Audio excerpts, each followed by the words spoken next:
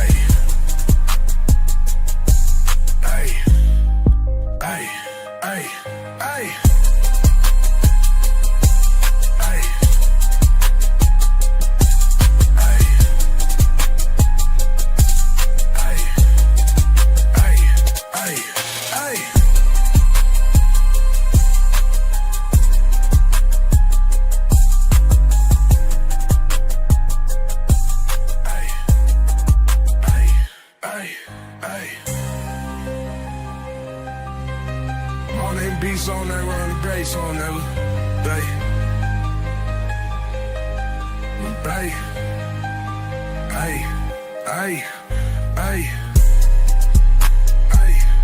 Only one up in my brain, only one big my bitch in the brain, only one big my bitch in the brain. Hop out the bitch on the number one play, hop out the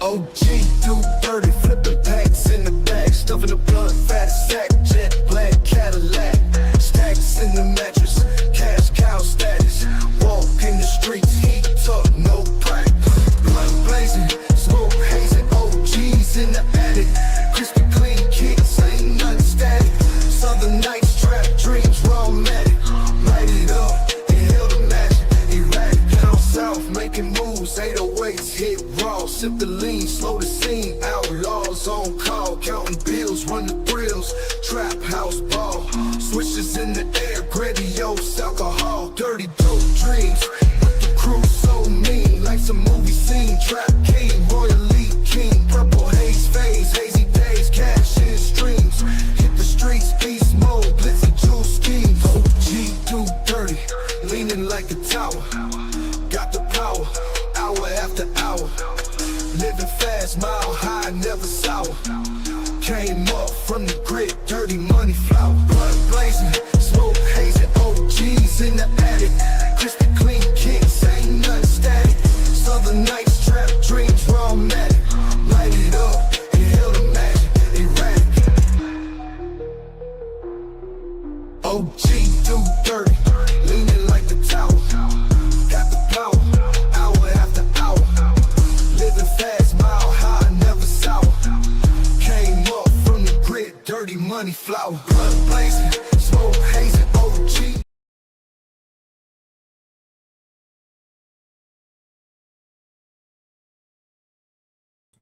Oh man, what is cracking with everybody, man? Salute to everybody in the chat. You know what I'm saying? Keon, appreciate you, brother, for showing up. You know what I'm saying? Trust it. Appreciate you. You know what I'm saying? Stephanie with the T, you know, talking about old Brandon in this thing. You know, I'm at the Kane. Yeah, and we got Mama in the building. Appreciate y'all. Appreciate y'all for showing up, man. Let me go through and highlight everybody that's saying hello to you, boy. You know, I'm talking about what's up with it, what's up with it. Yeah, man, we getting it together. We're gonna try to have us a little fire show, a little something that's going on. Don't forget, man, we do have later on tonight, we're gonna be rocking over there with Tom. We're gonna be doing the conversations on the porch with the blacks. So you know what I'm saying? Make sure you come through, man. You never know what we're gonna be talking about over there. We're gonna have some good conversations. I don't know what topics we're going over today, but it's gonna be pretty good. But salute to everybody that's coming in. Salute to everybody that's coming in. If you want to join the show, you want to join the stream, you know how I do it. I try to get it done, get it out the way. You know, it's a less smoke show, man. So you can bring your own topic, talk about what you want to talk about, or talk about what we talking about. It's all the same. If you want to support the stream, you want to support the show, hit the Cash App. You know what I'm saying? $25 make you the HNIC of the show. That's a head nigga in charge. You know what I'm saying? That's what you get. You know what I'm saying? And it come with a little privileges and things, dropping people and things like that, changing conversations to what you want it to be. You know, different things like that. So make sure you pay that $25, man. You know what I'm saying? Straight to the Cash App. That helps out a lot. E, the man put the eyes in the chat. You know what I'm saying? He said, hey, it is what it is. Appreciate you, E, being here, brother. We just gonna be going over different things, bro, across social media, as you see it on the title. It just got social media, so it's our little pundit thing. We just go around, look at different things. I got different people that always send me stuff from Facebook, all over to X and over to Instagram. So appreciate everybody that follows me over there on them platforms. If you want to get any of those links, if you want to follow your boy on any other platforms besides YouTube, you know what I'm saying? It's at OGDoDirty. If you want to follow me on Kick, it's DoDirty Nation. Twitter, DoDirty Nation. Everything is all together, but most of that information, even the Discord, is in the description. If you want to email me personally, you want to talk about how to grow anything, do anything with agriculture, hit me up on ODdsTV network. It's in the description too. You know, in the email, you can always get in contact with me that way. ODdsTV, always get at your boy and let me know what I need to do, because this is the OGDoDirty channel is presented by Odds. So, and also go check out the ODdsTV. We is dropping new videos of the fish ponds in the back. And I'm thinking about doing a maintaining video to show y'all how we maintain our front pond and our back pond, the acre ponds and shit. So I haven't got to that yet to really do, because we in the process of still cutting. I still got fields of hay that need to be cut. So it's a lot more stuff that I want to put out there, but it's probably going to be on the farming channel. Only thing that's on there right now is just the pigs and the goats and stuff like that. But besides that, oh yeah, and don't forget about the growing challenge with me and Smitty, and I got some other people, Gotti and some of my other collective partners that came together. We're doing a challenge showing people how we grow different things. We're not going to be showing weed on there for most people, because I'm trying to make it where it can go to all platforms, including Twitter, including TikTok. So right now, I think Smitty is doing his own version of it, you know what I'm saying? And we're going to link up together and do some stuff with that. So salute out to my boy Smitty for doing that. If you need help with anything, just hit your boy up. Besides that, man, let's go ahead and get to this. We need to get some music in the background. I got to get me another blunt rolled up, because I'm almost done with what I got right here. So I need to make sure I have another one twisted and ready to go for show. Because, you know what I'm saying? You know how we do it. We got to make sure we in this thing, win this thing. You know what I'm saying? But don't forget to hit the like button, like ODdsTV said. Hit the like button, hit the like button, hit the like button. It helps out a lot. One of these days, I will be featured on the YouTube page. They will throw me on YouTube feature. Now, we'll take a picture of it and be so proud of myself. But until then, I'm going to keep on rocking out. Let me get these tunes going, and we can get our first video up and get it to going just right. DJ, where my music at?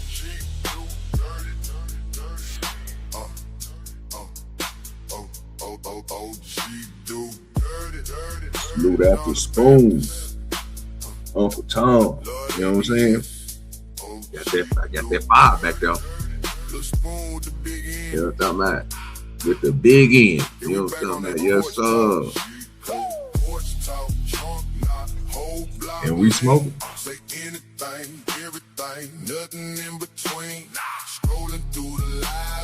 me set this on now. Everybody gangsta in they phone routine. Cut that down, let that get down to where I can get manageable. That way we can speak and do a lot. You know what I'm saying? Let me check it, but we're gonna put it on 13 today. We're gonna leave it low.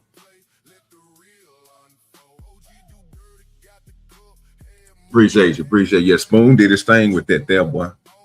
I'm telling you. Appreciate you. Yeah, Spoon did his thing with that right there, boy. I'm saying he did his thing. Appreciate your mama. Say yeah. That's what I'm talking about. Yes, sir. Yes, sir. Hey, that thing rocking, man. That's all I can tell you. So King Rooster sent me a little something. I'm gonna go through some King Rooster videos real quick that he sent my boy. He sent your boy and wanted me to check out. Some of them was funny as shit. You know what I'm saying? So we're gonna run through some of them, have a little fun over there on that side of the game. Let me make sure everything pull up. It's looking like it's trying to act funny today. Okay, we good. Let me lock in real quick. Make sure I got everything good. And I will be getting close to it. So let me go up here because he sent me some old shit. We're going to go over some of this old shit. He sent me a fuck it. Let's start with this one right here. No, we ain't going to do that. Boy, that shit, they're crazy.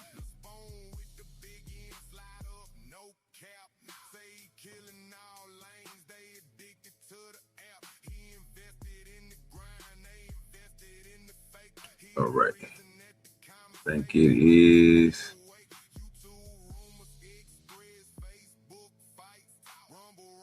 Okay. Let's get this one up real quick. It's coming from Facebook. Oh, shit. No, we can't. Well, I'm going to leave that one.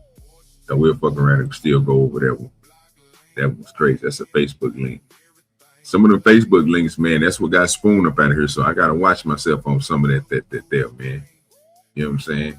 They going to try to get me. You know what I'm saying? I can't let them get me, man. I'm trying to come back in the world. I'm trying to get my monetization back on this motherfucker. You know what I'm saying? Make sure you lock in. Help your boy get them watch hours. Leave a stream on for your boy. Go to somebody else's page. Do what you do best. Fuck it. We'll go ahead and do your, let me see.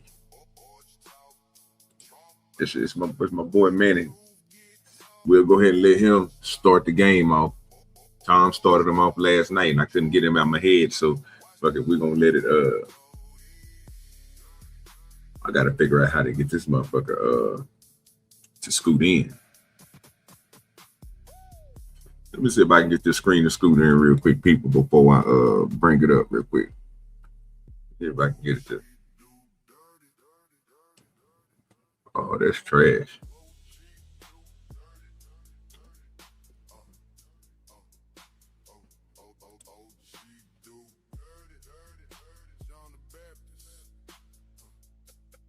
Oh, that's fucked up. But we still gonna play it. I ain't gonna let it go past. We gotta get it in. The whole thing. We don't. That motherfucker grabbed that bit. Okay. I don't know what screen to play this on. I might need to put me on the opposite side. Let me see if that's gonna work. Yeah, that'll work. That'll work. Let's go, man. Let me hit this down just a little bit. Just a little bit. Just a little bit. Maybe we put it on 10.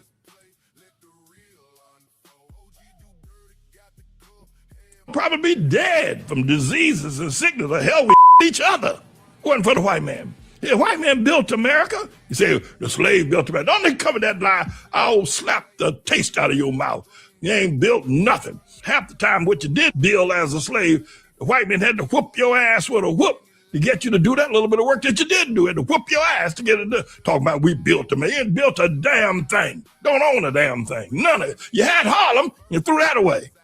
No, thank God for the white man. Thank God. He built America and some other safe places. Built airlines so you can ride around on. Built automobiles. Hell, y'all ain't got one nation in Africa have built a car. Talking that damn talk. The only thing y'all can do is play basketball, run up and down the court like a bunch of double-jointed fools. Somebody said to me that if Jesus is black, heaven is a ghetto. Everywhere black people live is a damn ghetto. Why should I be yelling at the white man? Hell, wasn't for him, we'd all probably be dead from diseases and sickness. The hell, we each other. Boy, see, now y'all see why I say you got to get this nigga up out here. This nigga said historic and 5 official. That's what he said. That's what he said. This clip shows Pastor James D. David Manning A New York mayor. You hear this shit?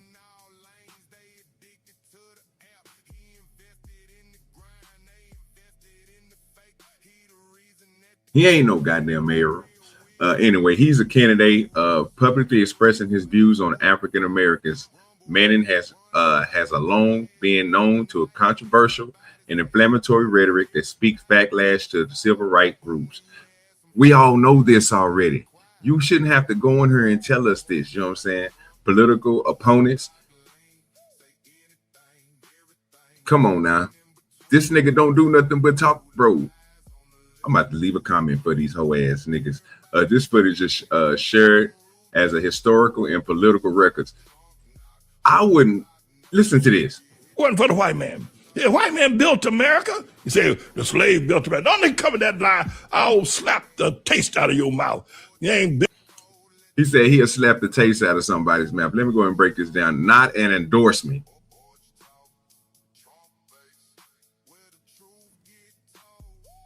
Documenting how extreme point views have appeared in the modern American political discourse. Stop playing with me, man. Then you got people in the goddamn chat. He said, I just sent this to my wife. Why would you send this to your wife, sir? We got to stop, bro. Well, he ain't wrong. Bro, we got to stop, bro. Nah, this is a smoke show. Let me fire my weed up. He said, y'all had Harlem and threw it away.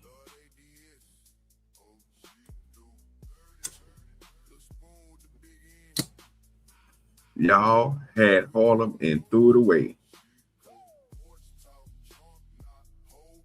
He said, ha, ha, ha, ha, ha, ha. That nigga said, thank God for the white man. These ain't my book. Now y'all see, I'm just reading off what I'm telling y'all people is saying in the chat. You know what I'm saying? We heard what Pastor Manning had said. You know, this is my point. This is why I said that nigga gotta go.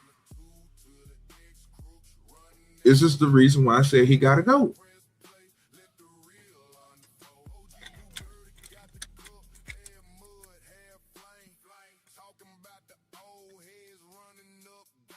They making these motherfuckers, man. He's 100% right.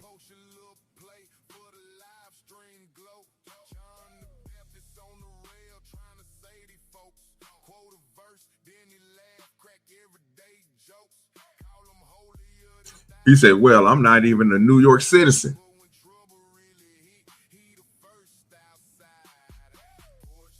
Hell, I'm not even American, but I'll vote for him.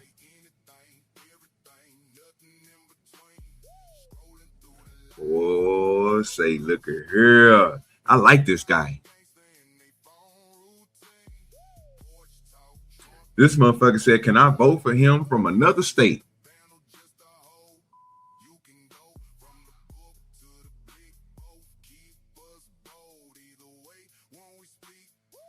No, what's up? Listen, YNs. Somebody put the Uncle Ruckus up here. Appreciate Queen Rooster for sending me this, man. That's the last one that was in. That's crazy, y'all. We got to do better, man. We can't let this type of rhetoric spill out here in these streets, man. ELE, nigga. ELE. Everybody love everybody, young nigga. That's his problem, bro. He don't love nobody. He ain't got no love. Nobody love him. The love he getting is bird shit. We got to pray for this nigga, man. We got to get him together.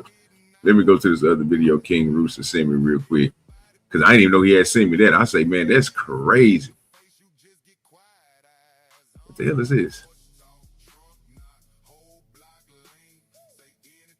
Well, they ain't gonna let me show that. They ain't gonna let me show that. They're gonna try to get me up out of here. I'll show that. They were hitting that nigga with a plunger. They ain't gonna let me show that.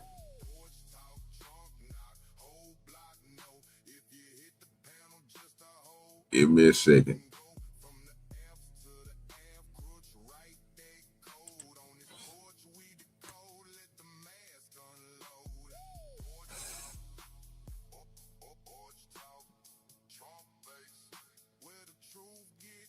Mama says you see him as a funny guy.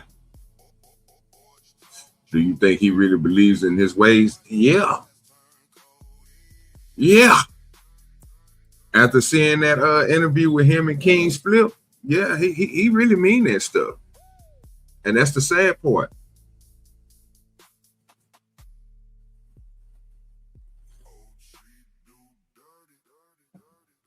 That's the very sad part, that he really believes that stuff.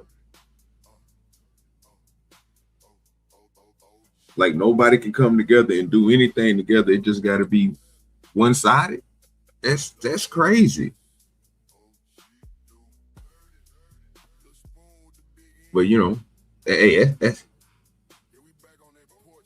yeah, he really believe that, Mama. You don't think Pastor Manning believe that? He pushes it. He say he lives it. He literally told King's Flip, this is not something that he does in reality. He really believed this for his people and his own.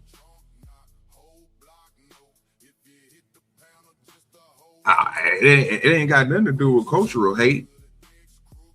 That's individual hate. That's spreading the message of,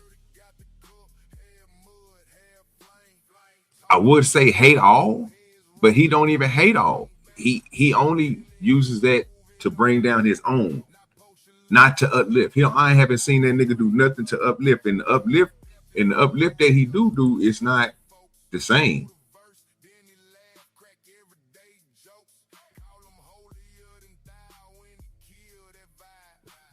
Why don't he try to fix it?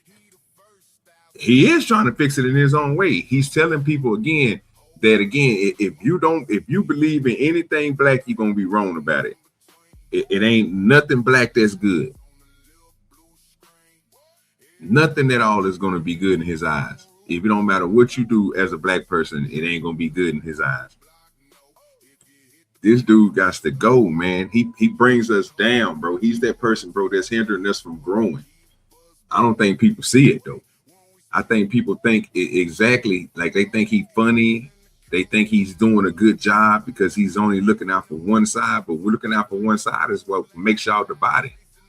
That's what makes us divided, not y'all. It just makes everybody divided because people stick to their one side instead of opening themselves up to even taking in information from the other side to even come up with their own conclusion. This is why I was talking about last night. People don't use their own brains. It's like I've been noticing that they listen to what everybody else say and never think about what they should say,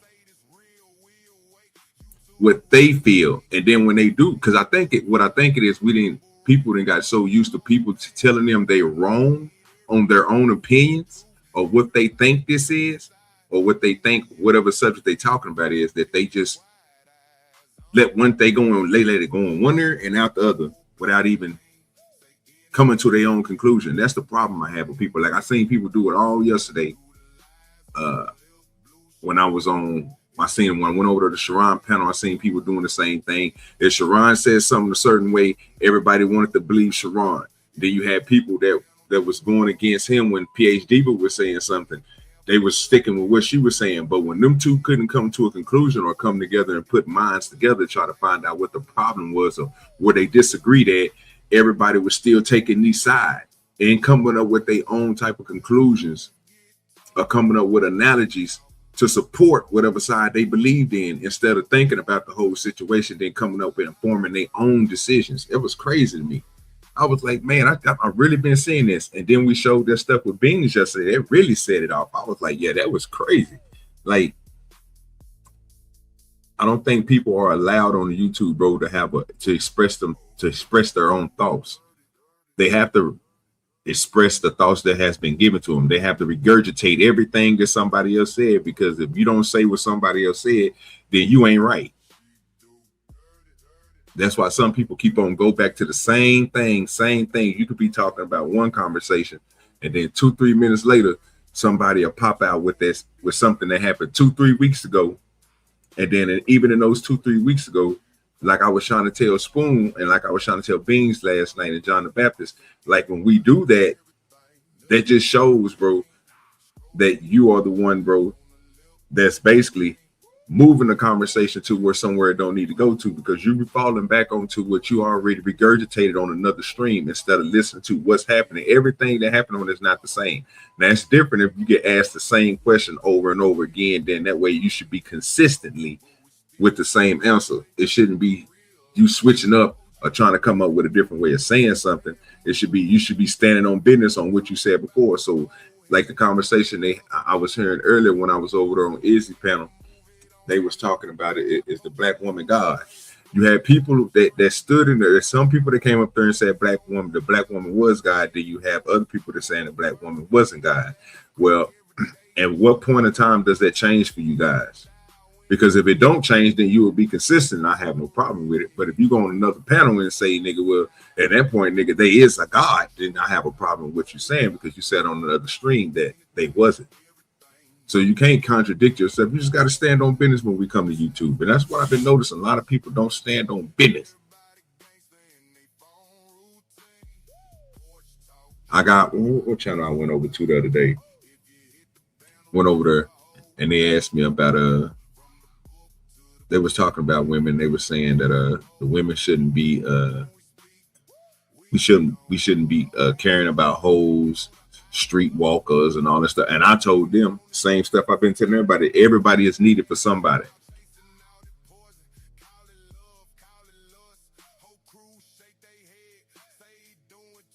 They said I'm promoting debauchery. I laughed and kept it pushing. I guess I do promote debauchery if I think that shit streetwalkers can go out there and find them some simps. Yeah, bro, I believe that shit. That's where they need to be with. I don't think they need to be with the good people.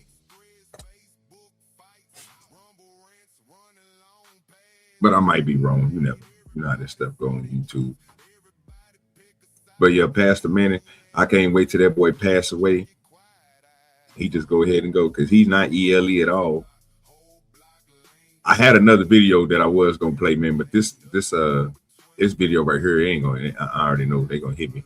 It's a good video too, but it got too much. It got that bullshit music in the background when I just clicked it. So I gotta. All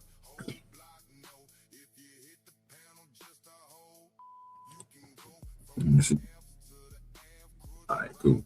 Let's go to this right here. I don't know what this is. Man found lynch hanging in the tree at the police station. Okay, we're gonna find out. Let's find out what it say. Pastor Manning got to go. That boy need to be thrown under the goddamn grave. He need to be 10 feet under, but they need to get this nigga gone for real, for real. Scroll the fuck up. So ain't nobody. Oh, hold up. I know y'all can hear it. Just give me a second. I gotta put it back on the screen. There we go. Talking about this. There was a black man found lynched hanging from a tree behind a police station in Washington on 9th and Quakenbar Street, Washington. Do y'all know about this? Y'all know where this station is? You got on the black hoodie and the black hoodie. Why the fuck they keep him hanging, y'all, for the investigation?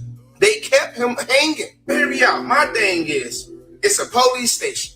Don't they have a lot of cameras around that motherfucker? Not only that, you know how much time it probably takes to lynch a grown man body? Dead weight? I can tell you ain't one person. There's probably multiple people involved in this. And nobody seen this? Nobody heard this? Nobody came out? Nobody drove out? So motherfuckers just really have the time to really tie somebody up, pick a branch, and lynch them at a police station in the back. And it's the question, y'all. Who would have those type of big ass hawk balls to go to a police station and just lynch somebody? Who would want to go to a police station and go hang theyself and watch they try to rule it as a no foul play? If he really did take his own self out, he could have did that shit at the park. It have to be somebody involved in that station, allegedly. They comfortable enough to do it at the station. Nobody will not, bro. It's just crazy. That shit don't even sit right with me. Do it even sound right? Who would go to the police station and go do a crime, knowing that they can come out? And then you got the president have a black man bashing a female in the head, right? Let's see if you post this. This is in Washington. The fuck? Like, let's see if the news blow this up. Why are black men being lynched at a station? No, my black people, man, y'all, we gotta be safe out here. This is like my 4th video within a year that I done did with somebody being hung. I ain't trying to make this a racist thing, but if you ain't black, hear me out. This is why sometimes I don't be giving a fuck about this and that getting killed, what color this is, because y'all never show no attention. I never blow it up. Y'all never posting on y'all story when a black person getting hung, black person getting shot without no gun, police kill a black person. Y'all never do none of that, but y'all want us to show sympathy when white people get killed. Y'all treat it like a CNN topic. You even have black people in the corner with some of the Browns when it comes to the ICE situation. And I fuck with the mess. And I got some white people. You feel me? I fuck with the white people. You know what I'm saying? I know all white people ain't Karens. What I'm saying is, y'all never show the support though when we getting killed. Y'all never open y'all mouth. Y'all never be as loud as we be, or we taking up for y'all. That's the problem, black people. We our hearts is too big for a lot of motherfuckers who ain't big for us. And like I said, I'm not trying to make this a racist thing, but I'm pissed the fuck off. And let's see if y'all blow this shit up. The fuck? I'm pissed. And if you don't like no cussing, scroll the fuck up. So ain't nobody. Who gonna blow it? Who y'all think gonna blow this up?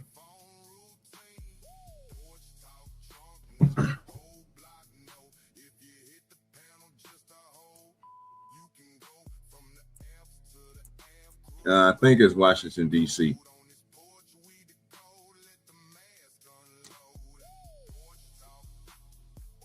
That's what he says. That's what the video say, Washington, D.C. I just seen it come across the timeline. And I said, oh, shit. I said, I did. I said, I seen this damn video. I wonder if this is true. You know, the crazy part about this is why I say ELE, right?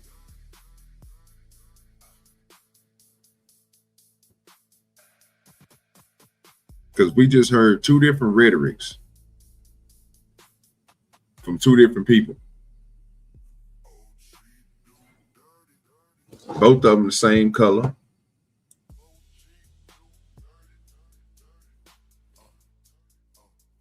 Both of them talking on two different situations. Which one do you think which one do you think them was for blacks?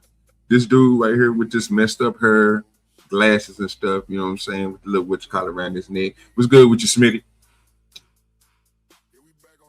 I was gonna show you whatchamacallit in a minute, bro, about the challenge and shit too. So let people know about it. So if you want to come on up, you can. The link is pinned to the whatchamacallit. So listen to Pastor Manning, and then listening to this dude and how passionate he is about certain shit that's going on, and then listen to Pastor Manning. Which one of y'all think is more capable to say, or which one would you say is more on the side of the blacks? This dude or Pastor Manning? I want to know that.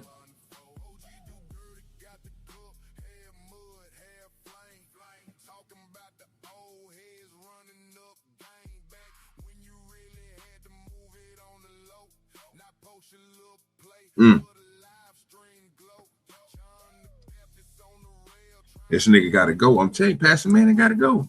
I ain't even gotta say it. I could just tell from the silence. You know what I'm saying? You know what I'm saying?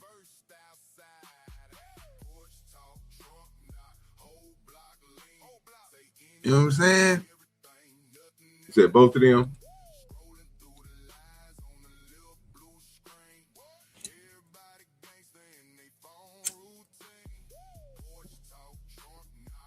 Which, and this would be the question: if both of them were the site people, which one of them would you think would be better for the people? Even and let's just say both the incitements are not good at all.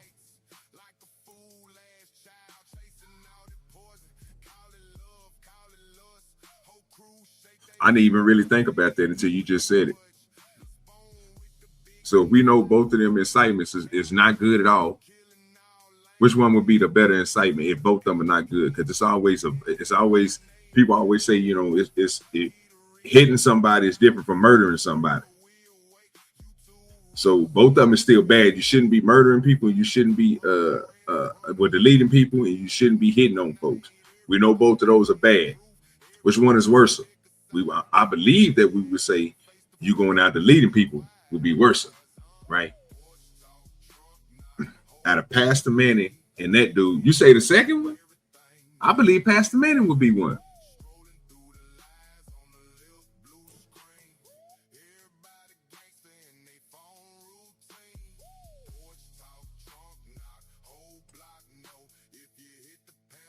I believe Pastor Manning was worse than him. He's talking about people being equal.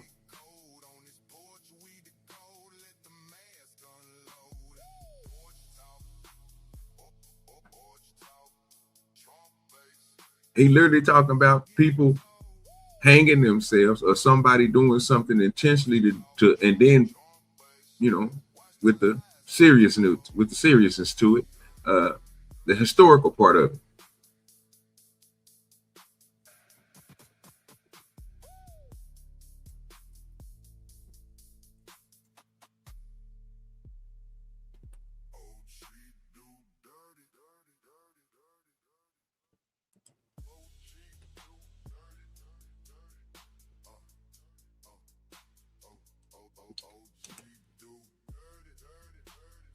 I don't know.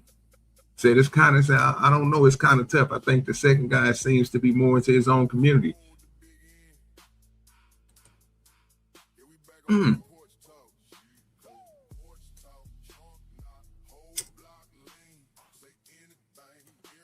got one dude talking about his own community while another dude is talking about deleting his community, getting rid of his community. No reason, no help, no nothing. No dividing. Just get them gone because they some niggas. That's what I'm saying, bro. We got to start listening to Pastor Manning more, bro, and really dissect the words that he's saying. That shit don't sound right. And the nigga too serious to be having this shit to be going out and literally making choices for certain people and then putting other people down. That's crazy. Well, we got to get rid of that nigga, man. Pastor Manning got to go. Just saying. I appreciate King Rooster. You know what I'm saying? Because like I say, I forgot I had those damn videos, but I supposed to have been doing that a long time ago. I never did go in there and put those videos to the side. I want to put them together just to make sure and show people, you know what I'm saying? Like, this is what I mean. You know what I'm saying? Like, if you talk about somebody, bro, that's on the same level as Pastor Manning, that dude still is a detriment to the black community. He's detriment to basically everybody because he's spilling something that have people thinking a certain way. It's literally with people on there saying that nothing he said was wrong. They will vote for this nigga. But at the same time, he talking about destroying people.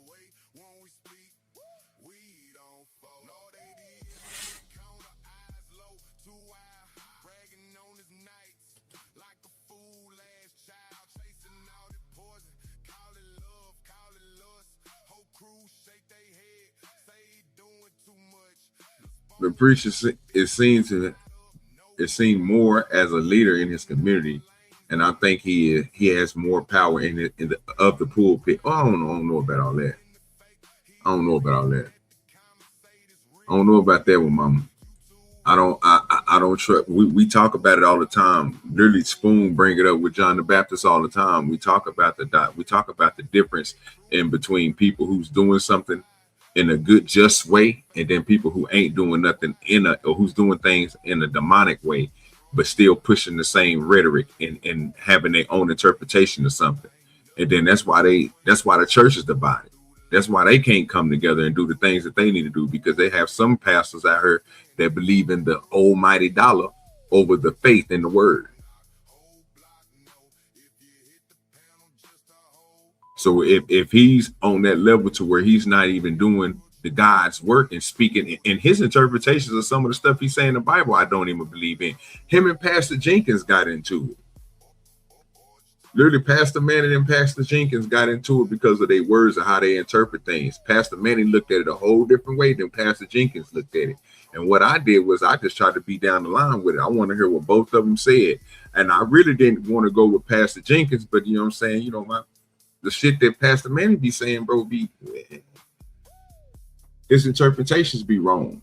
It's like when you hear 3-4 people up here speaking on something or having a Bible talk, and none of them can come to a conclusion, but they all reading the same thing. It's crazy to me.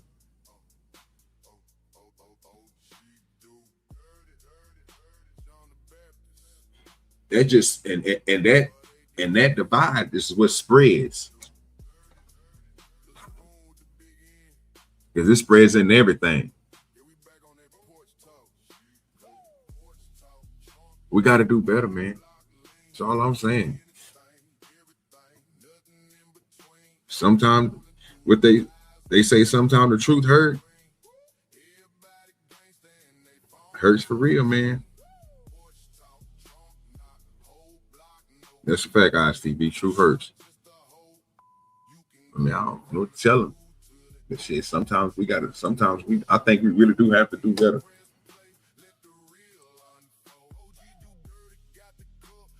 Let me pull up this other one. I was gonna do that Matt, but I don't wanna mess up. Like I say, I'm trying to keep these streams up. You know what I'm saying? Some of the stuff I got is only meant for those. We'll probably play a little bit tonight because we probably ain't gonna keep that one that we're gonna be doing tonight with Uncle Tom. Oh, let me go over here and do this Smith thing real quick. Because he sent me I think he sent me a video. Let me make sure. He didn't send me a video real quick. Because I think he got it on his And if he got it on there, we will play it. Yeah, I got a little bit of it. So it's on YouTube. So let me make it bigger. Cut the sound on real quick.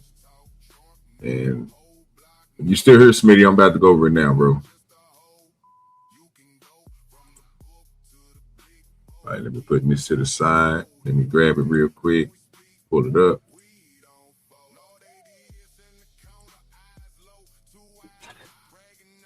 All right. So I'm doing a growth challenge. Just let everybody know. Wherever conditions you in, wherever you is, if you want to join, you can. It's just a $10 challenge. You got to upload your videos, send them to us, put them on Facebook, Instagram, wherever you want to do, and I grab them and I show them on the page when I go through these. I'll probably be doing it like once a week. Hopefully when I get my other page up to the point where it can just go live without no problem, I just be over there going live, and then that way I don't got to worry about presenting it over here. But it's just for those who want to do it. The challenge is a $10 challenge. We're going to use the Dollar Tree, Walmart, wherever you want to use. But it's just for you to grow some type of vegetable or flower, you know what I'm saying? However you want to do it, and just keep a record of it. Tell us the things you're doing. If it's, you know what I'm saying, dying off, turning certain colors and stuff like that, we'll try to help you with everything to make your green thumb as best as it can be. So Smitty has already started some of his growing challenge. I got mine outside. I got to show y'all. I did corn and I did greens, collard greens. So what I'm doing is I'm showing on the videos that I have that I will be posting. They're going to be showing you that I put the greens and the corn in the same above ground pot. It's really not a pot. It's just a growing bag that I use, a plastic growing bag, and then I have some fabric growing pots. But I use the plastic one just so that way if I need to transplant it, I need to do anything to it, show you the root system, I can just cut the bag and, you know what I'm saying, go in there and show you what everything looks like. Because most people don't get to do that because most people use clay pots and all this other stuff. So I'm going to be showing you those probably on the next coming up, probably on like the Gun Line Boss on Saturday and stuff like that. I should have the videos uploaded and edited out and stuff, and I'll be able to post them. So I will be showing y'all mines from start to finish. And then I have other ones that I'm going to be starting to. So just showing you how to grow, start your little seedlings off. If you want to start them off with cups, if you want to start them off in a sale tray, however you want to do it, I have both of them. Or I can show you we'll probably do the cheapest way you can do it, which is out of old materials. Show you how to do that type of stuff. Easy work, you know what I'm saying? Stuff that you can find around the house, old plastic bags, old forming, like, you know what I'm saying? You have to just see what I'm talking about. And then you can grow your seedlings from there and then transplant them into wherever you're going to put them into. But Smitty already started his. I'm going to be showing you mine, like I said, probably Saturday, and the way and why I put the corn in the collard greens in the same pot, so that way you can see how they grow. You can see the, you know what I'm saying, the effects that's going to have for both of them growing inside of there, stuff like that. But I'm gonna go ahead and play Smitty's. He probably already dipped off though, but if he is here, he can, he can hit the link. He can come up and talk about it. But yeah, it's just a $10 challenge for you to go get you whatever you can from the Dollar Tree. Dollar Tree has seeds for 50 cents, maybe $1. You can grab you some and just start growing you some. And whenever you need help on it, just holler at your boy OGDoDirty, or look at our videos and other people's videos who's going to be joining the challenge, and then use those methods to help you get the best green thumb that you can get. Garden is looking pretty daggone good. Still got some work to do. Went on ahead and removed those azalea bushes. And let me do this real quick while I'm here. Give me a second. I gotta bring this down real quick. I'm gonna bring it back up. I just gotta fix this. I gotta fix this what you call it real quick. And I need to get Smitty's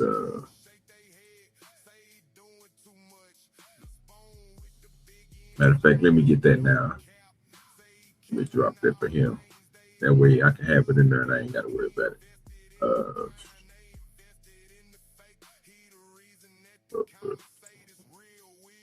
So I'm going to grab this link. This is the link that we're looking at. Make sure you go over there and you subscribe to Smitty page. You know what I'm saying? Give them a like, give them something on the video, give them a comment or something like that. Let me slide over here and do this real quick.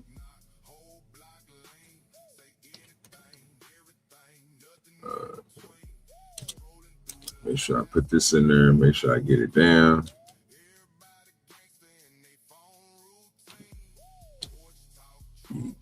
Okay.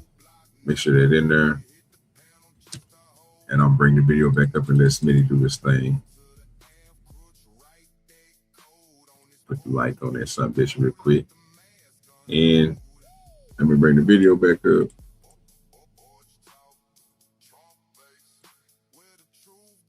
Make it bigger. Make sure y'all leave a comment and all that good stuff. Garden is looking pretty daggone good. Still got some work to do.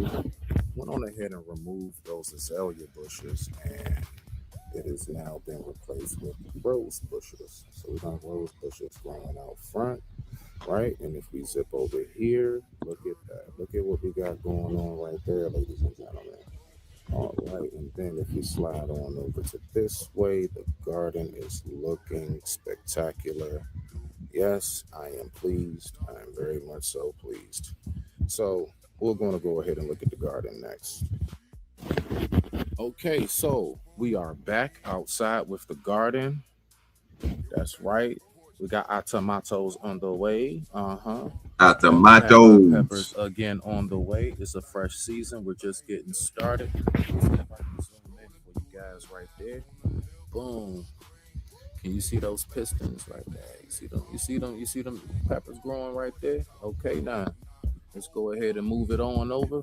Now over here, this is something totally different, ladies and gentlemen. So we are growing plenty of garden fresh foods. OGDoDirty. You said you doing the grow challenge. Where you at, big bruh? Okay, so garden is looking. So you see Smitty got his started off. Like I said, we're gonna be coming together doing certain stuff. Hopefully I can get him. Matter of fact, let me text him real quick. Let me see. Let me text him real quick. Let's see if he's busy. He might be busy, y'all. You never know, man. They're real hard people working that chill, man. Let me see. He was in the chat earlier.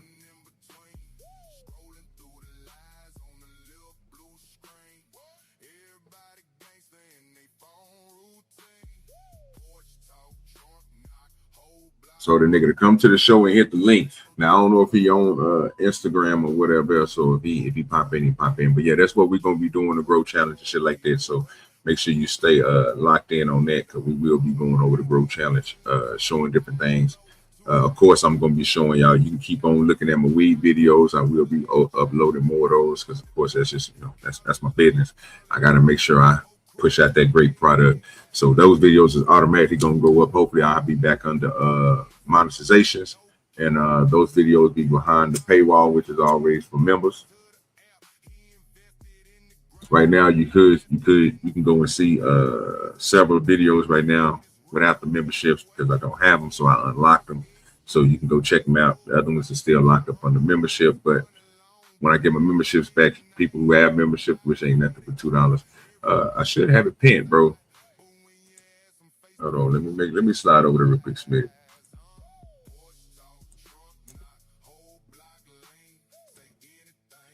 I thought I had that motherfucker pinned. I swear I pinned the damn link. Did I pin the link? No, I didn't. Okay, give me a second. Go ahead. I thought I had already dropped the link and pinned that thing. That's my fault, people. Appreciate you for letting me know. I didn't know it wasn't pinned. I usually drop the link before I even start the show. So there it is. The link is pinned now. So if you want to come on up. But yeah, that's what we're gonna be doing with the Grow Challenge. We're good with you, Smitty.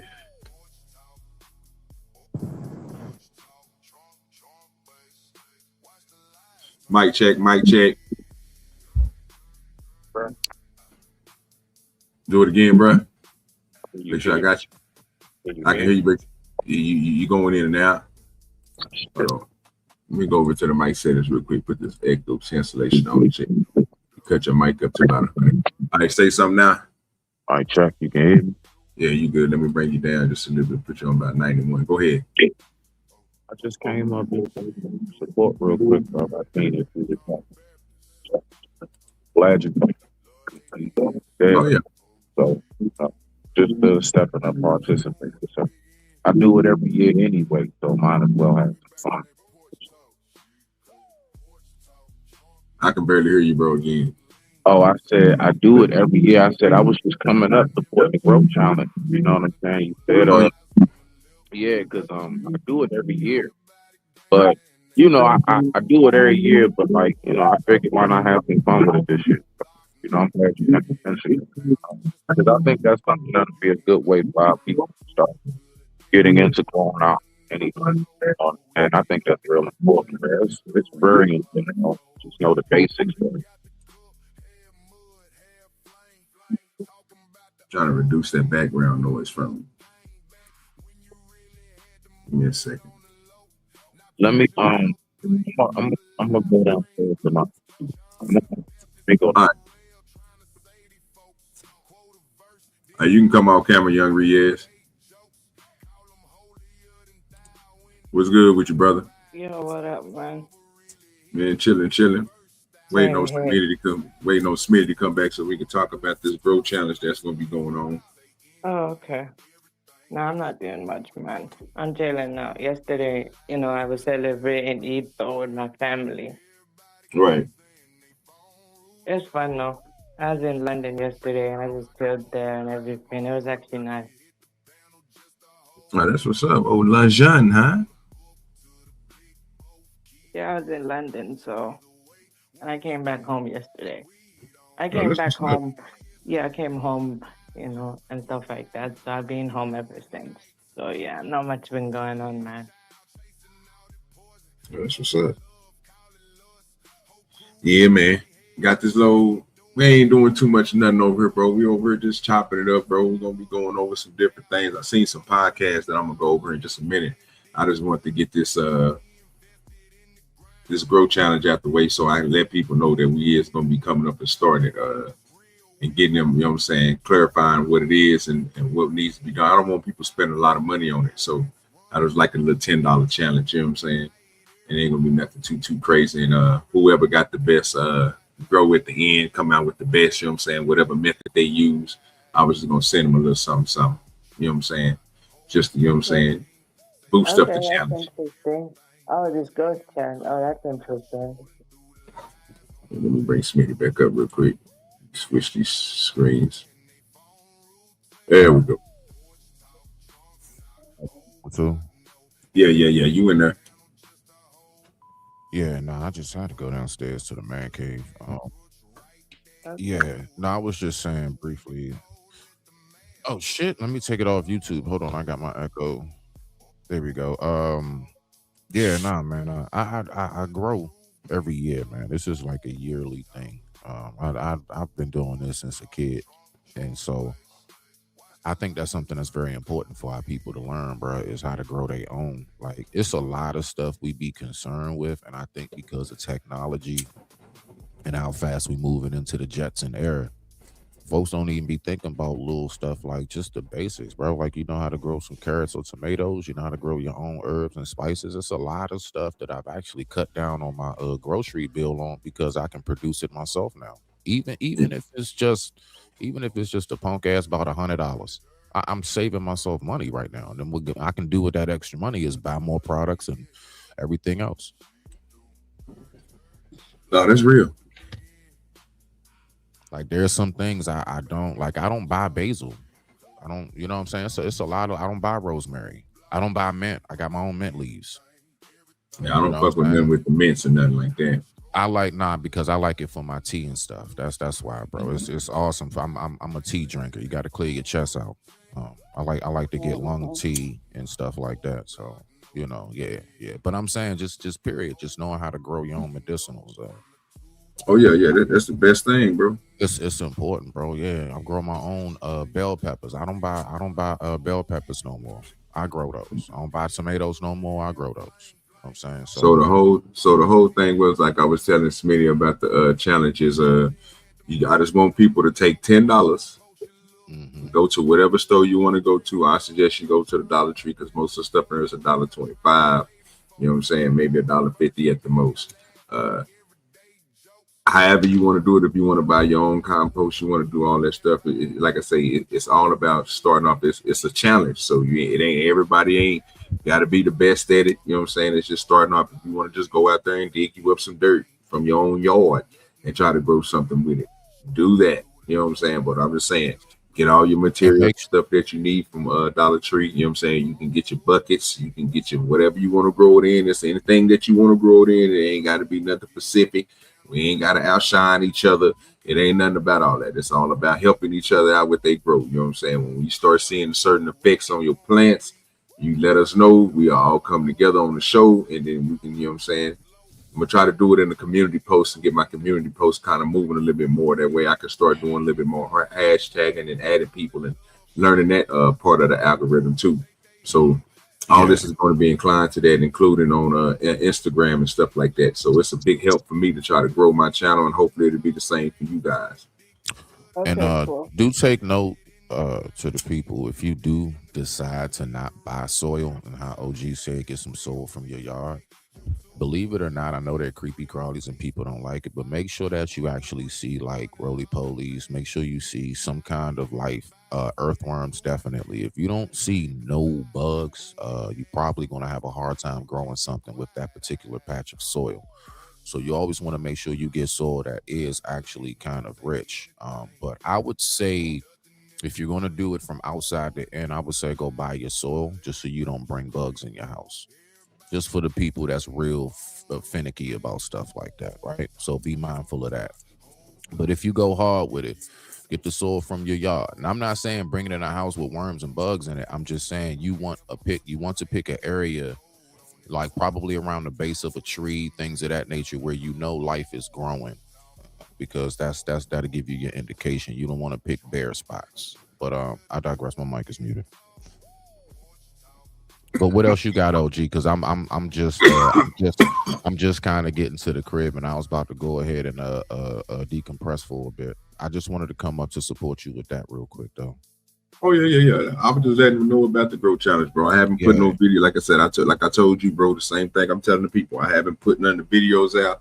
I already got my own stuff growing and doing my own thing, bro. Like I said, that's gonna be something I'm gonna be adding to it, just to show y'all. You know what I'm saying? And like I said, I got to push that other page, bro. So, and I'm doing a lot of that work. So right now I'm just working on my camera angles, getting the right footage that I need, bro, to do certain things a certain way, because I don't want it to be like anything else. All that's going to be pre-uploaded videos. So right now I'm working on getting the programs, making sure my computer is working right, making sure I clean it out, you know what I'm saying? Stuff like that, bro. So I'm getting the small things together, bro, to make sure I get this thing together. Then, like I say, I'm going to start pushing it. So, but like I say, it's still got the summer. We still got wintertime. Like I said, I don't grow anything inside the house, bro, except for my grow room, where I start most of my stuff off with was my weed. So that's a different subject. Like I say, that's a whole different other thing from what we're Only doing. thing I've ever done inside is in my garage, like the baby pots, before I transport them outside when they're small and they can either get, the wind can blow them and stuff, and then I put them in a big pot. But yeah, man, same thing with me. I think everything I've got is only thing in my house is house plants. It's the only thing growing in here is house plants. Yeah. So I mean, like I say, I'm just doing it to have people get some inkling of a green thumb. I don't care about, you know what I'm That's saying, what's up. how That's you what's up. do it, when you do it, where you do it at, you know what I'm saying? That's Well, all up to you. You know what I'm saying? My whole thing is I'm trying to get people to go out there and just start growing something. You know what I'm saying? Even if it's, it ain't got to be vegetables, you know what I'm saying? It right, can be right. flowers, just Mhm. anything, you know what I'm saying? Right, Goddamn it, right, if right. you go to Learn how to Walmart and grow. get you if you go to Walmart and get you a chia, nigga, grow that motherfucker. I don't give a damn. Just grow something.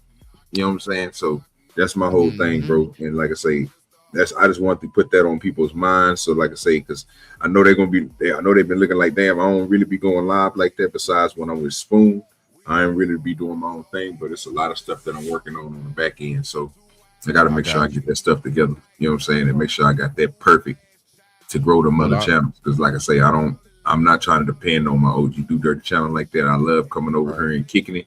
But you know what I'm right. saying? This is supposed to be a weed channel. You know what I'm saying? I So got you. and everybody over here don't smoke weed. And everybody over here ain't got Mm, that mindset that I got over here. So I need to keep it to not being on camera so much, you know what I'm saying, and coming I up know what here you're where, saying. you know what I mean. I need to fall back a little bit, but if I want to do a show, I do it with Spoon, I do it with Resler, you know what I'm saying. I go over there with Drip and them Right, every now and right, then. I try to link up with Genesis and you know what I'm saying, if I want to do a right, show, right. but I it feel ain't you. really that because I don't really get nothing out of this, bro. You know what I'm saying, and Yeah, I rather do it in a different way, you know what I'm saying, than to try to do yeah, it every day. And yeah. I'm like feeling right you now, on that one. I can literally take a phone. I take my other camera outside and plug my camera up and be on camera, but I don't feel like it's necessary, bro, for me to do any of that Right, shit. It ain't gonna get right. me nobody to hit the cash app. It ain't gonna make, you know what I'm saying, this channel move any faster than what it's Facts, moving bro. already. That's a fact, So bro. That's a I'm fact. at the point now, bro, where I just want to put out the best stuff. You know what I'm saying? And people like it, they Uh-huh. like it. And I'm looking to That's find new people. You know what I'm saying? that's Like that's where I yeah, am, I bro. feel you though. same I'm at mindsets and shit. You know what I'm saying? I'm So at the I'm Look, at I the feel you point though. before I get ready to get up out of here. I'm at the point, bro. That's exactly how I feel. Like I mean, people get it twisted. Don't think I wouldn't like a cash app, y'all. I would love that. I just don't press people for that shit. I'm not gonna stop my show because I'm not getting it. I'm not gonna not read your comments because I'm not getting it. I'm here for what's interaction. good with Coach Jack? Now, the money Look, come with the interaction. That's what's up. That's what's up. So I'm just saying, people, don't think just because folks like me and OG don't be always saying, hey, man, donate, hit the cash apps. First of all, I tell people, I don't want you to donate nothing to me. It would be better if you invest. So if you give anything on my side, then just note that that's an investment. It's an investment yeah, towards the channel. It's an investment for whatever's going on. New merch that can be purchased, everything else. So I try my best to have people invest if that's what you want to do. But OG, I do appreciate you having me up for a quick moment. Oh That's yeah, what's up. man. Go Yeah, ahead and you get your showing the decompress. Go yeah, ahead and yeah, show your yeah. decompress. You know what I'm saying? And like I said, bro, when you put out more videos, bro, of you doing it, bro. When I make a special day, bro, like I said, you'll get a either a phone call from me, bro, or you know what Okay. I'm saying? That's a Or I bet. just send you a It's text or one something the day more. I before. got I got so far one more short showing some months later everything is growing, sprouting up a lot. So they a lot bigger than that one that you just showed the people. You Yeah, feel me? I already know, bro. Yeah. They grow every day, Yeah. fam. Yeah, that's they They grow dope. growing. every day. I Let understand me say where this. coming from.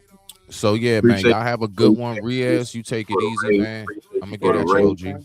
For the Same raid. here, man. All right, bro. All right now. Salute to All right. everybody that's coming over from Izzy's channel, man. They was having a good conversation over there. But appreciate Kojak is for the raid. Appreciate you. Yeah. Appreciate you. Okay, much appreciate it. But I'm just chilling, to be honest. Not much. Other than that, I created, but I've been doing it for like 3 years type thing. I just don't do the streaming thing though. I just do videos and I just do shorts daily. Mostly I just focus on the music stuff. Oh, you be fucking with the music and shit? Yeah, I focus on UK hip hop culture. I used to do variety of stuff though before years back. It's just I decided to shift my focus on one thing only. So basically, you know, in UK hip hop culture, different aspects of the genre and stuff like that, different aspects. Yeah, the different aspects of grime, the road rap, and all of that sound. No, basically different aspects. Though I just focus on that. So like I literally promote like some mainstream guys, but mostly I do the underground, the alternative, mostly the legends though, or any younger guys though. I do that. Oh, you good, bro? It's easy. You good, bro? You ain't got to worry about that, bro. I'm not worried. I just do what I gotta do because I'm enjoying.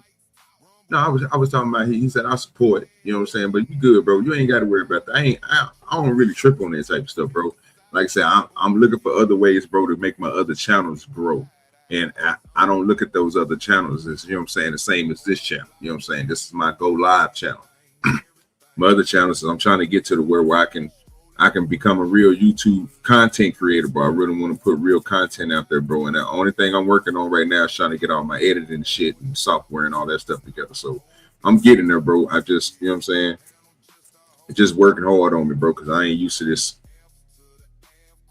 technology. You know what I'm saying? So I got certain stuff that I got to learn how to do, bro, and put things together. It ain't coming out like I want it to come out. So I'm working on different things, and I don't want to pay nobody to do it. I don't mind hard work. So I'm gonna put the hours in to make sure I get it right. But you will be seeing more of my shows getting broke down into shorts, especially the shows we do with the police videos. I'm breaking those all the way down because I know that's gonna give me some good numbers and good views. But we have other shows that we do, you know what I'm saying? Cool. Like the show we're gonna do tonight. Okay, I'm saying that's nice though, man. That's nice. For me though, right now, the artist I'm focused on is this UK guy. His name is Scorcher. He's like a legend, 25 years in the game. Actually, he rapped since 2004, but it's 2026, so it's 25 years. So yeah, he's like a respected name type thing, you know. Like he's matured a lot actually. He came from North London type thing and you know had it tough and everything, but despite that, he's matured a lot. And he was also on Top Boy as well, actually. First season, the original show of Top Boy. He was on that show. Okay. Yeah, so, and also he's lyrically talented as well. So, of course, for a period, he had to do that mainstream music in order to make money. But other than that, though, he comes from dark and gritty roots, though, you know. So, that's what Scorcher is. That's what Scorcher's about type thing. So, yeah, to everyone else, though, yeah, that was it, though. I'm not doing much, to be honest. But that was an interesting idea that you were proposing type thing. I might not do it, but I'll just watch and just support type thing whenever I get the time. I appreciate you, man. Hey, I just want people to start learning, bro, how to grow stuff, bro. You never know what. No, I understand that type thing. You know, I was taught how to light a fire, though. Naturally how to light a fire without like those lighters you get from a store. I was taught how to light a fire without that. What you do is you get those, fire starters kit, though, right? And then you just, get this metal and this type of thing and you scrape it, but you also have to like angle it a certain type of way and you also have to, that type of thing. It is frustrating process, but then when you actually flick it, it actually creates sparks and the sparks will make fire. That's how I was taught how to make a fire, and I was taught how to use flint and steel, though, as well.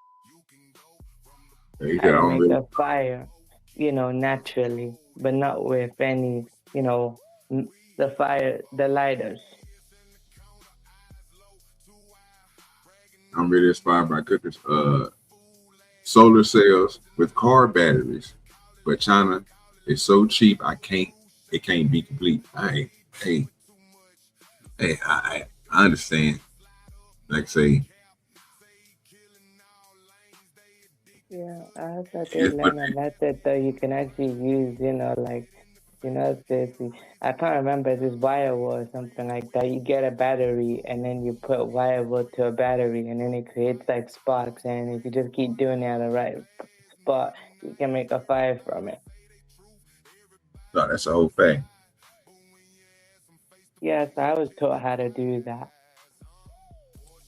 Well, another conversation that I heard earlier was crazy to me was something that happened. Did you go over to Bracey's channel this earlier today?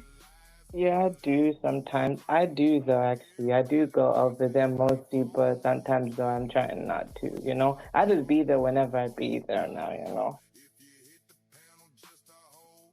Salute out, man, to Nightish. Yeah, I do be there Salute out though, to so Sean Brixey, man, because they wait, was what is it that I just come in and then I go, so what is it though this time? What happened?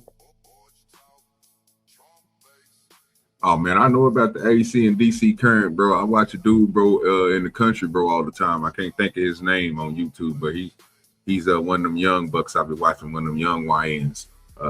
But he got like 200 car batteries and shit, and then he plugs them up to each other, bro, and makes big ass sparks. He implodes metal.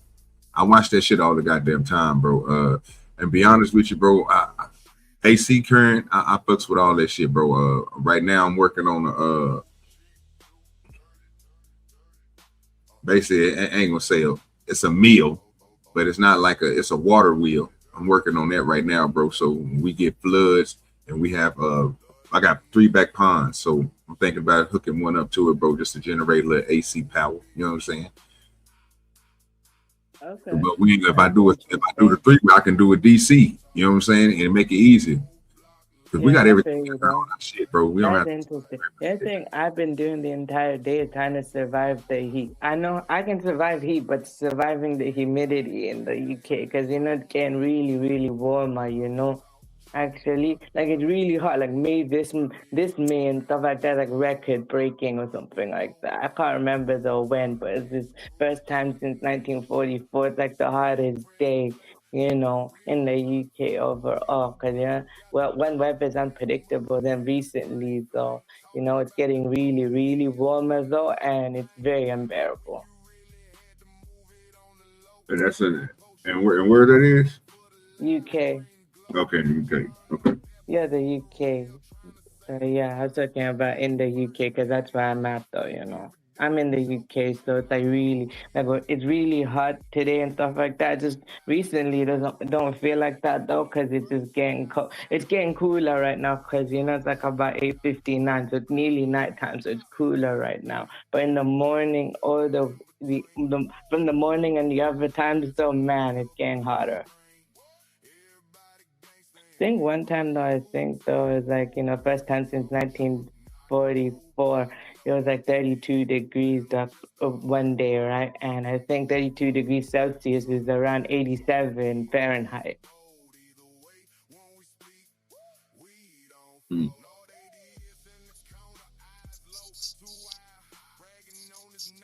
All right.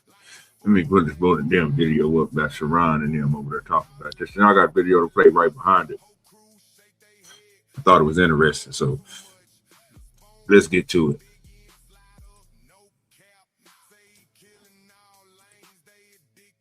Let me cut that chat off. There it is. Let me bring it up.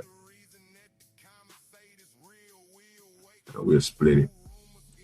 Make it big on them. Let's see what they had to say over there. Yeah. So that's the point that I'm making is it is places on the outskirts that we would say, but typically if you understand zones in Atlanta, most of the zones are bad.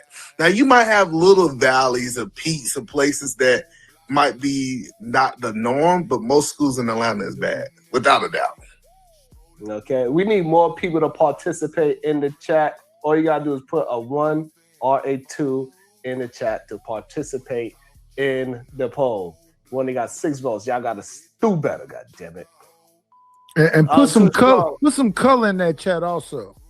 Guys, get some color in the chat. That's what we need as well. That would be much appreciated. Salute to everybody that's been participating in the show. Thank y'all so much. It means a lot. We got to encourage other people to participate. Don't be afraid. We ain't gonna bite unless that's what you like.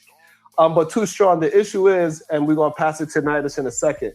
The issue is that you keep saying that those kids are hard-headed and that's why they got beat. But the issue is that they hard-headedness did not stop because of a beating. They kept on doing what they doing regardless of a beating. And that's the issue that I have with business. So it shows and proves that you need a different tactic other than an ass whooping. No. The ass whooping gonna work exactly for them kids. Listen here. Back in my days, hey, if you wanted to keep them girls inside, guess what you did? You gave them ass whooping. And guess what they did? Stay the behinds inside. I ain't going out to that party. My mama gonna beat me. Keep them ass I was whooping. just gonna say, man, I kind of disagree with for the that in streets. a way. Sharon, it worked for me. What you say, Young Riaz? I was saying, no, bro, I kind of disagree with that. It can't always be physical type thing. The only reason why they did it back then, or, the kids like that, is because they were afraid type thing, and they were better at hiding it, you know what I mean? No, and also they create resentment, because the more, like, literally, they may not actually behave in front of the parent like that, but actually, though, they're just better at covering their behavior type thing. When I was younger type thing, right? Did I get slapped to the face? Yeah. But then afterwards, my mom had like a conversation with me and stuff like that. My first time, mom had a conversation, and literally she told me though, what it is and everything like that. So, she had to find other ways to deal with me and my siblings type thing. But, but You don't have no children, right? Gonna work. I said you don't have no children, right? I don't have kids yet, but I can go off my own experience.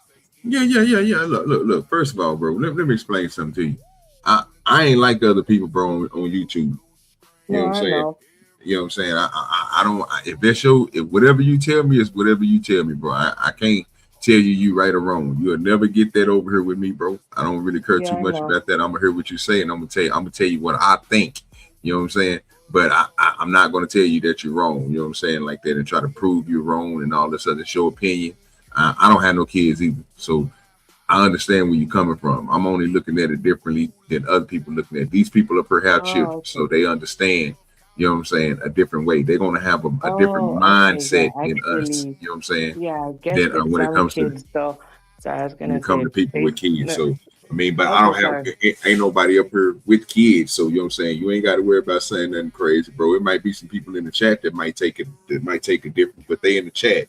They not on the panel, so it is what it is, bro. I appreciate the chat. Chat have their own way of talking. You in the chat. Well, I was You know what I'm gonna saying? say though, Brett, if we're looking at their perspective, I think some kids, yeah, in a way that would work, but it does not work on everybody, And also just based on that though as well, not always effective in the long term. It may work for a period of time though, right? But then at the same time, right, not gonna work though actually, because you have to act. Then, in order to get the child to actually correct their behaviors, make them actually realize their mistake. Either, the other way you could do it though is you give them that look. When your parents give you that look though, growing up though, right? That face, right? Literally that disappointment face will be like, look, one, I'm very disappointed in you and don't talk to me. That actually cuts very deep actually.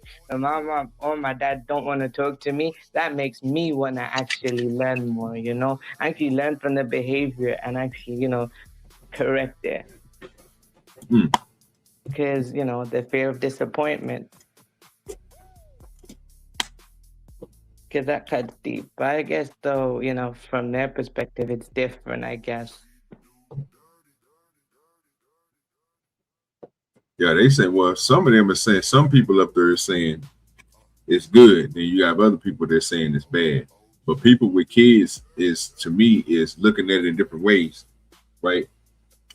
Even when I look at it differently, right? Because I see what the effects had on me, right? And I'm not as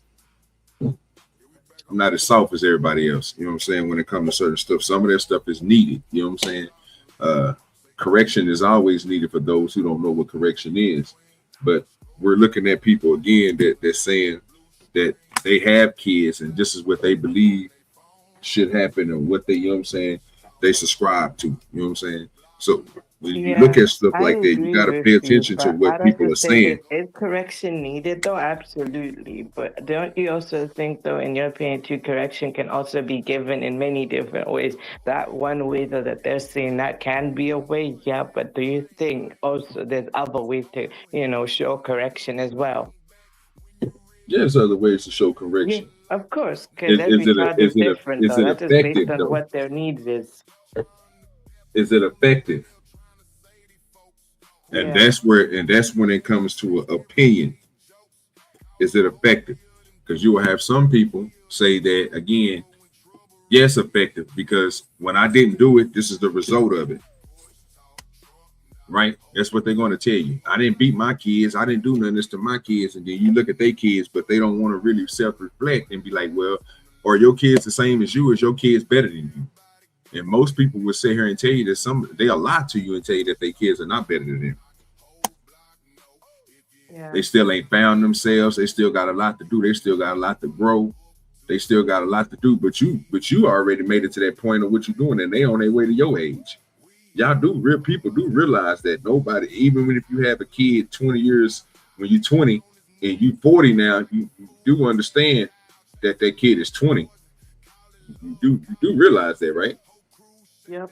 And I don't think people do, because they'll say stuff like you hear these people say, like the methods that like they just became some type of entity or something better than what brought them up. And don't forget, everybody's situation is different. So you have some people who grew up. What's good with your Seneca in the building? You have some people that grew up, man, and they look at things way different than what we look at it, because they grew up different. They didn't grow up getting beat, right? Which one of them is most successful? So when people say stuff like that, or they have a way of talking like that, as if it's right and somebody else is wrong by what they're doing, because everybody's situation is different, everybody is different human beings, then it becomes a problem.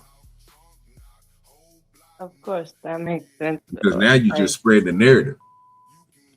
And then if you really, really think about it, who is on her really telling who's up here really telling their opinion or really giving the truth? Take the opinion away. Who's up here really giving the truth about their kids? They don't even tell the truth about themselves. How you think they're going to tell the truth about their kids? Do your kids resent you? How many people came up here and said their kids resent them? Right. But That's what I was thinking as well, though, bro. When you mentioned that, that's what I was saying, though. When I said the resentment as well, that can create resentment, and also that, it's like a balance type thing. Yes, provide correction and all of that, but also you have to give the child the emotional aspects too, because when they get older, right, it's not just resentment they have, they also feel growing up they didn't feel loved, though. Like, is love given in different ways? Yeah, but at the same time, no, emotionally though, they kind of they're missing something because the parent didn't provide it. I like the way that you put that. I like the way that you put that. No, I like the way that you put that, because it's something that the parents didn't provide. I like the way that you put that. Yeah, but you see what I'm saying? The parent is also the one who provided the parents built the foundation. It's up to the child to decide whether they want to continue that foundation and build upon it, or just continue the same pattern. And when they have their own, and I actually wonder though why next generation don't want nothing to do with them. Happy birthday, brother. Happy I ain't know it was your birthday. It's a season, man. Appreciate you. Yeah, but I get you on what you're saying, though, actually, because, that's just how it is, though, as well. Are they responsible for their own actions? Yes, but then who is the one to teach them?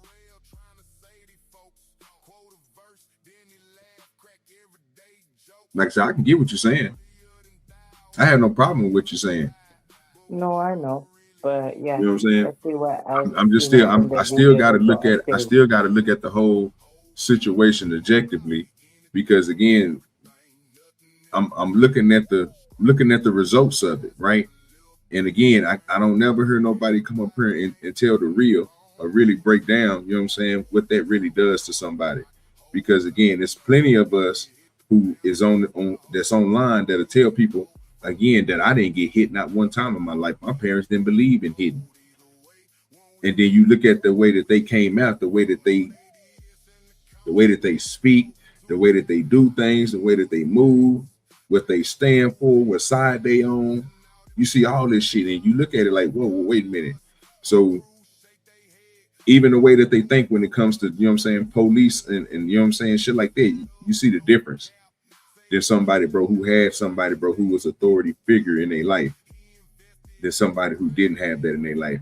And then, you know what I'm saying, you have those again that went through certain situations with certain individuals, right? Because we're basically what we're saying is we're better parents than the other parents that's before us in time. That's basically the only thing that's what they get into. That's the whole point of the whole thing about, well, I'm not going to hit, well, I'm not going to do this, well, I'm not going to, you know what I'm saying, do the same thing that was done to me, because you believe, and it's a belief because it ain't been proven yet, right? Because your kids ain't all the way there. And some people who have grown kids, right, that they got them in a situation where they didn't already made it to a point to where, you know what I'm saying, they can say, you know what I'm saying, well, I didn't, by me not doing this, my kid came out like this. But they giving that advice to somebody else to where they kid is not their kid. You see what I'm saying? And we all understand, because, you know what I'm saying, we've been talking this online for I don't know how many years, that we are individual. Like, ain't nobody up here the same. We might have similarities, but ain't nobody up here the same. Me and ADS is not the same. And we might like the same goddamn car. So we might drive the same vehicle, but that don't mean that we the same. Afternoon, OG. How's it going, young Riaz? How y'all doing? Chilling. I'm alright, chilling out, to be honest. Though I enjoyed Eid yesterday, so not much other than that, though. Just got, surviving the heat, though, in the UK type thing, Right now, it's kind of cooler right now, but this morning, sweating heavy. I'm gonna survive the heat, but it's more like the humidity I was trying to get through. Because if it was dry heat, it's totally something else.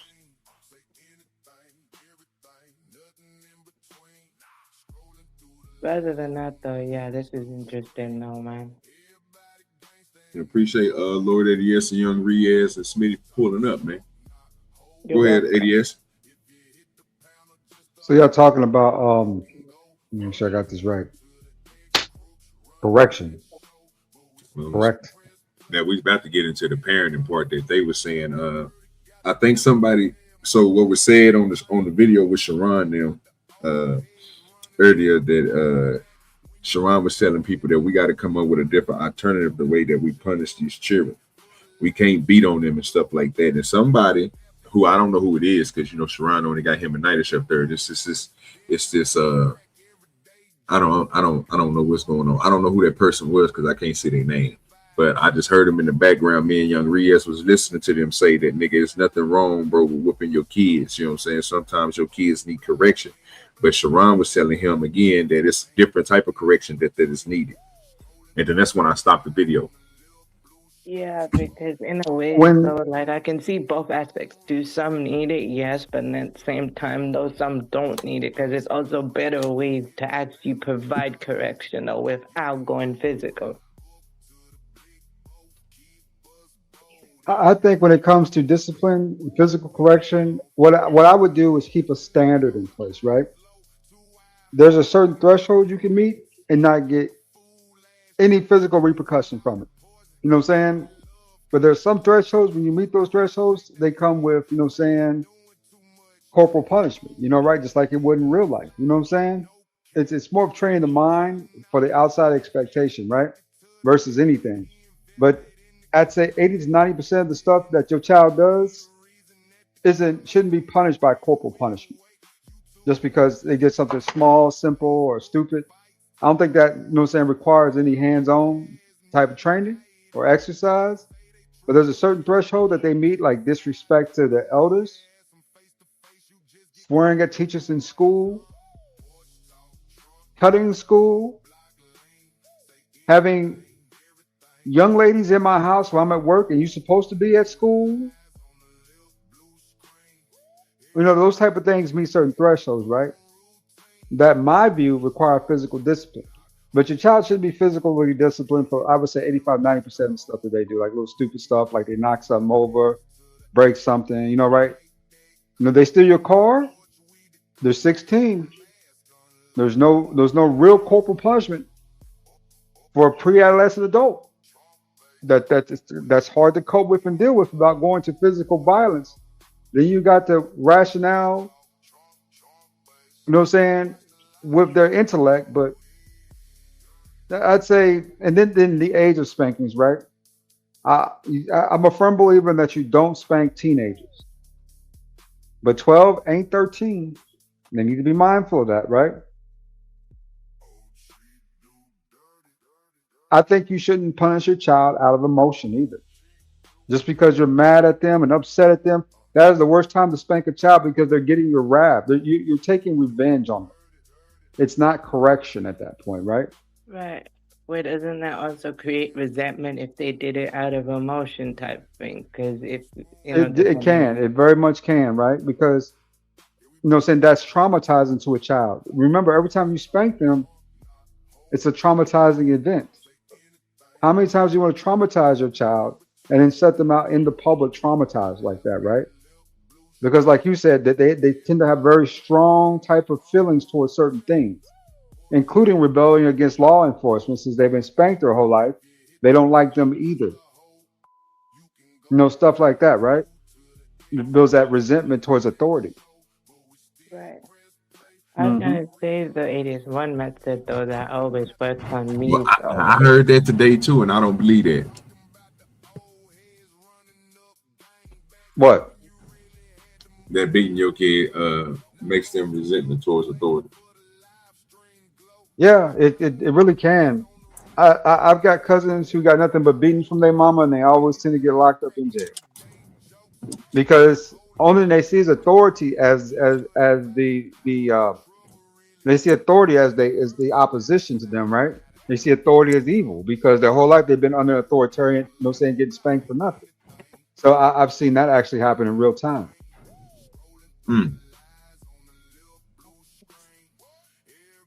Well, let me ask you. So when you say that, right, the first thing that comes to my mind is,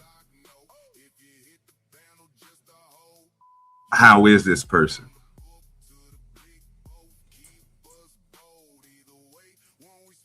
Put it this way, the kids are getting whippings for everything at one point, right? I mean, they're getting whippings for being at school. They're getting whippings for not being at school, right? Because the whippings for being at school made them not want to go to school. You know what I'm saying? But they're getting whippings for, attitudes.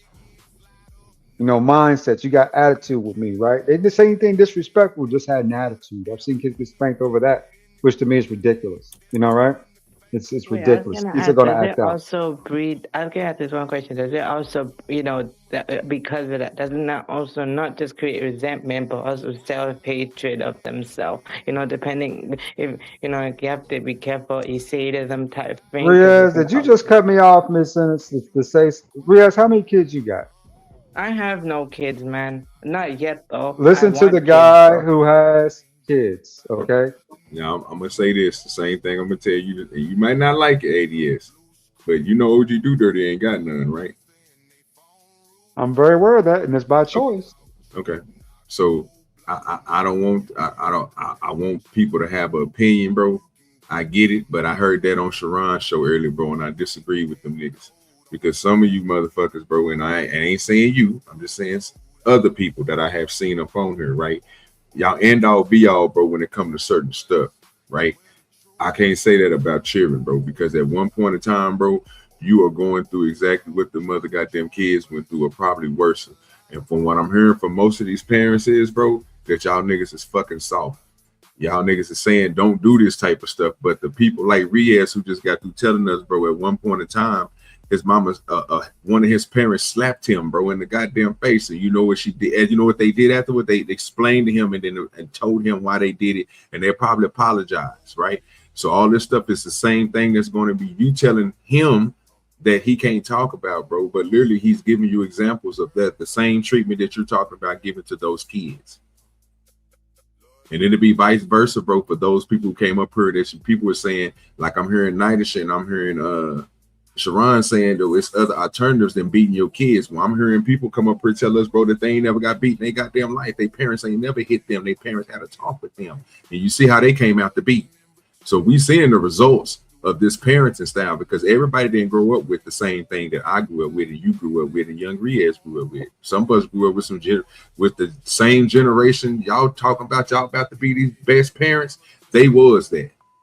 And you see how the fuck they fucked up their kids came out to be. So I don't think nobody really has the answers to it. I'm just asking opinions.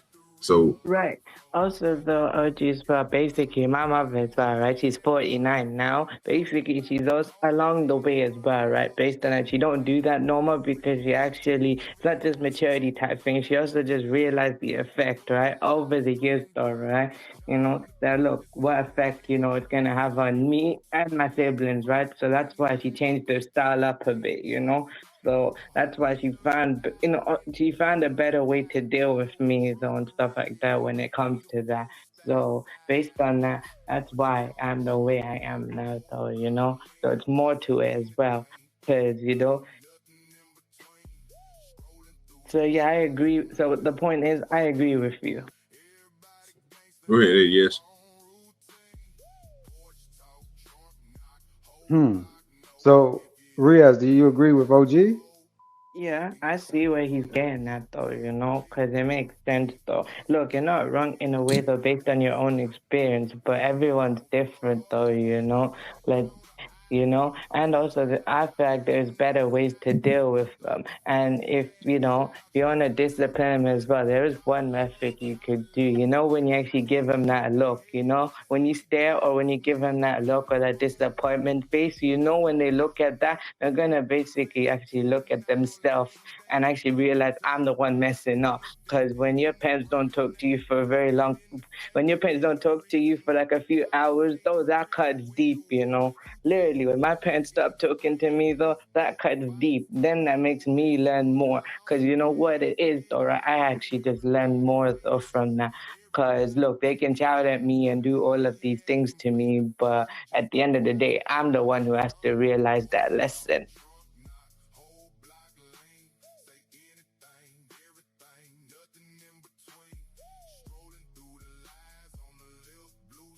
Well, damn, y'all got some strong feelings about this type of shit here. Hey man, thanks for having me up, One OG. last thing, my Oh, last thing why is you about gonna my father. leave? Continue, sorry. My final Bro, thing I I was don't gonna even say. that shit was crazy, bro. This the shit I be talking about now. I hate to say it. I hate to say it, bro, but I this that type of shit I don't like, bro. This shit here on YouTube, bro, is weird as shit. I don't even know what ADS was even going with that shit, bro. I was trying to let it's that was crazy as shit, bro. And then I hate to even say it, bro, but we wasn't. Oh Jesus, bro! I can't stand YouTube, bro. For this that shit, bro. That hey, Riaz, just give me a second, bro, because you know what I'm saying. This sometimes, bro. I just gotta say this, bro. It's been some fucked up shit that's been going on today, bro. And this is crazy as shit to even think that way, bro. How y'all niggas be thinking. So again, I don't know if it's this disrespect part, and I got you. I ain't drop you, Riaz. I just got you so everybody can hear what the fuck I'm saying, bro. Because this shit don't make no goddamn sense, bro, at all. Like, bro, if we supposed to be able to come on here, bro, and have conversations, but we can't have conversations. I would love to hear what ADS had to say, but I don't know why he dropped. I would love for him to tell me because I don't want to infer. Because if I infer, I would think that it's because I want to hear what I want to have everybody speak and not speak from their own personal ways of thinking. I just want everybody to have a conversation. But it went wild. I start showing these comments now. I don't know if these comments is throwing people off. Now, only thing that I put up there was Kingdom Minus saying, bro, that she volunteers for DV sections of law enforcement. Y'all might not be aware of the abuse that goes on. It's terrible and depressing if you let it hang on to you. I get all that, right? I even get the part where this the part that throw me off, bro, with people. Like I don't understand it. Like we wasn't talking about again that type of stuff. We was literally talking about parenting, bro. And I heard one person give their example of parenting. I heard other people. I'm letting people give their own examples of parenting. I don't think people reflect on this shit, bro. Because again, just the easy little point that I made, bro, through this whole thing out, bro, and it was crazy. Like I don't understand. What did I say? Do I have to literally? I'm about to go back and play what I just got through saying, bro, to make sure I heard what I heard right, bro. Because I know I didn't say nothing that was too crazy, to throw people off like that, bro. To have people's mindsets go that crazy. Now it ain't me that's speaking like this. This is why I say that most people ain't ELE at all. Most people hate everything, bro. And I don't know if that's that y'all hate individuals. You know what I'm saying? I don't know what it is, but we're gonna have to figure this out.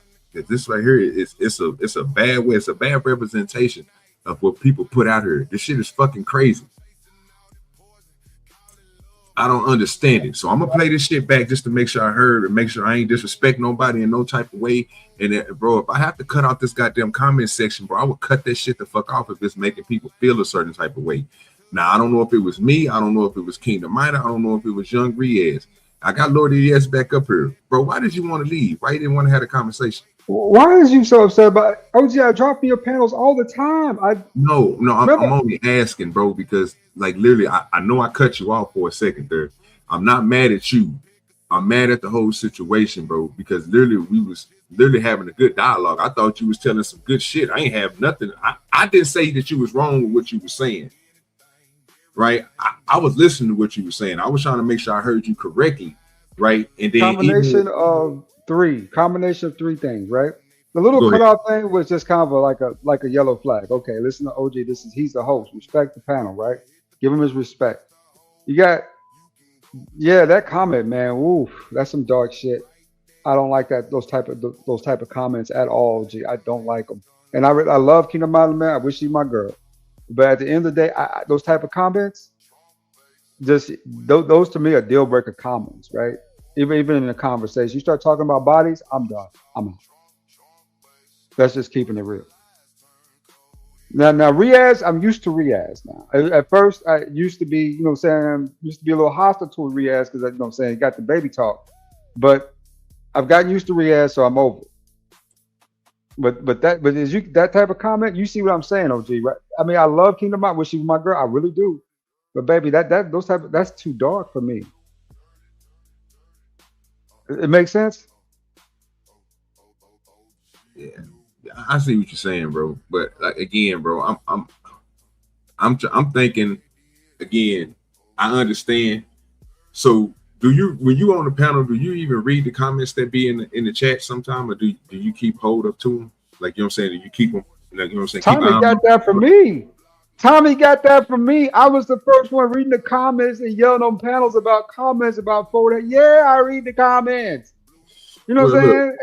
Look, I'm gonna say it like this, and I hate to say it, bro. You know how I am, bro. I don't care what people be saying in the comments, bro. It's my whole thing is, bro. Long as you ain't telling somebody, bro, something crazy.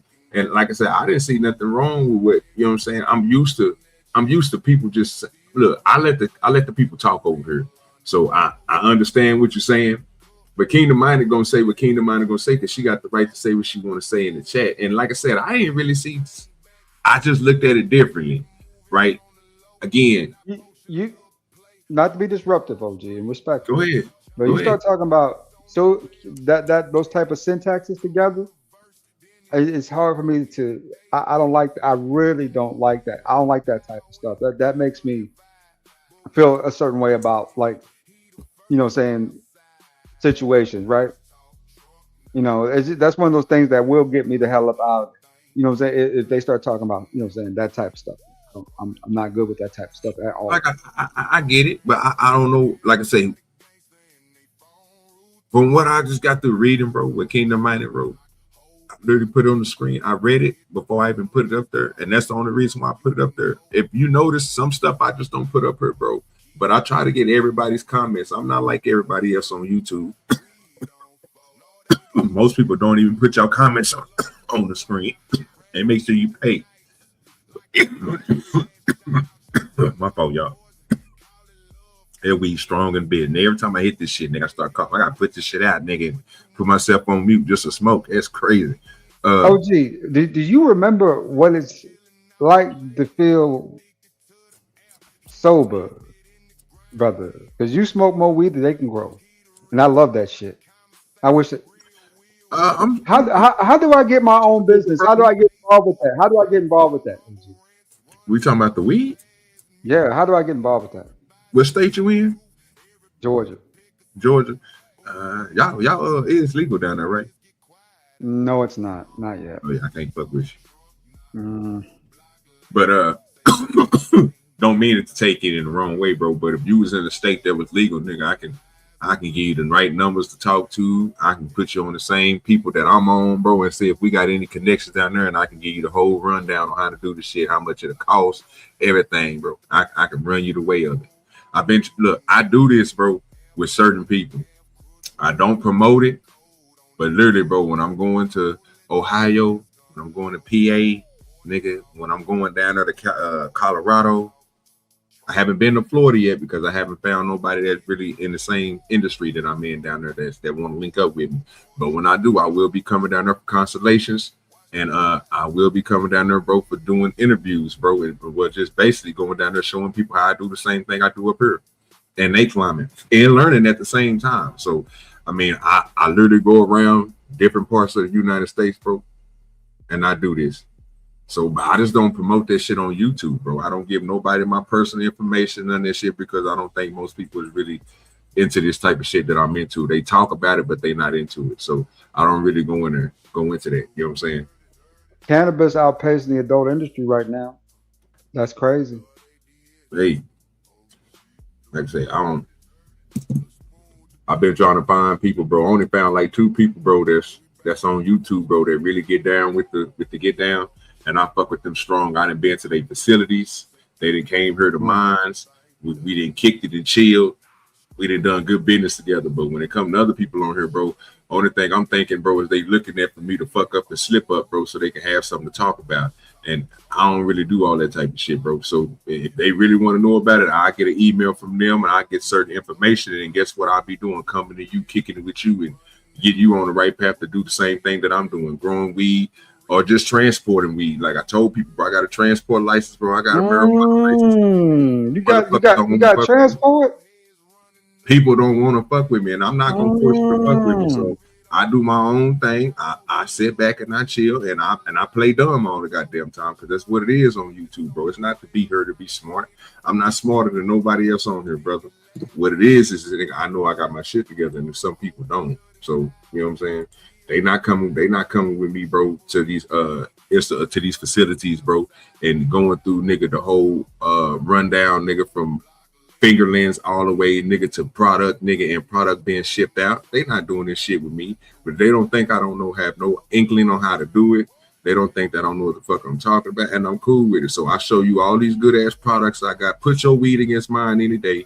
All my shit gets tested at the solutions before we hit the market. I know where my shit is sitting at, and they know what's in my shit. Everything is written down and indexed all the way to the T, because if it wasn't, I wouldn't be able to have my grower's license. So, like I say, I'm gonna stick to what I'm doing. And if people really want to fuck with me, they can hit that goddamn email, bro, and figure out, nigga, what they really want to do with their life. If they really want to get into the business, hey, I will constellation calls with you. Nigga, I will come see your shit. We can run through it all the way down. I done set, it's 3-4 people I done had set up already, bro, here in Oklahoma. There's people in Texas that I'm working with right now. Only thing we doing is waiting on them niggas to pass it. Once they pass it, all my people gonna be on. I go down there and work with that nigga Gotta Be all the time. He called me for all type of shit. And I don't charge him nothing. I just look out for him strong because he fam. And most of the other people that I work with, even if I do help them out, they still send me shit. I'm like, bro, you ain't got to do that. No, I'm just going to do it, bro, because I know how this is your business. But, you know, it is what it is. Transport license, OG, that is like liquid gold, my dude. That is gold. I literally did that shit, lady, or ADS, bro, for 3 years strong. I used to go around transporting everybody's shit before I got my own shit.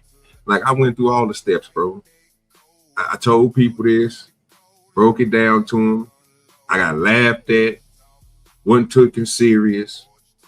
I just left that shit alone.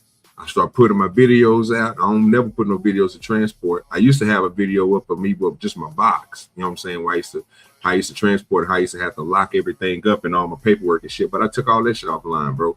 Why show people that I came on here so motherfucking real, bro, and was so motherfucking, you know, out there with people that shit just got thrown right back in my motherfucking face, bro. There was no reason to. I got the motherfucking pictures of me holding up all my motherfucking certificates and motherfucking shit that I got, bro, to do what I'm doing. Why leave that shit posted up? Took that shit off of Instagram, took it off of Facebook. Took that shit up off everything, bro. There's no reason to have that shit up. Motherfuckers don't believe you. They think I'm doing what other people think. I'm on here running schemes and shit. Nigga, I showed people. You understand that YouTube have my ID. YouTube have everything. If I was doing anything illegal, anything like that, you know they can just come down here and grab my shit, right? Send the police straight to me, right? Had a nigga literally tell me in the back chat, nigga, that I'm scamming motherfuckers. How the fuck can I scam somebody, bro? And literally, nigga, my business is put on the front street. I put all my shit out there. Then I had to take my shit back because even when it come to that, bro, you can go look the shit up. Most people gonna say it. I had one person tell me, bro, that they looked me up. That's why I don't put everything out there like that, bro. I put the shit out there that I know is necessary to be put out there to bring people in, let them see what I'm doing. But the real people gonna fuck with me, like Joshua, JJ, all these people that be cash apping me and shit, bro. When I do get cash apps, right, it's because I didn't went to these motherfuckers places. I didn't see them niggas do the same thing I did. Start from ground zero, no space, no to building well, no space and no motherfucking where to put this shit at. You know what I'm saying? No gardening experience, no nothing. We got all that shit together, bro. Starting off with little by little, little by little. Nigga got a whole 20 by 16 that he grow his shit in. He make an annually amount. It covers, he said he could be working 2 jobs and that money that he's making is covering his, the dude do the same thing that I do. I just stopped growing the same way that way because it just kept on taking too much money out of my pocket. But the way that he doing it, I should have did it the same way. But I grow outside. I got me a whole setup, so I don't have to do too much. You know what I'm saying? Then I have one inside, so I got my grow room over here. I can grow my autoflowers all year long. Based on experience, though, too. See, that's the thing, OG. That's the part that really has the most value in crux. Is the experience, right?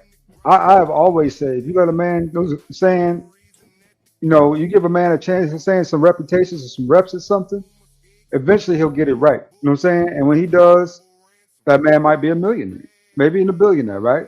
You give a man enough tries or something that really wants to do something, eventually he'll get it right.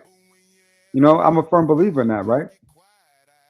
So the experience with the reputation, with the reps, right, seems to be working out well and going a long way, especially if you're talking about $1 million businesses, right? It's starting your own, letting it grow, letting it flourish. To me, that's the real value. Like, well, that's why I want to restart over, bro. And like I was telling Smitty, I want to do that grow challenge, bro, just to get people, bro, just to go out there, bro, and start growing something. So that way, if you wanted to get into the way I look at it, when you do stuff by yourself, Lord, it is, and you see the results of it, bro, it make you want to do other things. If somebody can go out there and I can get them niggas to grow a flower, I can get them niggas to grow a vegetable, bro, that'll start helping out their household, bro, for them going to go spend money. Then they'll start up and start growing different things. And then you never know. They might be in the same market. They might be hitting me up maybe a year or two later. Hey, OG, I want to get into the farmer's market world. I want to get into putting my stuff inside of groceries. I want to do a straight to consumer shipping. You know what I mean? Holla at your boy. Because that's what I'm working on. Yeah, that's what I'm trying to work on now, bro. I'm trying to, I just don't want to do what the regular fucking government is doing, bro, with the goddamn spraying and shit, with the spraying my goddamn vegetables with the goddamn what's that shit, that wax shit on the outside and all that shit. I want to have a network set up, bro, where I can send shit straight to people, make sure it gets to you in a timely fashion where you don't got to worry about nothing. None of my shit got pesticides on it. You know what I'm saying? Like, I ain't trying to be overpricing. Like, all this shit got to come in effect. And right now, we unstabilized, you know what I'm saying, with everything that's going on. So it's no reason for me to try to really push it like that. I can continue doing what I'm doing, keep that on the back burner, let everything settle down where everything can get good. I can get I can get me a good broker that can start putting me with some good people like John the Baptist and cousin Terry that want to come over here and grab this product and take it to people. I'll be on point. But that's when it comes into working with LA with the stack by the shit, you know what I'm saying? Working with the logistics side of the game with Tom, you know what I'm saying? Learning instead of just going out there and fucking up and losing a lot of goddamn money. I'm smarter than that. I know how to do business. I'm gonna sit back. I'm gonna get the shit all together, make sure I got all my everything crossed, and then I'm gonna go into it. And eventually you niggas will be seeing some type of website, which is you can buy your produce and your meat from OGDoDirty. And if they allow me to, I would love to ship you some weed, nigga. Then I can really just be a sit-at-home person, Lord of the S, and just wait on the check. You know what I'm talking about? Yeah, I know. I feel you on that. I really do, man. That's a retirement plan, my dude, and a clean one on top of that. You know how much cannabis goes? I mean, we're talking about untouched cannabis goes for in the market. No pesticides, no additives, just fresh cannabis, no derivatives. You ain't got to tell me, man. I know. Yeah, man. Fresh cannabis got a nice price. You know, talking about 30, right? 30 for, no saying, the half a gram. No saying? No, 60 for the gram. You know what I'm saying? Stuff like that, right? There's money in that. Like good money in that. Nothing that's going to make you feel no type of way. Mess up your system. Just a clean smoke. Man, people don't be understanding, bro. You can put subpar product out there all day. I've done it for plenty of years. Getting to the point to where I'm at now. It happens, bro. But when you go and get your shit tested every time, and they finding out with everything, you finding out everything you putting in your shit, you will start figuring some shit out. Yeah, but I be trying, bro. I be trying, bro. You know what I'm saying? Eventually, I get there. The way I look at it, eventually, I will get there.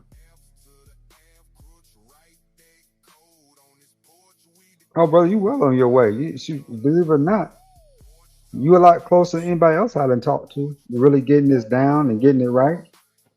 A lot of people are still just trying to figure this out, man. You well on your way.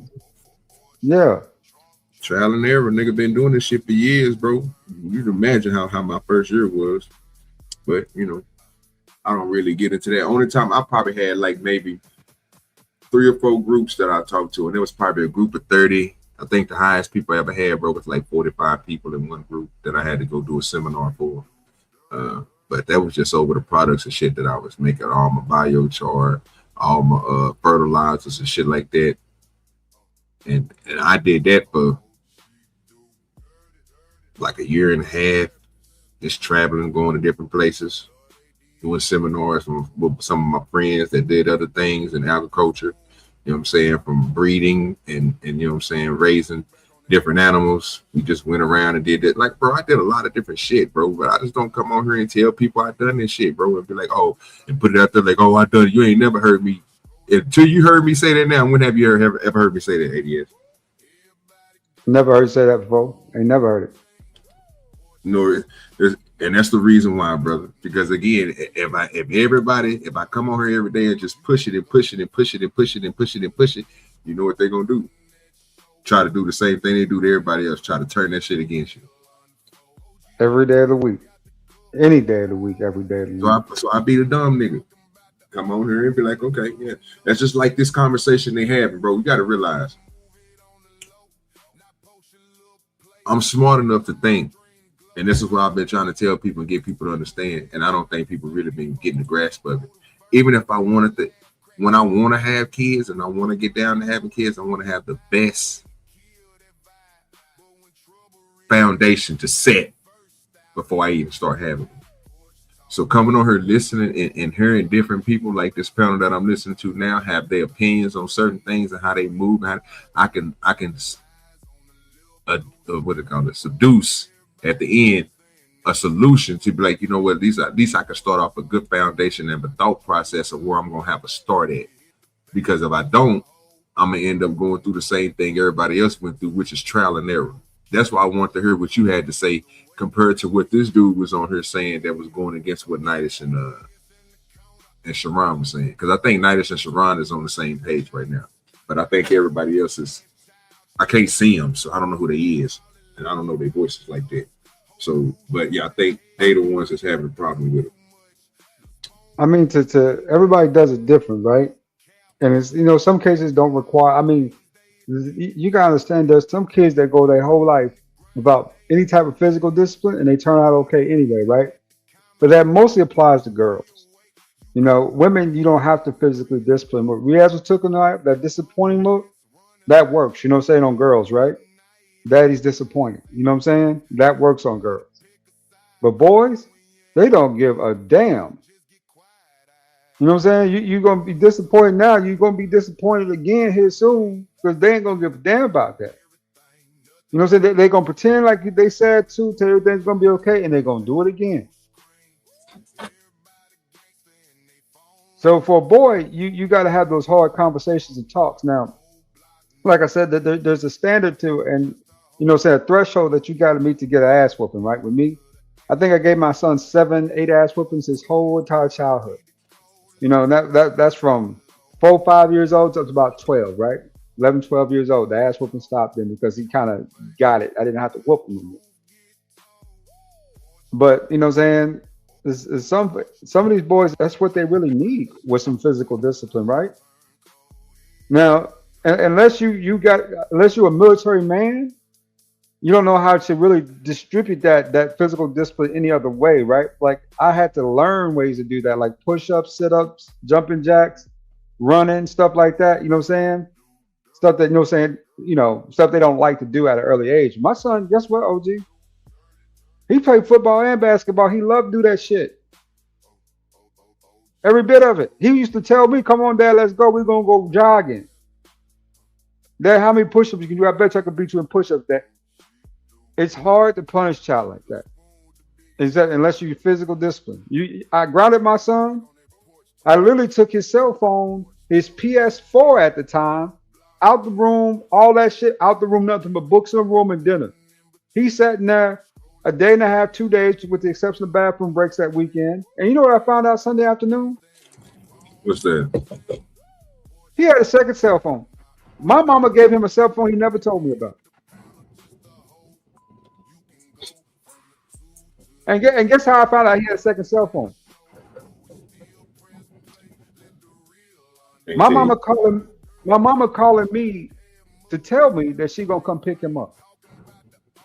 Like, how'd you know he was even grounded? That's how I found he had a second cell phone. Because they come together. And at that point, now you in that one zone where if you do anything to him, it's directly challenging your parents, right? No man wants to be in the middle. No man wants to be in that position. So you sit in the living room silently, and he sits in his room until they show up. And then he comes out with his little bag, said, "Dad, I'll see you in I'll see you like 2 days, Dad. I'll see you in 2 days." And the only thing they do is throw up in your face, OG, the things you used to do as a child too, that you got disciplined for. I got ass whipped for that stuff, right? But you better not touch him. You better not touch him.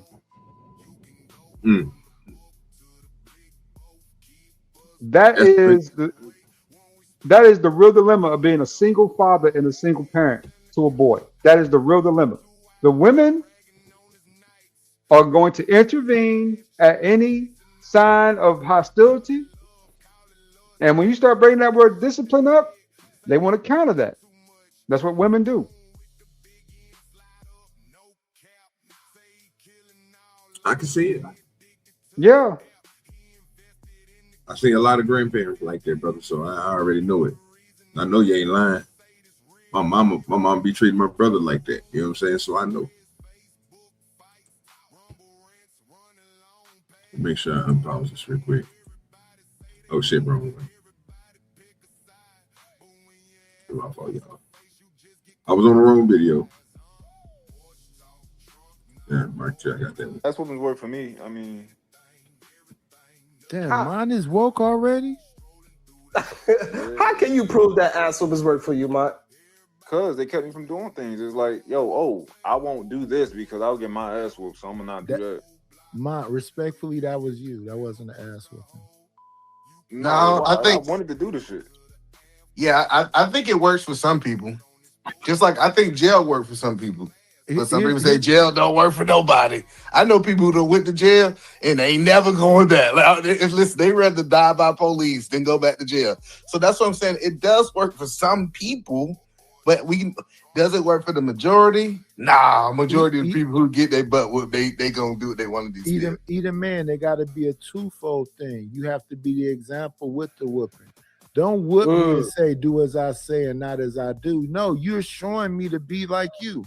But if you be the example and then you discipline me, then it makes sense.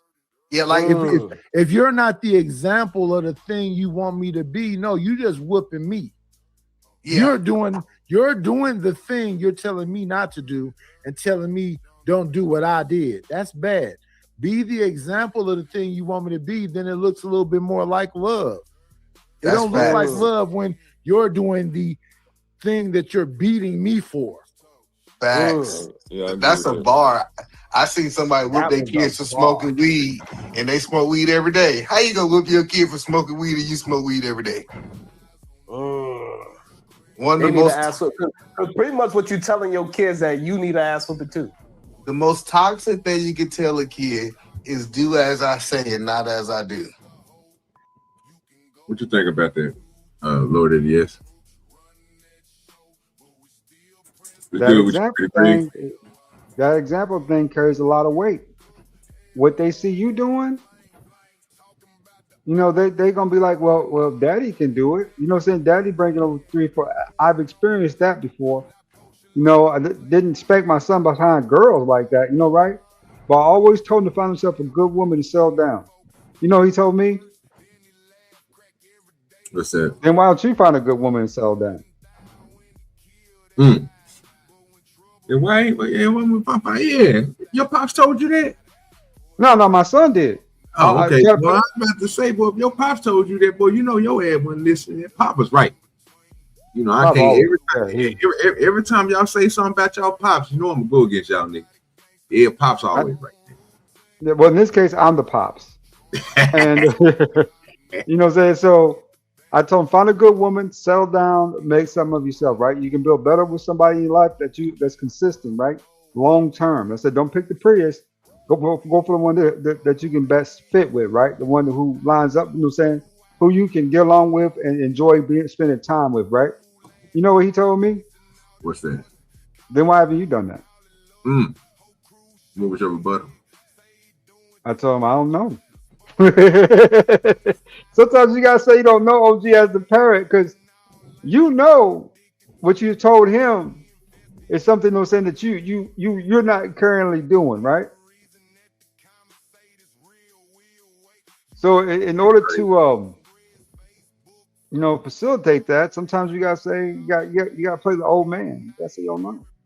I forgot what did you say? That was crazy though, idiot. He kind of got you on that one. Yeah, he got my son is extraordinarily smart, man. I'm surprised by it. I really am. But he was always a smart kid, and he seems to be a really smart adult at this point, doing well for himself, man. I'm proud of him. You didn't whoop him right. Like I said, I only had to get at him several times. I just want to make sure now. Just make sure there was a conversation about it. Did you whoop that ass every now and then? Did you put some correction down? Yeah, every now and then. Just like I didn't say every day. I didn't say that you was abusive like you said the auntie was and all this other stuff with your kinfolk growing up now, because this is a father person. You know, they say we ain't in their lives, but y'all prove it every day that she is. So I'm saying, I understand that you telling me that you put some correction down. You just didn't go out there and beat the boy, but you did put a whooping on him. Yeah, every once in a while. Yeah, every once in a while. Yeah. And look how great he didn't came at to be. He didn't hit you with some words that made you reflect on what the hell you said to him. Yeah, man. You know what I'm saying? Sometimes. Yeah. And you know, like I said, he turned out pretty good. I'm really proud of my son. I think he did exceptionally well, especially for himself at this point. You know what I'm saying? Make sure he followed through on something. I pressed to him. That's one thing he did follow through on was the school thing. I pressed that to him day in and day out. Every time I come home from work, you know what I'm saying? What you working on, right? Where your homework at? You know, you had anything to eat? You know what I'm saying? What you eat tonight? Where your homework at? You know, what your grades looking like? I called the teacher last week. She said, you know what I'm saying? You didn't drop down from a B to a C, you know what I'm saying? And calculus or something, right? What's going on there? You know, I always stayed on top of that, man. Like I used to love going to some PTA meetings. Used to love it. Food good, women pretty. Just a bunch of single mamas up in there. You know? I get what you're saying. Yeah. But the thing I stayed hardest on him about was his grades. I was always on his grades. I know what it is not to have those grades and try to get into a decent school. You know, right? Mm-hmm. You know what I'm saying? So I stayed, and that worked out well for me. You know what I'm saying? He was a smart kid. Took to it, I guess. One thing I agree with. B. Sneezy said, timeouts can work, but not for a teenager. I like that. I like that. They also said teenagers need lectures. Nigga, not whoopings. Now that I don't agree with. So two things. Like I say, and I said I don't. Not saying that he ain't wrong. You see what I'm saying? I just don't agree with that. You know what I'm saying? Because when it came to that point, bro, my daddy was still at that point, nigga. You know, I still had to fear God. And I wasn't gonna challenge that nigga. I didn't see that nigga put too many niggas. Oh, wait, you right about that, OG. I had the fear of God or my dad too when I was a kid. I had the fear. That nigga, even when I was teenager, I didn't leave that shit, bro, until that nigga got old. And I was like, oh yeah, this is when I see that nigga couldn't do it. I said, oh yeah, I got it. You know what I'm saying? I got it, ADS. But yeah, right now, when that nigga was born, when I was a teenager, oh boy, that nigga was still Max Strong, nigga. That nigga was out there, boy, lifting 18-wheeler tires, nigga, like they were nothing. Nigga, look here. You don't want to fuck with him. That nigga on a different level. You know what I'm saying? He ain't like these niggas on the street. This nigga real. These niggas respect this nigga. It's like, you know what I'm saying? Like, hold up, now I gotta wait till this nigga get kind of old, broke down. Then I was like, okay, yeah. Yeah, what it is. I mean, it happens. That's what life is. It's gonna happen to ADS. You know what I'm saying? ADS still work out. He ain't all the way out of there. But wait when a nigga turns 70, 80. And he can't do nothing. Yeah, but you gonna have to wait a while to catch me. I ain't gonna be easy to catch. You can catch me about 65, 70. That's what I said, about 70, you know what I'm saying, going into the 80s and shit, still work out and shit. So you know what I'm saying? You still involved with the weightlifting, you know what I'm saying?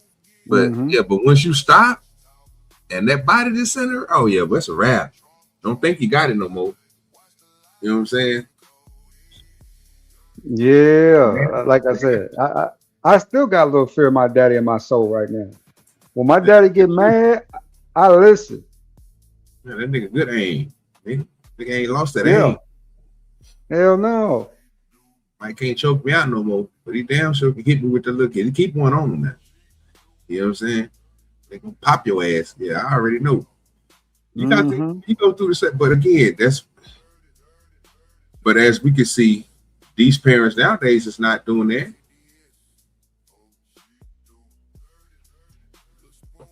Yeah, man. I mean, I think society overcorrected to a degree because only thing they did was solve the complaints, right? They didn't balance it out. They just solved the complaints of a lot of these people, right? So what had happened, there was this new method of parenting that was more psychological than physical, and the psychosis isn't working. You know what I'm saying? For one, you got to have almost 24-hour range on that child. So that wife can't be going to work. You know what I'm saying? If you take a purely socially psychological, you know what I'm saying, influential effect, right? It's got to be something that's 24 hours a day for that child. Hey, hold on real quick, Lord. Yes, don't mean to cut you off, brother. I got Brandon in the back. Please cut your camera off, Brandon. Now, there you go, brother. Appreciate you, Lord, at the for that right here. And sorry for the cutoff. Hey there, OG. What's up with it, Brandon? I'm perfectly fine. I do want my channel to get back to 6K.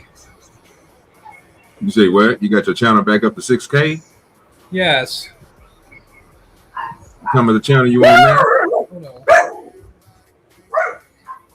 I do want my channel to get back to 6K.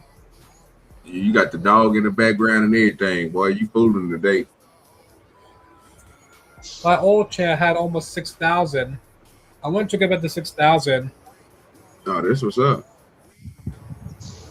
Well, I'm proud of you, man. Yeah. And did the other person here stop to me yet? I don't even know. I think he already did. Sub count's like 115. Oh yeah, you getting up there. You growing. It was back in March. Oh, that's what's up. Yeah, you're a big boy now. Hey now.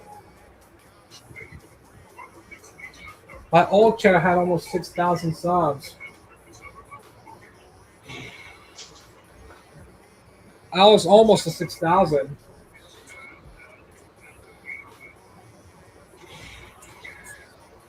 Yeah, I was nearly at 6,000. Yeah, I remember when you was you was getting close. So I think you was. They think you did get 6,000. Yeah, Do you have a favorite Looney Tune character? No, we talking about parents and adults right now. We about to be cussing and all type of stuff like that, Brandon. So you don't need to be on this one, brother. My channel is like Triple G. Yeah, we double X rated over here. I let it flow, let it go. We grown folks over here. So, What's your age? How old are you anyway? Old enough. My current age is 25. Yeah, but you don't need it. But you do G-rated content, and I don't. So you might want to. I don't want to get you in trouble, but you know what I mean. But we about to be cussing and all type of stuff over here. So it's not one of those shows today. My channel's like Triple G. Yeah, mine's not. And there's a restream button as well. No restream. Please do not restream my stuff. I don't want to get your YouTube channel took down, bro.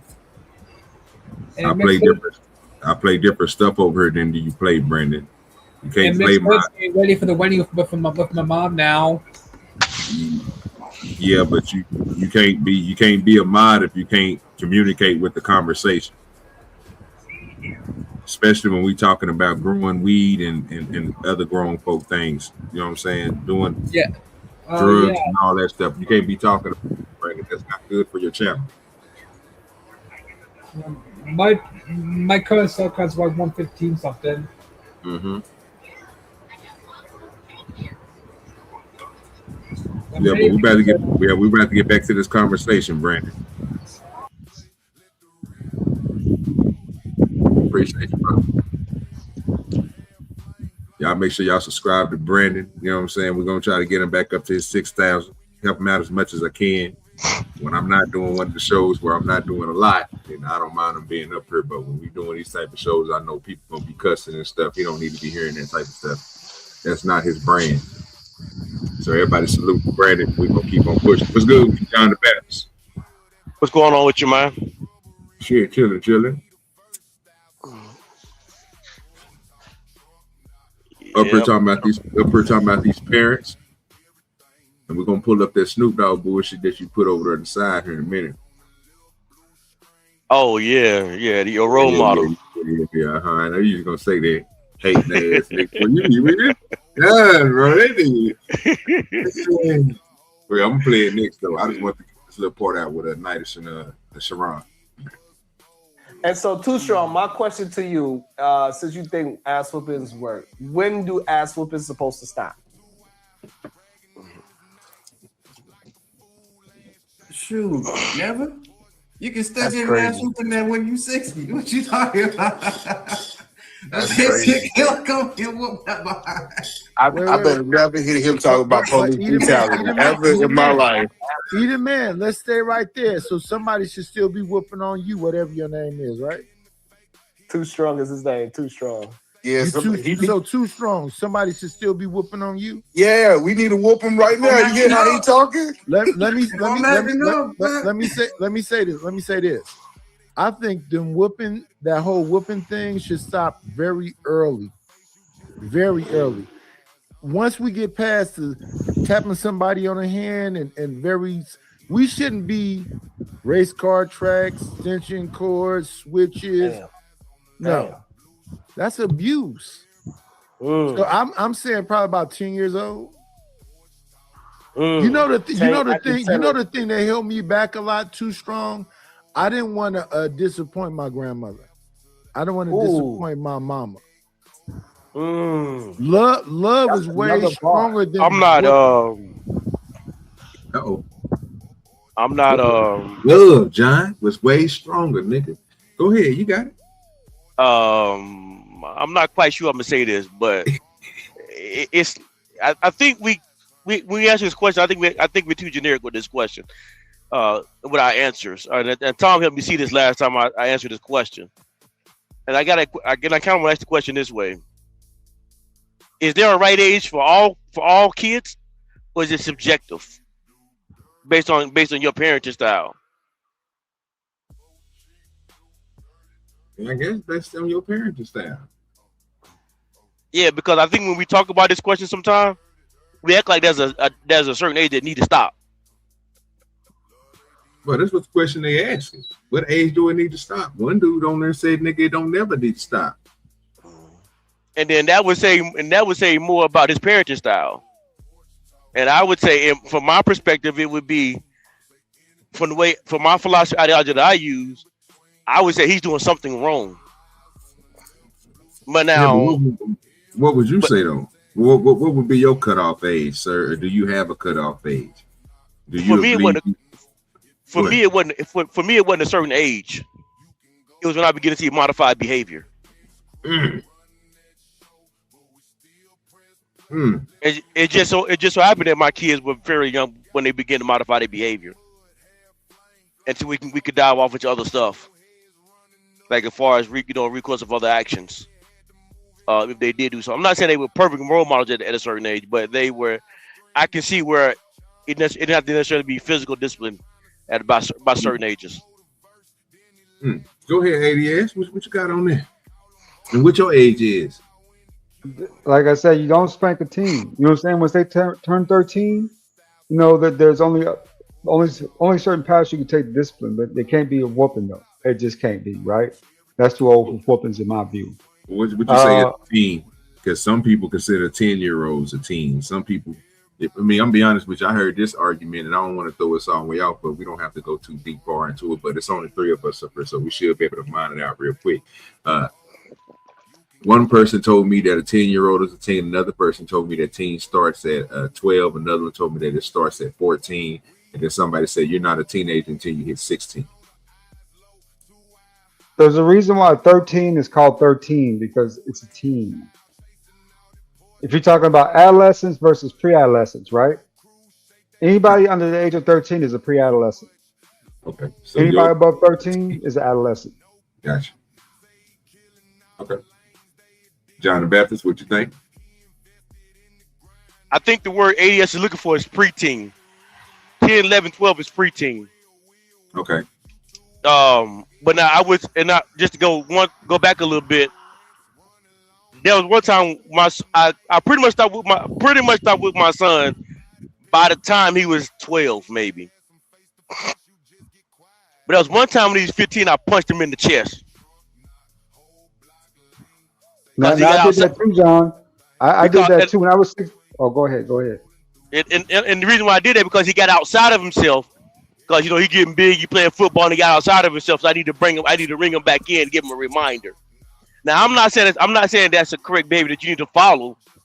For all parents, need to follow what I did. But if you sense something in your son, and I did it because he was my son, he was starting to smell himself as a man. But I think the word you were looking for the ADS was preteen. Preteen, yeah, but maybe so. When I was 10, 11, 16, 10, John, 11, 12. Yeah, 10, 11, 12, something like that. But John, when I was 16, I came home about 3 o'clock in the morning. My boy, we went out, you know what I'm saying, one Saturday night, and me and my boys just ran the gauntlet, right? We was everywhere, up in Elks, up in all these little spots. You know what I'm saying? I was number 16 at the time. We was doing all this stuff, right? I just got my whip, you know what I'm saying, that Malibu I was telling y'all about. a couple months earlier, and I got home, and my dad was sitting in his chair. Right when I walked in the living room, he stood up, walked right over, and said, "Where the f have you been?" You know what I told him? You don't talk to me that way. Just like that. You don't talk to me that way. And boy, me and him got into it, and I learned quick the difference between a teenager and a grown man when it came to strength, speed, and agility. Well, I got my ass tore up that night, about 1,700 punches before I could throw one. And I learned from that shit.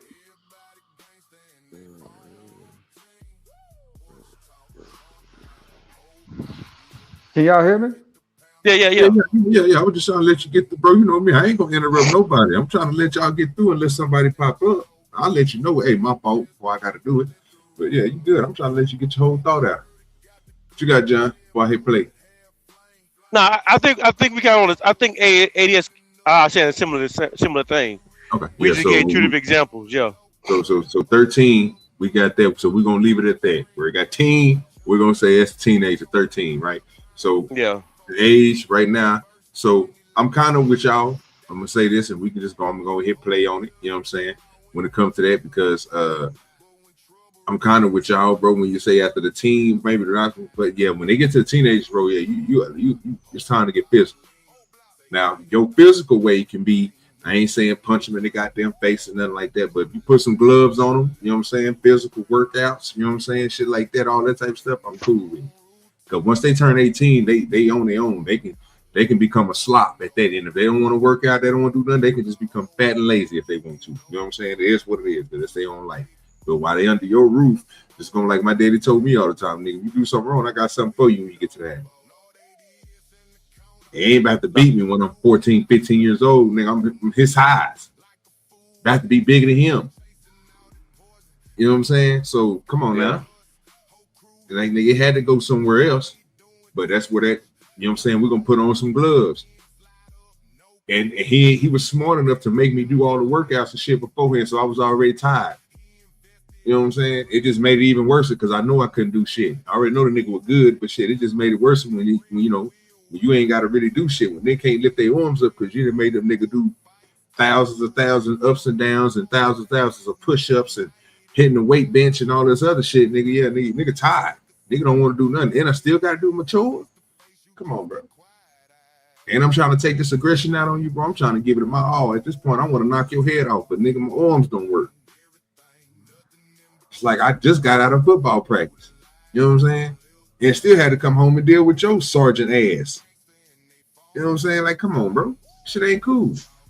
OG. I remember I was 12, 13 years old. I came back home, right, from school one day, walked in the living room. My daddy hopped up out of that chair and said, "You ain't gonna say hello to nobody?"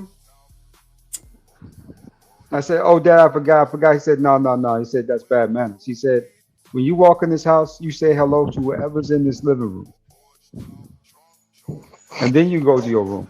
So you just don't walk in this house and don't say nothing to nobody like you got a problem with something around here." That was my dad. He would get on your ass about shit and quick, fast in a hurry. Didn't play no games, right? That's why I would have much rather got my butt whoopings from my mama than my daddy. Because I know my mama's whooping was emotional. When she get over it, she cool.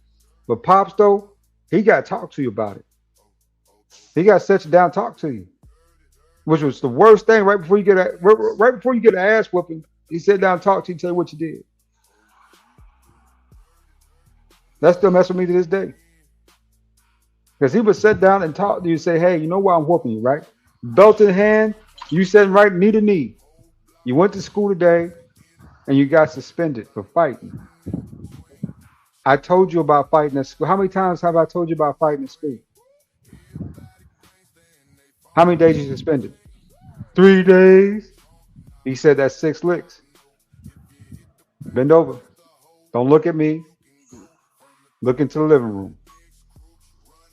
And if you did what he said, it'd be over with. But if you didn't, it would go all day long until you got it right. I told you, look in the living room. That's an extra lick. Don't look at me. You know what I found out later, OG? What's that? My daddy sat down and told me one day, said, I hated getting you ass whooping. Said it made me sick. He said, but that was the only way to get you in line. He said, because you were stealing candy bars from the pantry. They came and picked you up. You stealing candy bars from the pantry. It's crazy. But you did say you used to stuff nigga all them goddamn candy bars. I was a fat kid. Don't do that. You didn't say it. Even in the lunchtime. You had to do something with your ass, nigga. You had sticky fingers, nigga. Nigga, even in the lunchtime, OG, I used to steal extra chocolate mix. You see what I'm saying? That's the whole point. You needed ass whoopings. You needed a lot of them. You just weren't still in that one place. See, John, see what I'm talking about? Oh, hell no, shit. We got dollars. So they had candy bars at the Family Dollar. The whole point about this is, did you get better at what you was doing, sir? Because you didn't stop. You didn't stop stealing because you got the ass whooping. You kept on doing it. Believe it or not, no, I stopped. Oh, you know why?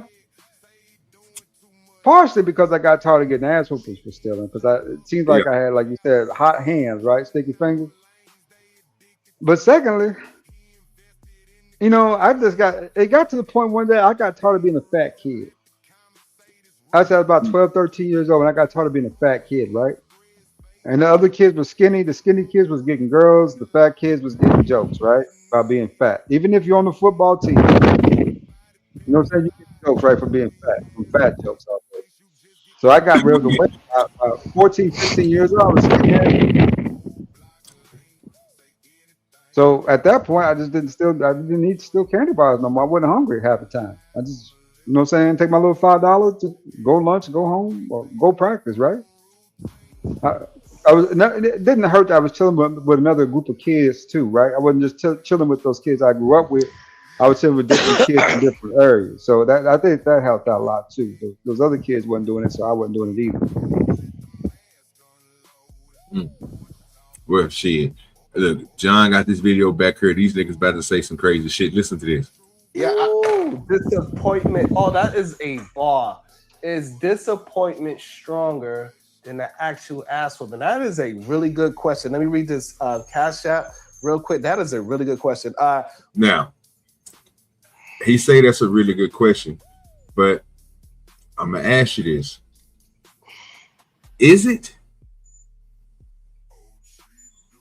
a really good question? So I'm gonna ask you two guys, and I'll ask myself: Is disappointment worse than ass whooping? What you think? Again, I see that subjective answer. It depends on the kid. Some kids don't care about you being disappointed at all. All they care about getting what they want to get, how they want to get it. That's some individuals, point blank, period. And so if they disappoint you, they don't care about disappointing you. And then some kids, because they do care, a butt whipping gonna make them act right. It's a subjective answer. It depends on the kid. Okay. Which is why I say all parents got to study their kids. Got you. I like that. Go ahead, ADS. What you think? I'm with John. It's very subjective. Now my sisters, they respond to that disappointment thing, right? That they not getting talked to and all that good jazz. When I was a kid, I didn't give a damn. You told me I was disappointed, I didn't get an ass whooping, I'm good to go. I'll live with your disappointment. You know what I'm saying? Versus that ass whooping, right? But each kid's different though. You know what I'm saying? But it worked better on my sisters than it did on me.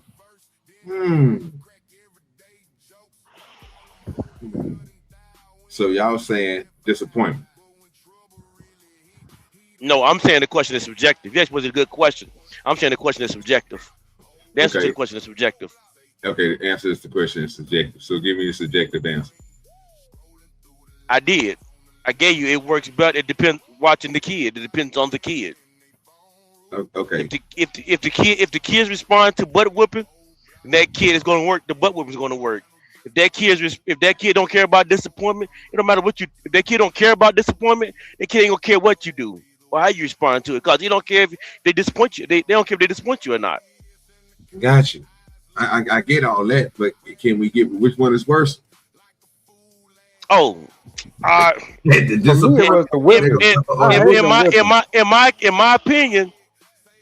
my opinion, Okay, looking at me when I was a child, I hate when I was a child, I ain't like letting people down. Okay, so it's a disappointment for you. So me disappointing adults around me really bothered me.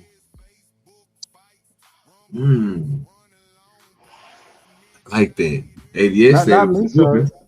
The whooping, sir. That's how I the was. Disappointment. But you with your goddamn disappointment. You gonna be disappointed.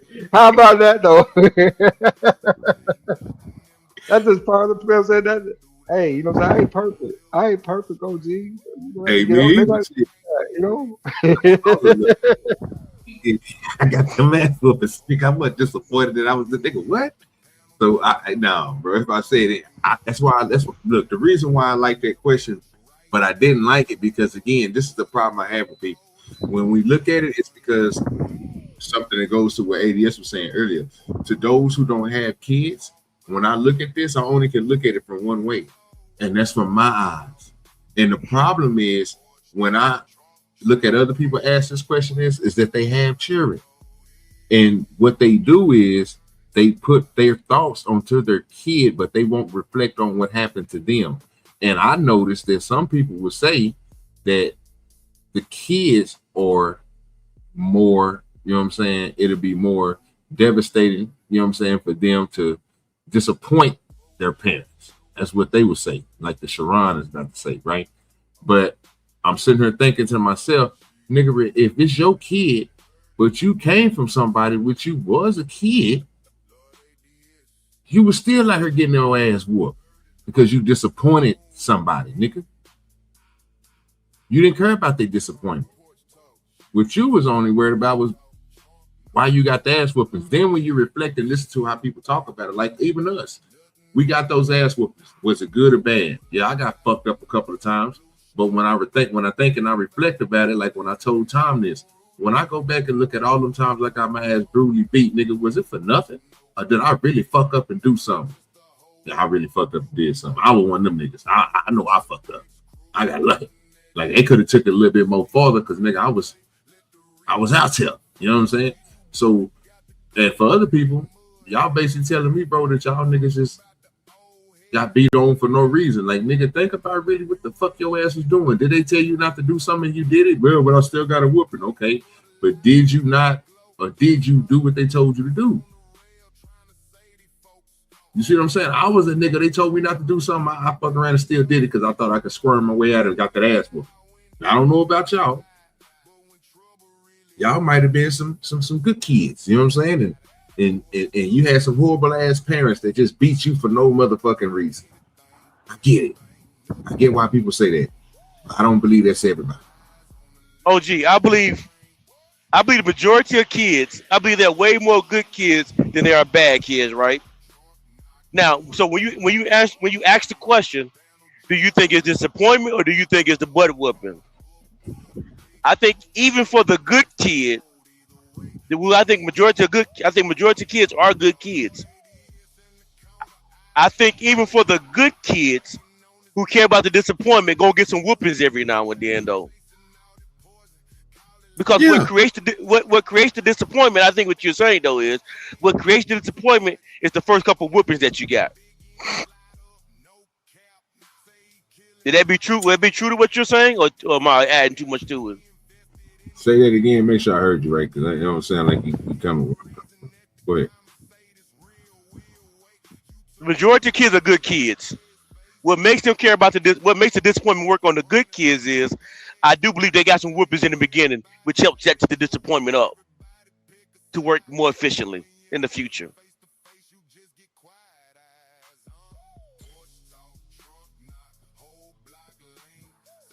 No. Okay. No. Disappointment to me, and I might be wrong on this, comes from within a person. A kid itself can be. I was disappointed in myself a whole lot, bro. A whole lot. You know why? It's because I wasn't listening, right?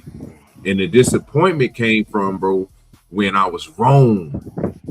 And what I mean by when I was wrong, not the shit that I was doing what I was wrong, is what my reflection was of the whole situation. For examples, when you have somebody encouraging you to do something that they know you real good at, you can do this, you can do that, you don't have to be that. Then when you fail at that shit again and you reflect on it, because I have parents that made me reflect on the things. Like they made me see this shit, bro. Like certain shit that I was doing is the reason why I couldn't do this. Like I understood that, right? So that made me disappointed in the things that I did personally. But for them, no, bro. I can't disappoint them in no type of way because they don't know. You trying to say that they trying to mold you into somebody. But who's saying, bro, that when you making that mold, like you making pottery or something that's spinning, if you don't have a constant spin, the way that you go, it might bend to the side, it might flop over. You know what I'm saying? Get a little thin in one spot because how much pressure you put on it and everything else. Like it's the same fucking weight. You know what I'm saying? When you look at it. So I look at it differently when it comes there, because when it comes to me, like I'm about to disappoint my parents, I didn't give two fucks about disappointing my parents. But what I did do is when I knew I could have did better at something, I didn't put my all into it. Then I look back at it like, damn, it's somebody else's fault. But I had to reflect on this shit like, no, nigga, that's all your ass. You okay, fucking so up. then. No, I don't think it's the same. No, that's why I said it's a terrible question. Then I'm gonna tell you why it's a terrible question. Because I hear what you're saying, right? And I say you're wrong with the thing that you're saying, but I think the question is wrong in the way that you answer the question, and the way we respond to the question. I'm looking at disappointment and the whoopings as is you're disappointing the parents for your actions, and the whoopings are coming from the parents whooping you. Because parents, this is something parents always say. I'm disappointed in the behavior that you did. And do that make kids act better, or do they need a whooping? The parents to whoop the kids. What you're saying is disappointment comes within. I'm not saying that it can't come within, it can. You can be disappointed about just like if you playing football and you know you supposed to be the play that came, you supposed to be the 3 technique, but you was in the 1 technique. You can be disappointed that you was in the wrong technique. Yeah, and I got my ass ran the fuck over because traditionally I'm in the right stance and I'm doing my job. I'm knocking niggas' heads off, but I can't get mad. You know what I'm saying? Because I'm getting my ass whooped. You know what I'm saying? I hear no, that's all. But I'm talking about more in a scenario of if my like at one point we had too many people in our house, right? You know what I'm saying? Older brothers and siblings and shit, and 2 young kids. So you talking about like. Don't go on my mother. Hey, I bought this shit. This is mine. Don't go on my motherfucking refrigerator. Y'all fuck with my shit on whooping y'all ass. You not thinking, you don't give a fuck. You gonna do what you gonna do. What you end up doing? Going into his shit. And then guess what he gonna do? Whoop your ass. So am I disappointed at him for whooping my ass? Just asking. I'm gonna say you probably yes. Why? I don't know. That's what I say. I think it's a bad question. That's what I'm saying. The question itself is bad. This is why I'm gonna say it one more time. Why I think it's a bad question. No, I get why you said it's a bad question, bro. I understand your bad question, bro. But you know me, I look at it like, bro, we can still give an answer to it, bro. It's just our opinions. This is what we think about something. This is okay. So your scenario, because your scenario was if your dad said, "Don't touch my stuff in the refrigerator," and you go touch it, he would be a butt. Are you gonna feel bad? Are you gonna feel bad because you're disappointed? Yeah, are you gonna be disappointed? Nigga, like, no, sir, I can't, because he got to whoop my ass. No, sir, nigga, I fucked up. I literally went against his words, but he told me, like, nigga, I deserve to get that shit. But then we look at it in a different way and say, okay, I don't want to say these guys because I haven't let them speak on it yet, so I had to let them speak on it before I say something literally to them. But again, I'm only looking at it objectively because I'm thinking to myself, like, damn, am I the one that's fucking up at this point in time? I know what you're doing, right? But I don't like the way you answer this question. I know why you answered the way you answered it, but I don't like the way you're doing it though. I'm disappointed the way you answer this question. Oh boy, this thing out of line.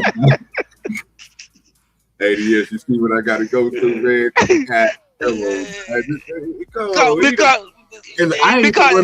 I ain't the one who said it. These niggas said it was a good ass question.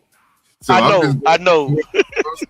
You know, Have fun with it. But I'm stuck inside my own head right now because the way I'm looking at this question, to me is the only right way to look at this question right now. Mm. And that's why and that may be wrong for me to think that way, but I'm looking at a whooping. A whooping is something a parent does that's to modify behavior. I'm also looking at it, if I say I'm disappointed in you, if I told my kids I'm disappointed in you, I'm also making that statement to modify behavior. Mm. So whether if it's a whooping or whether if it's saying I'm disappointed, I think it's the action of the parent that's being measured. Mm. So when you answer the question the way you answered it, in my mind, I know exactly why you answered that way. I just don't think it fit the narrative, though. What?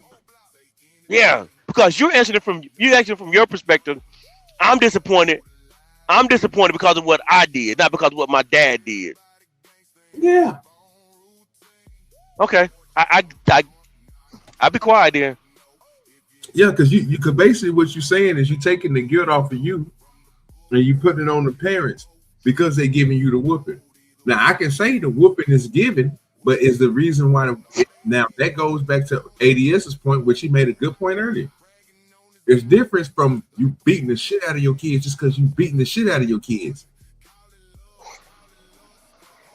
Then that might that might have some type of validity in the conversation. But is that what we're talking about? Niggas is beating their kids because they know we're talking about correction. So let me ask you one more question. Because you said something that might give me some more insight. How am I trying to get off the kid? How you what? You said something to the effect that you might be trying to leave the guilt off the kid. Leave the guilt off the kid. When you said something to the effect that if the father says I'm disappointed in you, then you said something to the effect, well, then you're trying to leave the guilt off the kid so the kid wouldn't feel guilty. Yeah, because B Sneezy said this is what he put in there. He said your dad shouldn't be disappointed, but it happens.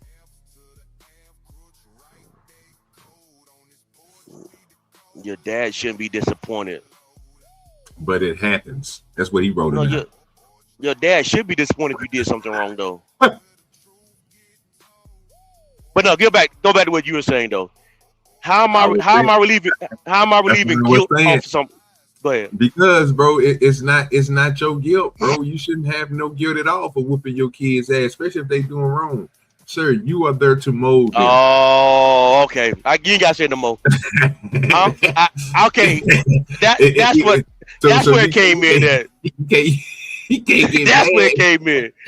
Okay. That's not that.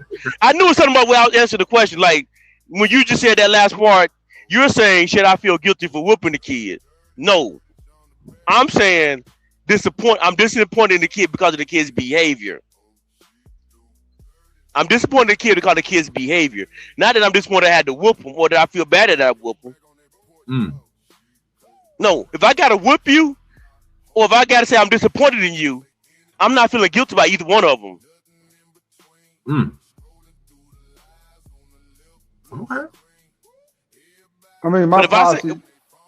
But if I say I'm disappointed in you, I don't see it as me relieving the guilt off the kid at all. I'm just saying to the kid, I'm looking at both aspects from the parent. I'm disappointed in you, so therefore I'm not happy with you right now. Or I'm disappointed in you, and I'm gonna put the belt to your butt right now. That's how I look at the question. But when you said that last time, I see what you're saying now. So move on. So Sneezy was right on point. Okay, so look, check this out. And yes, you got the flow. Then we do this real quick. Thank you, Kingdom Miner, for supporting the show, supporting the stream. Y'all be like Kingdom Miner. Hit the CashApp. You know what I'm saying? Send your boy a little something. I got to pay these stream yards and shit. You know what I'm saying? Look out for me. I think what everyone wants to know now is what are you going to do with all this money? I'm going to reinvest my money into the community. Oh, that's a very nice gesture. What were you Okay. Is that your son? No, I just bought this baby Cash. That's the whole fact. We did about that baby cash, nigga. You know what I'm talking about? We're good with you, Spunk. Yeah, chilling. Go ahead, ADS. I mean, that what John's saying does have some validity, you know, right? Sometimes a parent being disappointed can be enough to change a child's ways. You know what I'm saying? To make them think I don't want to disappoint my daddy no more. I know. I like when I was in middle school, we got blown out by like 40, 50 points, right? And I saw my daddy head hanging low when we walking out to the car, and I felt so bad because I know he was disappointed, right? He told me, you know what I'm saying, your defense sucked, your offense was worse. And he said, I don't even know what you was doing out there. He said, you want to quit? He said, because if you want to quit, you know what I'm saying, I'm good, you know what I'm saying, I'm okay with you quitting this. And I was so disappointed, right? That the next game we only lost by, I think it was 25. Well, I think it was 10, 15, 20, something like that. We only lost about 15, 20 points though, which was improvement, and everybody seemed to like it, right? Talking about that type of stuff there, yeah, I can get with that, right? But under normal circumstances, if my daddy would walk up to me and say, son, I'm disappointing you for your report card. Daddy, I'll do better. You better do better. And 10 minutes later, 2 days later, I'm cutting school again, out there eating candy bars and smoking cigarettes in front of the pantry.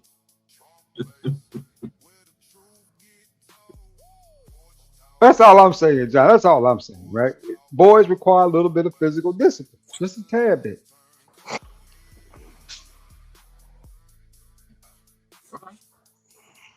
You've been tuning into this crazy shit, Spoon. No, sir. I just clicked on. Okay, cool. Because you're gonna love your boy Sharon talking real quick. It's his time. When mask off, it reveals vulnerability and uncomfort. Bar. So we can start with Mont. First, we got Mont, Eat a Man Too Strong, and then we welcome Happy in with the conversation. She could join in right then. So is disappointment a stronger tool than an ass whooping, starting with Mont? If I'm being honest, I don't think it is. I think it's a great tool, but I think for most children, rewind it to the question one more time, OG. I think children do need a healthy fear of their parents. And they smoke weed every day. Let that weed cannabis get on my page. Shoot. Cannabis hate. You can still get mass whooping that when you 60. What you talking about? I've been hearing him talk about police.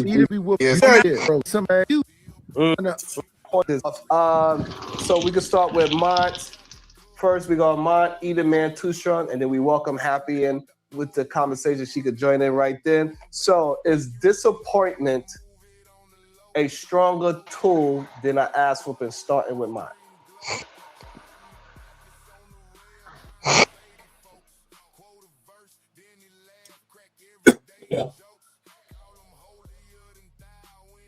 That's what he asked. Is disappointment a better tool than an ass whoop?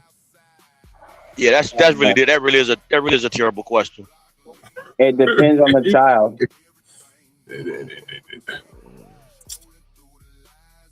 Some kids don't give a fuck about disappointing anyone. Some do, especially the parents. And I guess it depends. It also depends on how much disappointment have you did to that kid to make him not care. That's one statement. And how many times the child thinks they disappointed you would be another reason why they wouldn't care about being disappointing. So it just depends on the child.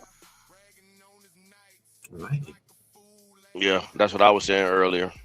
Yeah, well, they ain't still. So which one would it be? It's a terrible question. But okay. We'll do it. I answer the question. Okay, look. Tom, that is subjective, right? Answer, right? Yes. Cool. Can y'all just give me a subjective answer? Only two. Okay, I will give you the answer. Give you disappointment or ass whooping? Ass whooping works quicker, so I will go ass whooping. Let's go. That's what I'm talking about. Okay, I'm gonna go opposite of Tom just to be a contrarian, and I'm gonna say disappointment. Cool, no problem. That's the only thing I want. I didn't, bro. It's just your opinion. These niggas asked this. You heard what Sharon said about this? Oh, he got all happy. It's a good ass question. First thing John said, no, it's not a good ass question. I say, John, you're right. This is not a good question, but he said it is, so we're gonna go with it. And if I was up there, I would have just told them niggas a simple ass whooping. But okay, so I'm learning. It's a lot quicker. It's a hell of a lot quicker, I'll say that. I'm learning that these when we say like in that moment, that's a good question because it fits the narrative that we want. The fits the narrative that we want to sell more so than get into the honest of the truth. Because the question actually presumes an answer that you want to get to. Well, like I say, you right on that, John.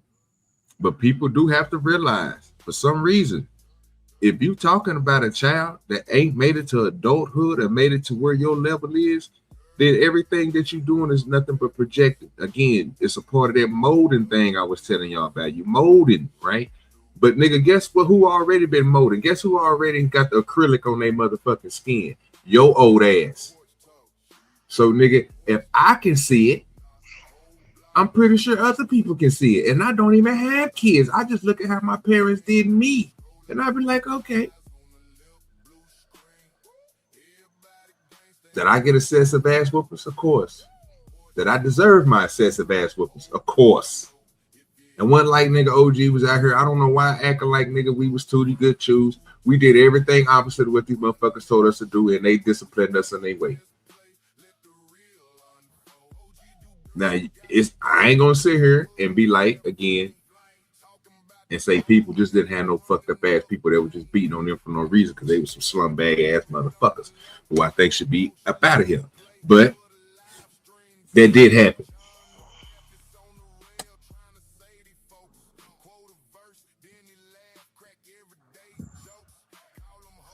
That's all I got.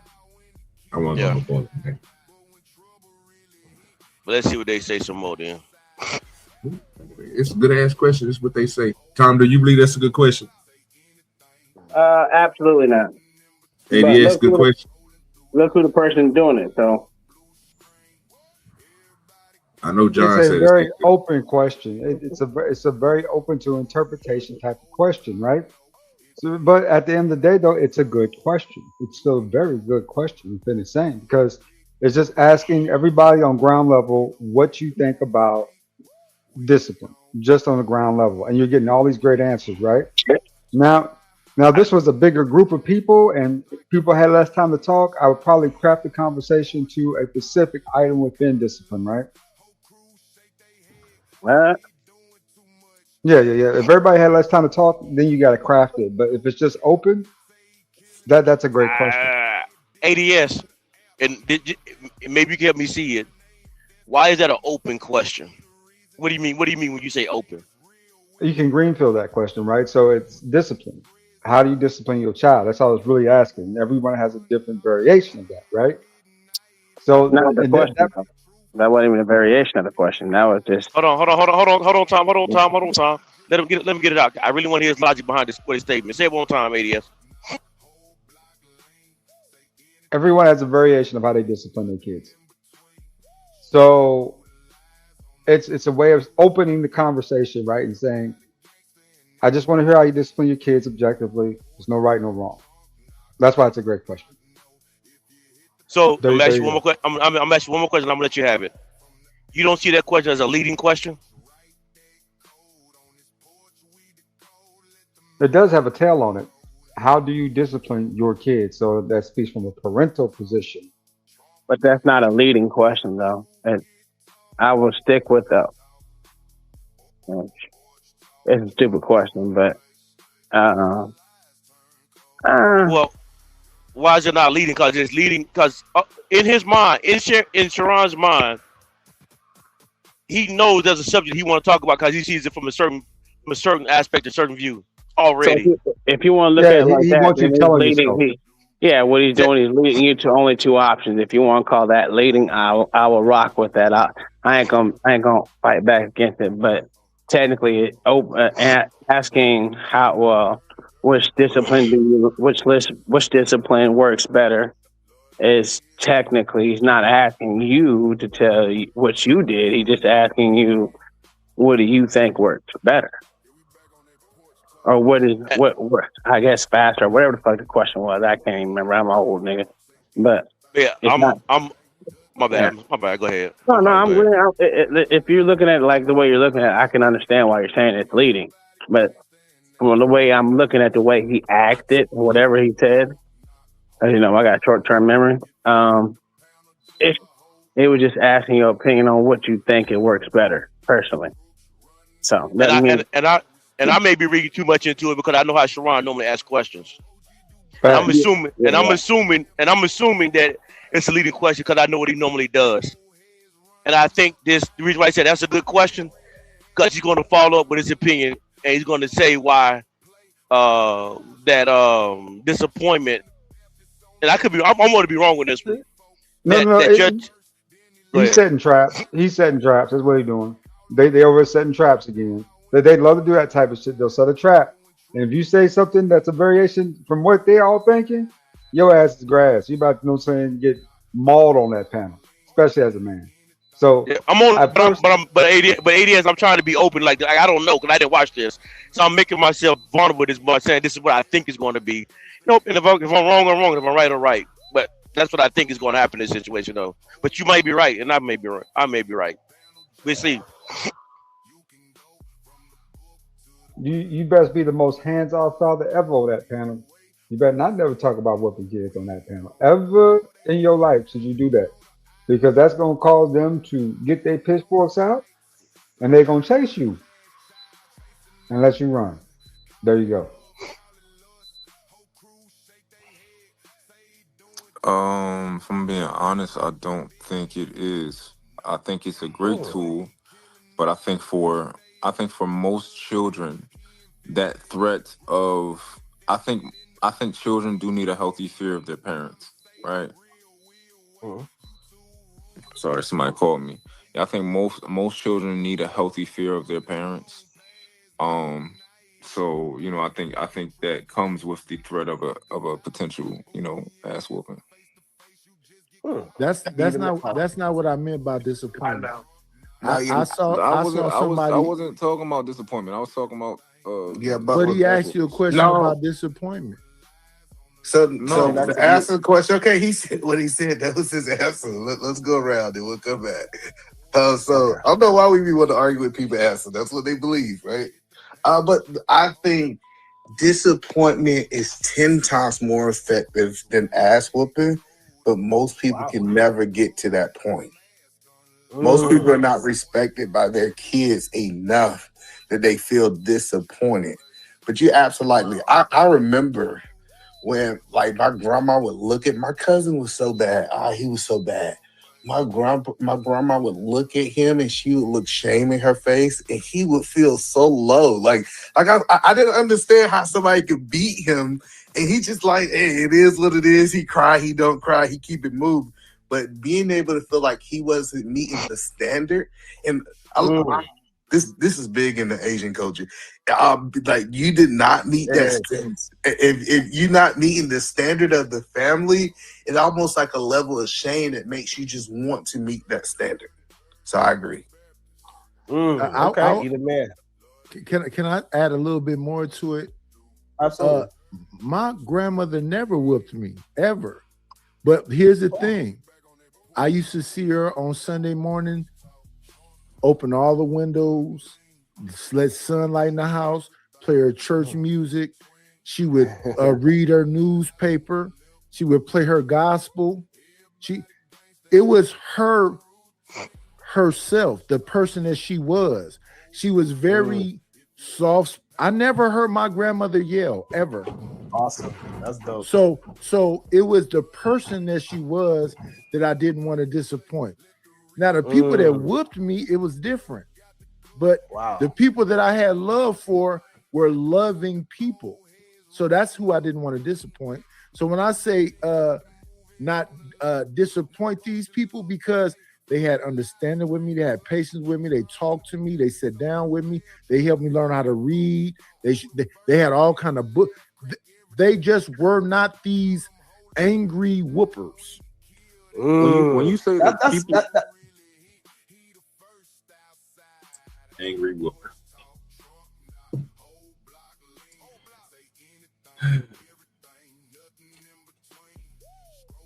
See, I have to disagree with Niners on that. I don't know what the hell either man talking about. Like I said, that's why I say it's not a good fucking question to begin with, because it just depends on the child. Shit, like I said, when I got my ass beat, you know what I'm saying? To be honest with you, it just made me sneakier. But it was effective in curbing that fucking whatever it was in their face. So they would probably never see me act like that again, because the simple fact is I knew what I didn't want. So as far as effective, that's subjective as well. If we're asking for a subjective, because if we're asking for effective, because we all know we all gonna fuck up. So you're gonna continue. You're gonna constantly disappoint someone in your life.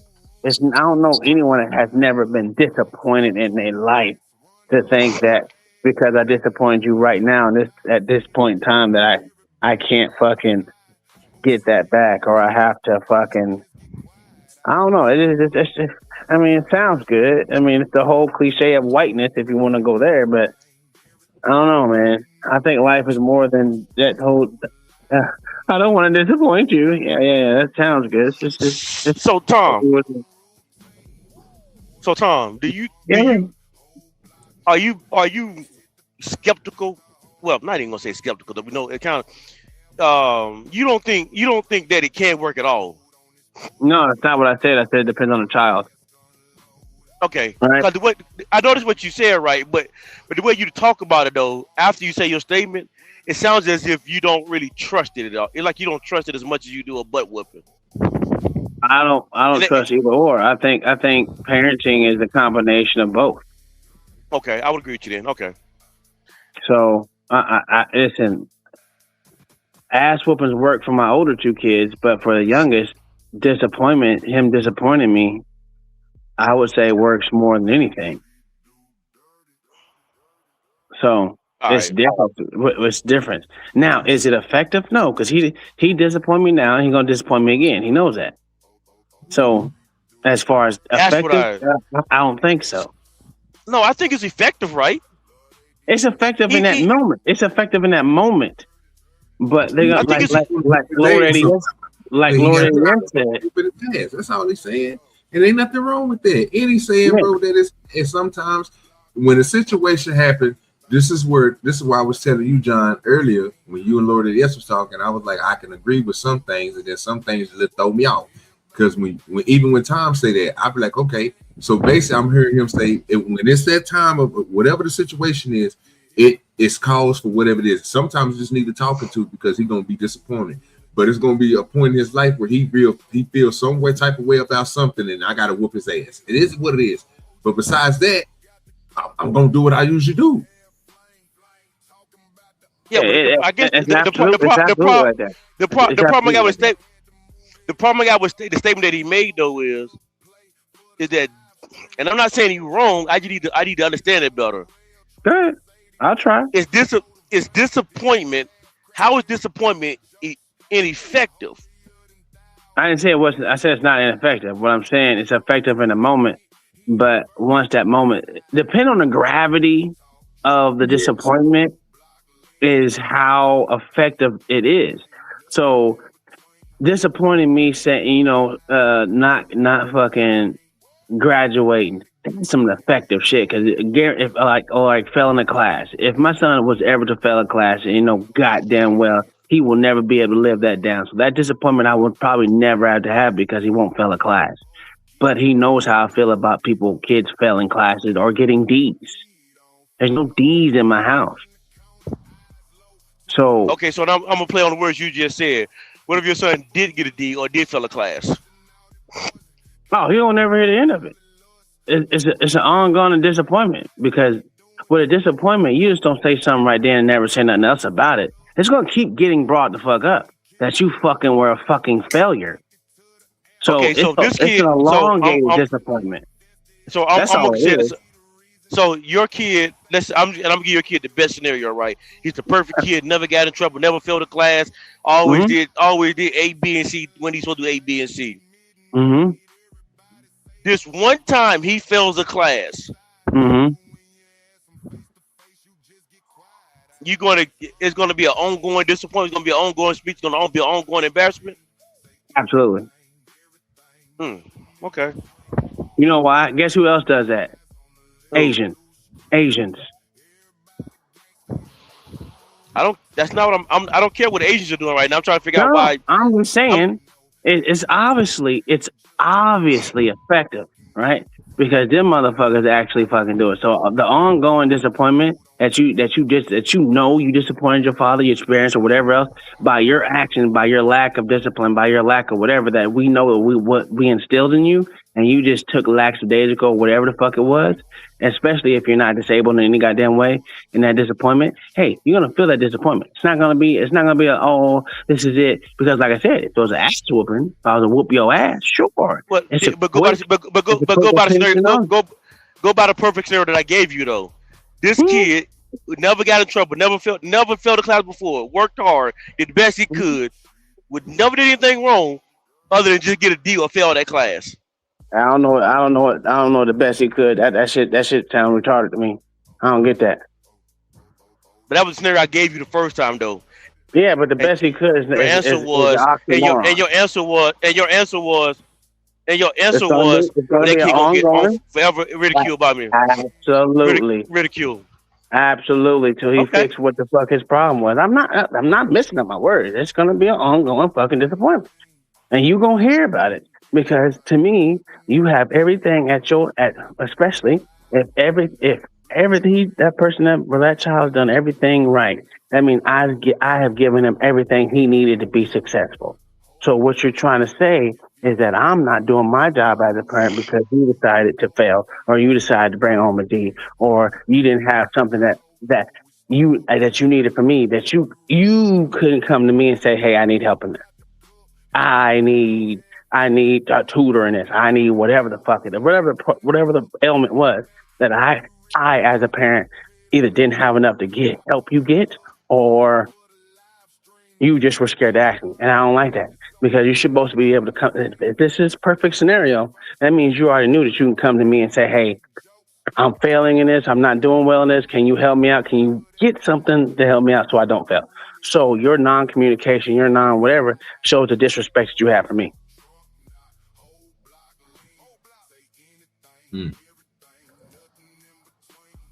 Because I give them every chance to motherfucking be successful. And if you feel that you're not, come to me and say, hey, something's not working. I can't get it. Can you help me out? Can you find someone to help me out? Can you help me to not be a disappointment? That's all. That's all life is about. So you felt it was okay to be a disappointment, to be put in an area where you can know you're going to be a disappointment or failure in this thing, and you just took it laying down. To me, that's not discipline. That's one of the things I stay really hard on my son about too, Tom, was grades, brother. I don't play them low grades. You know what I'm saying? Mm-hmm. I don't play those, you know what I'm saying, those mediocre classes, wood shop and all that shit just because you play on the team. You know what I'm saying? I need you to learn something, right? I said, I'm taking you out of the way to one of these charter schools over here, you know what I'm saying, that's really out of the way, right? Make sure you get the best of some of the stuff that, you know what I'm saying, we got to offer here. And man, I stay on top of that. That's one. I went to them PTA meetings. You know what I'm saying? I did that, right? Report cards. I'm checking my email. I know what their report cards come out. I'm checking those. You get home, you know what I'm saying? What you're looking at. You know what I'm saying? What's your homework, right? I pretend to look through his homework and act like I knew and saw mistakes just so he would explain to me what he was doing, right? Stuff like that, man. It goes a long way because it turns your kids gonna turn out good. You know what I'm saying? They're gonna turn out good. And, I mean, you know, this is just wanted to jump in on that. Yeah. All right. That's an important part to add in, right? Is that so they very existence of who they are is what got him to feel disappointment. So the angry person whooping your ass is like, it's kind of expected. But if the person that's always loving and responses to me and do all these great things, if that person do nothing but show me love, I don't want to disappoint the person that's always showing me love. I want to be always just like similar to them, be the best version of myself because you start to understand how difficult it is to be the best version of yourself. And so you don't want to disappoint that person that is working through all those things. That's a good caveat to add to it. You do understand that. Let me read this super chat, and I'm gonna pass it to my Too Strong and Happy. Perfect VA Niners, you're getting sleepy. Yeah. Thank you so much. Go ahead, Mike. No, I think disappointment is a part of an ass whooping. Like I don't think you can remove both of them. Like it's absolutely a part of it. It comes with it. I do not agree. Everybody that's we want y'all to support the poll. Type a 1 in the chat or type the number 2 in the chat to be a part of the poll. I absolutely think that whoopings is out of anger. It don't have no disappointment in it, in my opinion. I'm pretty sure you can find at least one ass whooping that got disappointment in it. So nothing's 100%. I'm gonna disagree with that. Ass whooping, you do have disappointment involved in ass whooping because if you just whoop someone's ass and don't actually come back and address everything afterwards, you're not being a good fucking parent. So disappointment is absolutely 100% part of an ass whooping. So that's why I said it just depends. Ass whooping. Let me ask you a question, though, Spoon. Who's the disappointment for, though? What's that? Say it again. Who's the disappointment for, though? So to Sharon's point, he's saying even in the ass whooping, which I disagree with him with, he's saying they all out of anger. I don't believe all ass whoopers that was all out of anger, bro. I mean, sometimes, bro, nigga, if you ass keep on doing that dumb shit, nigga, I gotta whoop that ass because your ass is the one being dumb. Yeah, I'm with you on that one. So I don't agree with what he says because I done whooped my kids and laughed while I was doing it. I was never mad, so that's bullshit. I don't have to be mad to whoop your ass. You didn't make them do the dumb shit. Yeah, so I don't know what the hell you're talking about. I'd much rather fucking punish your ass by making you doing push-ups and sit-ups. That takes longer, methodical, and you're gonna waste your time. Like even if it was writing, if you didn't write something like I wanted to, and your writing is all sloppy, your ass gonna write for hours. Believe me, you gonna get that shit out sloppy. I think what Sharon is doing is he's associating it all out of anger because that's probably how he received it or that's how he gives it out. I'm not sure. No, let me just say it this way. That's been his experience with it. My experience, raised up as a child. Yes, I think a lot of women I got was from anger and not reasoning and logic. One thing that I quickly learned as an adult when I began disciplining my kids, no, anger is not needed to discipline your kid. Reasoning and logic is. Because reason is and logic is you want to reinforce and you want to reinforce the good behavior and modify the bad behavior. If you can use reason and logic, to me that dispels the anger issue that he's talking about.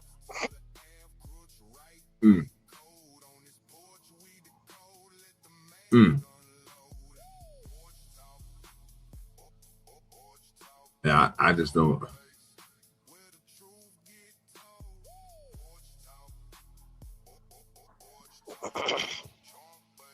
I just don't see the anger for it.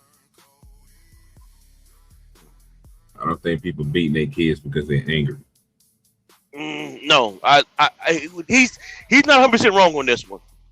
I think because I grew up with parents who literally whooped out of anger.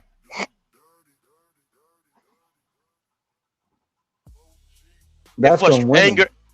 Anger. That's from women. I'm not even gonna lie, but that was the people though. And so what I'm saying, that's the part I'm saying that Sharon is not actually completely wrong on. But I think what he's doing though, he's sharing the experience that he knows of, like I know of it. It's our experience. Yeah. So you got whooped out of anger? Oh yes. What did you do to get whooped out of anger, sir? I did something that my mom didn't like. Like what? I don't know. I can't remember everything, but I just know there been time. Okay, I'm trying to recall one. It's been ancient since I've been a kid. You really put my mind to work right now. I ain't trying. I wasn't trying to. I was just thinking. Yes, I'm trying to see any form of fashion, nigga. That was that ass whooping justified, nigga. And if it was, okay, so how you doing, LA Projects? So let's say ITV, do what you do, brother. Go ahead. So because my mom was a single mom and she was always working and was always frustrated with bills. So you could ask for a few dollars for the school project or something you may want to do with school. And because she gotta tell you no, she get angry and whoop you about it. Because what they're really working from is the frustration that they're feeling. And then like you're doing like a kid and you may like, well, I really need this. I really have to do this. And then so the only thing she can resort to is, I told you no, pow, that's it.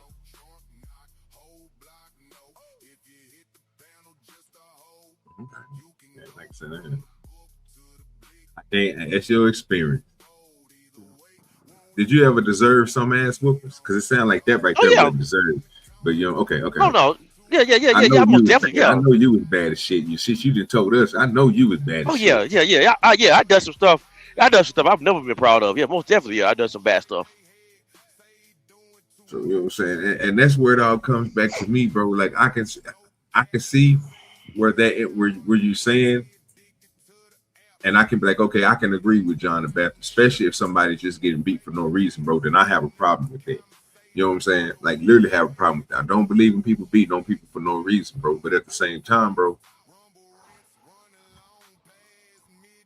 if you fucking up, bro, you fucking up, bro. You need some correction, fam. And some people, hey, we survived off them switches, them Hot Wheel tracks. You know what I'm saying? The belts, extension codes. But in the whole time I'm thinking about they doing this stuff, do they feel disappointed? Should I be disappointed for doing what I just got through doing to get this ass whooping? Or are they angry? That's the question I would have to ask. Is they angry because I'm getting whooped with this Hot Wheel track? Yeah, I'm gonna be. There's been one time that I hit my son out of reaction and not logic. And maybe it was some logic to that too. Because I saw him, when he was like 15, 16 in high school, and I punched him in his chest. And it might have been some logic to that too. But it's one time that I reacted quicker than I normally would have. But then I compare it to how I was raised. There's some individuals and people in my family, they reacted with a lot less logic, a lot less analytical thinking about the situation. It was just purely emotional reaction based on how they felt at that moment. Appreciate you willing to win. Y'all hit that like button. It's always good to see more likes than people in the chat, man. They let me know one of these days I might be featured on YouTube. You know what I'm saying? They're going to let your boy grow. You know what I'm saying? Nah, but I see what you're talking about. I see what you're talking about. But like I said, I would see that, bro, for somebody, bro, who's getting beat on, bro, like getting towed up. You know what I'm saying? Then I see what you're talking about, bro, for no reason. But if it's not that, bro, then yeah, I don't see why. I don't even see why they should be disappointed at all. I just don't see it. I don't see no reason to, fam. It don't make no sense to. The only way, like according to what you're saying, you shouldn't be disappointed if you use all logical reasoning to determine why this action need to be taken to correct the behavior. Because just like you shouldn't feel anything guilty about that at all. Because, bro, like Spoon was saying, if you're doing it the correct way, bro, which is disciplining them, you gotta give them a whap, whap, whap, whap. You know what I'm saying? We gotta remember, we ain't talking about a teenager. We talking about somebody underneath that. So when you start going to teenager stuff, other stuff go in the factor out. Like I said, I got the gloves. I had physical training I had to do, and that shit wasn't, you know what I'm saying, pull up, push ups, all that shit, nigga. So I mean, that shit tired me the fuck out. But at the same time, when I was a little kid, I didn't get that. I got whoopings. And even with the whoopings, if you didn't have a correction with the whoopings, like Tom is saying, why the fuck you even giving them? So I'm expecting that to come with it. If you're gonna whoop them, goddamn, tell them what you're whooping them for. But with basically what I keep on hearing everybody refer back to is just the plain ass beatings. Because your parent don't like the way you look, you smell, your hair not growing in, so they just beating you because you're ugly. You know what I'm saying? Like, we ain't talking about that. That's not what they talking about. Them people ain't gonna have no type of mindset to look at their kids and be like, oh man, I'm doing wrong. No, they believe that they're doing right. They beating them because of a reason. You giving them a reason to whoop your ass. So I'm thinking like Spoon just got to saying, the correction gonna come with that. And if it don't, then nigga, what the fuck are you doing? Why are you even hitting them? Absolutely. There's a reason why you come back and do that. It's called after action review, bitch. After I whooped your motherfucking ass, I'm gonna give you a reason why I had to whoop your ass. If I didn't give it to you while I was whooping your ass. But when you get to a certain age, I would say 13 and older, I would say that I got different methods, right? I'm gonna use other methods besides whooping your ass, because now I gotta match your strength that you starting to gain with mine. God damn it. Well, at least with the model, not mine, but still, I shouldn't have to whoop your ass. That's what I tell my son now, dude. Why do I have to why do I have to call you all kind of names for you to do the right shit, man? Just get it right the first time. It's like y'all want to hear me say something instead of just doing what you know is expected of you.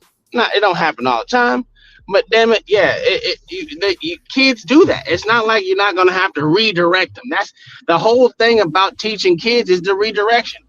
I don't understand why that's a hard thing to motherfucking think. Like, redirect, even after you whoop their ass. Hey, look, this is the reason why I did what I did. Now that we know that, do you think that you can act correctly? You can do this, that, and the other thing without me having to do this? Because at this point in time, you know what's wrong, and you know what I expect from now on out. You absolutely know what I expect. If you have a problem with that, let me know, and I can help you be successful in whatever you're trying to do. That's why I say an open line of communication with the kids, even though once they turn 18, you know, they do what they want to. But as a kid, dude, ask me for help. I'm here. That's what I'm here for. I'm a fucking parent. And what, to me, the reason why I look at it like that, because my parents couldn't help me in my homework and shit like that. I can. I made sure that I know just about as much as my kids know. That way I can always help them. My parents, I can't say that they did. But shit, I made it an effort to. I'm talking about school. I'm not talking about in life in general. Oh, sorry. I know a whole bunch more than my parents than my parents knew when I was a kid. And that's I'm not saying you wrong. I'm not saying your parents. I'm talking about you and your kids. I was thinking about what you said and trying to apply it to what I was thinking about me and my kids. But go ahead though. I'm still listening to you. Go ahead. No. To be honest with you, I hated that my parents couldn't help me with something. If I needed help, I had to go somewhere else to find it. And if my parents can't help me, I'm gonna have to pay or fucking find someone else in school that can tutor me in this. And I didn't want to. I shouldn't have to do that. That's why now that I'm a parent, if my kids needed help with something, I was able to do it. And I wanted to make sure. What's the highest math you took in high school? In high school? Yeah. I took pre-calculus and trigonometry, and then I took AP Trig and AP Calculus at the same time. Okay. So I'm kind of in your parents' situation, right? Because the highest math I took was geometry. And my kids took my son took geometry in 8th grade. They took geometry in 8th grade. That's the crazy part. Well, no, not. I'm sorry, then. Whatever 9th grade, 10th grade math was going to be. After 10th grade, I ain't taking no more math. I ain't even have to graduate. Whatever math you need 9th or 10th grade, that's all I took. So what I'm saying, all I'm saying is right now in these days, what I'm saying right now in these times, they taking geometry in the 9th grade. That's how crazy it is. Yeah, I'm saying but I get what you're saying, though. But back in my day, geometry was like 9th or 10th grade. Yeah. Back in my day. So what I'm saying to you is though, after pre-algebra and algebra, I actually dropped geometry. About 9th grade, I dropped geometry, and I just started taking the other kind of math that did just the math credit just to graduate, because I feel like I'm not doing nothing with math anyway. But now, my kids my son took trigonometry, I think, which I could never help him with. Now, but this is what I would do though. I would say to him like, if he's struggling with a subject, come teach me how to do this problem that you can't do. So if it's a math problem he can't solve, teach me the formula, the reason to go behind this. I don't know if that's not because I don't know. I don't understand trigonometry. Teach me the concept. Everything's formula. Don't worry about it. So teach me the formula that goes. So you're good. Yeah. Okay. Yeah. So teach me the formula that goes with this problem, and then teach it to me. And then by you teaching it to me, sometimes it works, sometimes it wouldn't. And help him figure out what he wasn't doing, or what he was, or what he wasn't doing. So even if you're a parent. Even if you are a parent who only has geometry level high school education, and your kids taking trigonometry, there's still something you can do that can help your child get the concept. Yeah. It sounds good.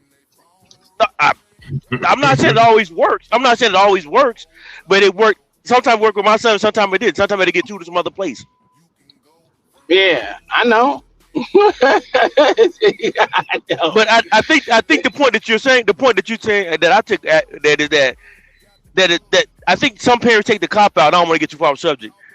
Take the cop out because I don't. What? Oh yeah. I mean, I was agreeing with you. Yeah, that was what most parents take the cop out, saying they don't. Go ahead. Let's finish your phone. Yeah. Most parents take the cop out like, I don't know much about this. I can't help you. No, that's something you can do. Even if the child got to teach you what you don't know. And in doing so, it's going to help you remember something the teacher said. Yeah. That's all I was trying to push back on though. It's like it's something you can always do. Yeah, my dad knew more math problems than I can do, but at a certain time, I'm surpassed him. You know what I'm saying? I'm in all AP courses, and then when I found out AP courses don't mean shit, I just started taking college courses. So that is what turned me into like, you know what? I need to know as much as my kids. That was me thinking as a kid. I'm gonna be honest with you. At 17, 18, nigga, you know what I'm saying? I knew Jesus was coming in the year 2000, so I had to get my kids together. You know what I'm saying? I was out there trying to get everything pregnant. So it's crazy. And come to find out that Jesus didn't come in 2000. It just soured me on a lot of things. Now you got all these bastard kids out here, huh? No, I don't have any bastards kids. I was shocked I didn't, to be honest with you. It's crazy. It's crazy. All right, y'all. Let's check this one out before we get to the Snoop Dogg shit, before we get up out of here. Check this out. I'm paying for this. I want it. It's ugly. This mom took her son to the car dealership to surprise him with his first car. But instead of appreciating the gift, he rejected it because he thought it looked too ugly. And that's when the mom taught him a lesson he would never forget. Oh, you can catch that damn bus. I'll take the bus. Oh, then what the hell you gonna do? That's what the hell you gonna do. And I'm glad you will, because you'll drive and I don't want to see you in this car. Since you want to talk about it, don't get in his damn car. Because I'm getting this for y'all to get to school so y'all won't have to worry about no bus. You don't appreciate shit. You're going to want it later when you see him driving there. If you want to keep being ungrateful, I got something for you. There ain't shit wrong with this car. This car nice. Anybody appreciate this car. You just disrespectful. And you're going to stop getting disrespectful. Get in that damn car. Get out my face. Because I don't like that. Anyway. It's ugly. Yeah, you ugly too, goddamn. You look just like it. Your attitude ugly. You better watch your mouth. You better stay your ass in that car and don't get out that car. I got some for his ass when we get home. Disrespecting. I'm taking that phone. Taking your phone in that game. I'm paying for this.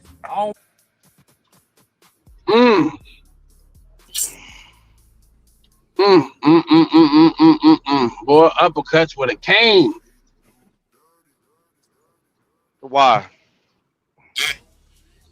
because she angry about something. Because she angry about something that she set up. This the part of illogical stuff I'm talking about. See, she mad at them for something she set up. No. I'm not talking about that. I'm talking about the disrespect that motherfucker was popping off at his goddamn mouth. Yeah, something she set up. No. Oh, you mean for him to be disrespectful? She set that up. Yes. Oh, okay. I mean, you explain that one to me. Him rejecting his car and being disrespectful about the car is nothing. This is nothing new. This is a behavior that he's been displaying. She's just mad now because she went and bought a car and he's not accepting the car that she brought for him. Oh, I agree with that, but I'm talking about the guy that disrespect right now. Why you talking about disrespect? Because she never motherfucking didn't obviously discipline that motherfucker enough for him to open his mouth and pop off what he was saying.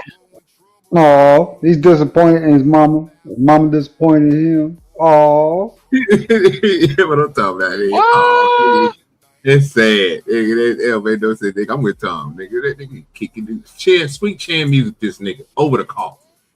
Nigga. I just don't get what y'all saying. Nigga, like, nigga, you didn't hear what that nigga was saying? You didn't catch that shit? Man, listen, I'm telling you, I put a Jabberwock in his ass all across that motherfucker. He would have got tutted on that bitch, goddamn it, fucking with me, all across his face. And see, that's the difference, though, Tom. See, when the woman raises the boy, this is what they turn out to be. You know what I'm saying? Sissy type, right? When they playing about even having anything at this point, you know, they go up soft like that. But a man will walk up to that little nigga and jerk a knot in his ass, and then take that car back. Nigga, I ain't taking the car back. I already paid for the motherfucker. Shit. No, I want my money back. You don't get your money back from car dealers, nigga. 30 days. 30 days. No, that ain't that. That's a lemon law. You don't get your money back in 30 days. What the fuck are you talking about? You get your money back guaranteed 30 days. Most licenses get back in 30 days. They used to give you 3 days. What the fuck are y'all talking about? They used to give you 30, nigga. I thought it was 3 days now, sir. You can't drive off that lot without bringing the hoe back in 3 days, nigga. Them motherfuckers, that hoe yours, nigga. Yeah, I take that shit up there, and No. She went to a buy here, pay here motherfucking car lot and got that motherfucker. Yeah, so all sales are final. She can't take that car back and get no goddamn refund. This ain't what? No, sir. It's a whole car, nigga. What they crying for? Why? Because them niggas ain't never had a 1983 Buick LeSabre, nigga. That's what. That wasn't even a Buick. I know. I'm just saying. He hasn't had one of those. Bro, I thought he would love that car. Bro, look, let me run this back.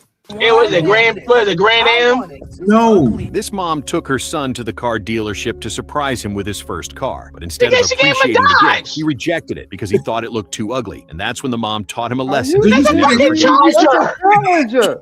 That's a Challenger. Get the fuck out. That's a Challenger. I'm just saying, bro. This is what I'm saying. This is wild. That just blow a nigga mind when you see what type. I mean, the car's in good. I would have loved. Give me that shit. Give it to me. Sweet chin music. That nigga for real. I told you, right over that bitch, nigga. You tripping, nigga? I would have took that car. Don't worry about it. I'm gonna take that car, and don't put your motherfucking feet in it. And when we get home, everything I ain't got you to include a bed, nigga. All you gonna have is a wall. If you have a motherfucking room by yourself, bitch, you got a wall, nigga. That's all you got. 4 walls, nigga. You ain't got no bed. You ain't got no TV. If I purchased it, nigga, you ain't touching it, nigga. Fuck are we doing here? I hate ungrateful motherfuckers with a passion. Just saying. All I was trying to say from the beginning though is that we she's showing this video. She posted this video about her son's behavior towards the car, and I'm saying this behavior just didn't start on this car. He's been displaying this behavior for the past 15 years of his life. That's probably true.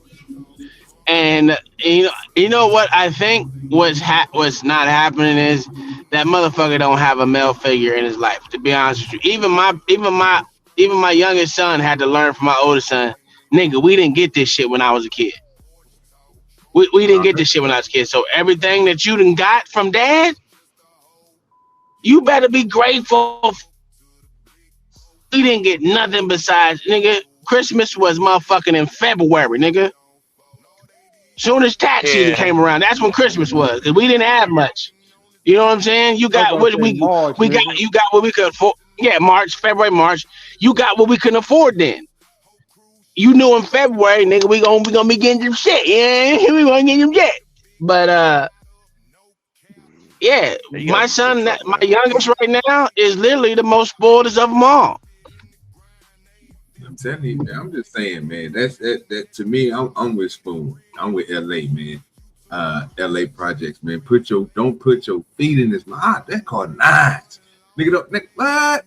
Nigga, don't put your motherfucking feet in. And I'm gonna keep it washed up, nigga. Go out there and wash the car. I'll make sure that motherfucker don't have a motherfucking piece of dirt on it, nigga. You better get your ass out there and wash my car, nigga. Yeah, and you gotta wash it, nigga. You know what I'm saying? Because you tripping. I don't know what's up with these young bucks these days, man. This is what I was saying, and this is what they was talking about on that other part with Nidus and them. I'm looking at like, man, come on now, be for real. You mean to tell me this is what that non-discipline get you, bro? Yeah. In 1994, I got a 1972 Delta 88 Oldsmobile. Ooh, that bitch is bad, nigga. I had that same motherfucker, dog. Nice. And you think that thing was rusted out? You think I complained? No, I drove that car like it was a Cadillac. I put my sound system in there, cleaned it up, put my radio and some tires on it. I drove that car. It drove like a truck.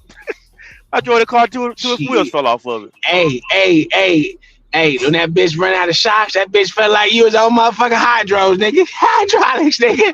That motherfucker used a bad boy. I used to love that shit, dog. Yep. Man. God, dog, I miss them cars, man. Me and my friends could ride 6 deep in that bad boy.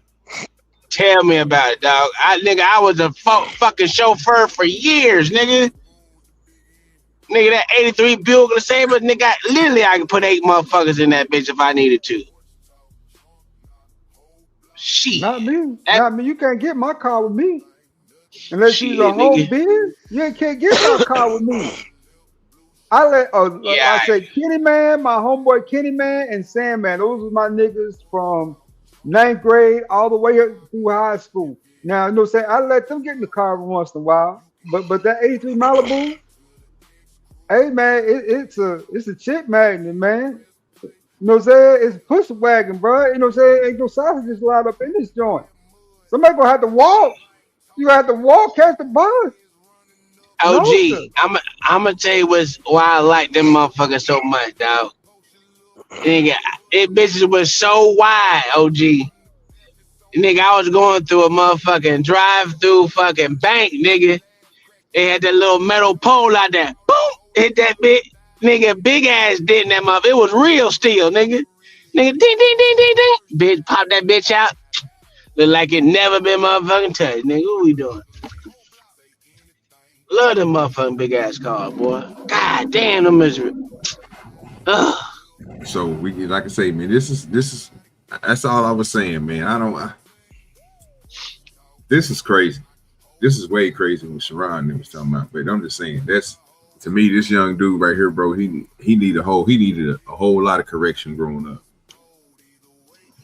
Yeah, absolutely. He's been raised around too many women.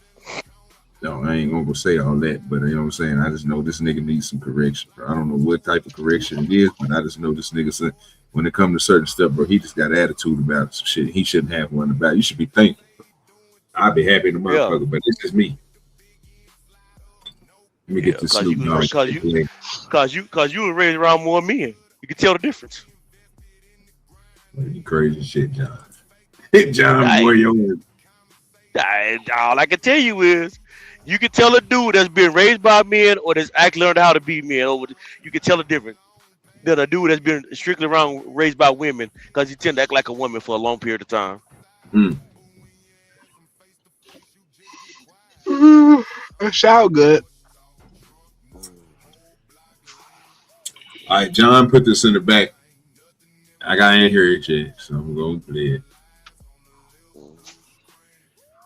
I don't know. Hey, I didn't. That wasn't for the show. Oh, that wasn't for the show. Okay, you don't want to play that. that was just for that was just for you. That was just for you.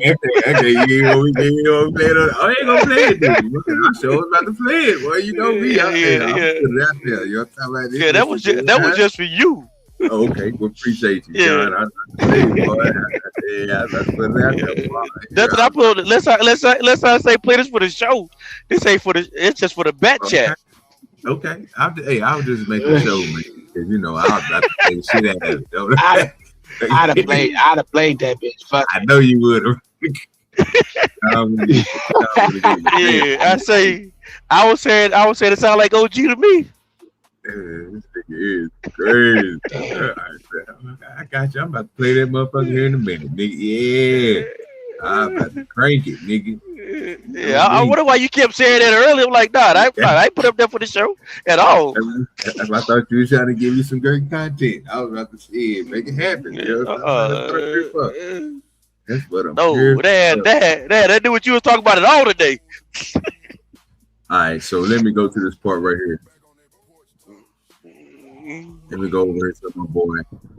Let me go over to my boy real quick. I'm trying to find out what the hell it was. Before it was.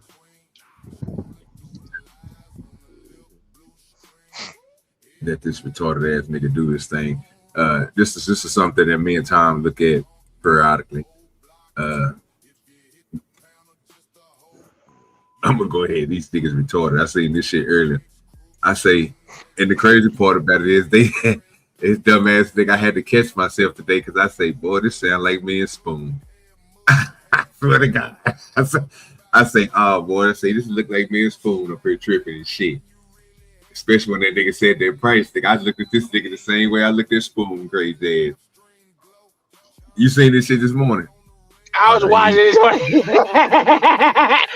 yeah, I watched this shit this morning. I watched the whole show. These niggas retarded, bro. This is my favorite part, though. Look at this nigga JB crazy. How much are y'all gonna cost you? How much did you say? How much is that gonna? Wait. Let me take it back. I gotta take it back. What'd you say? So in his new age situation. Keep saying that, like, huh?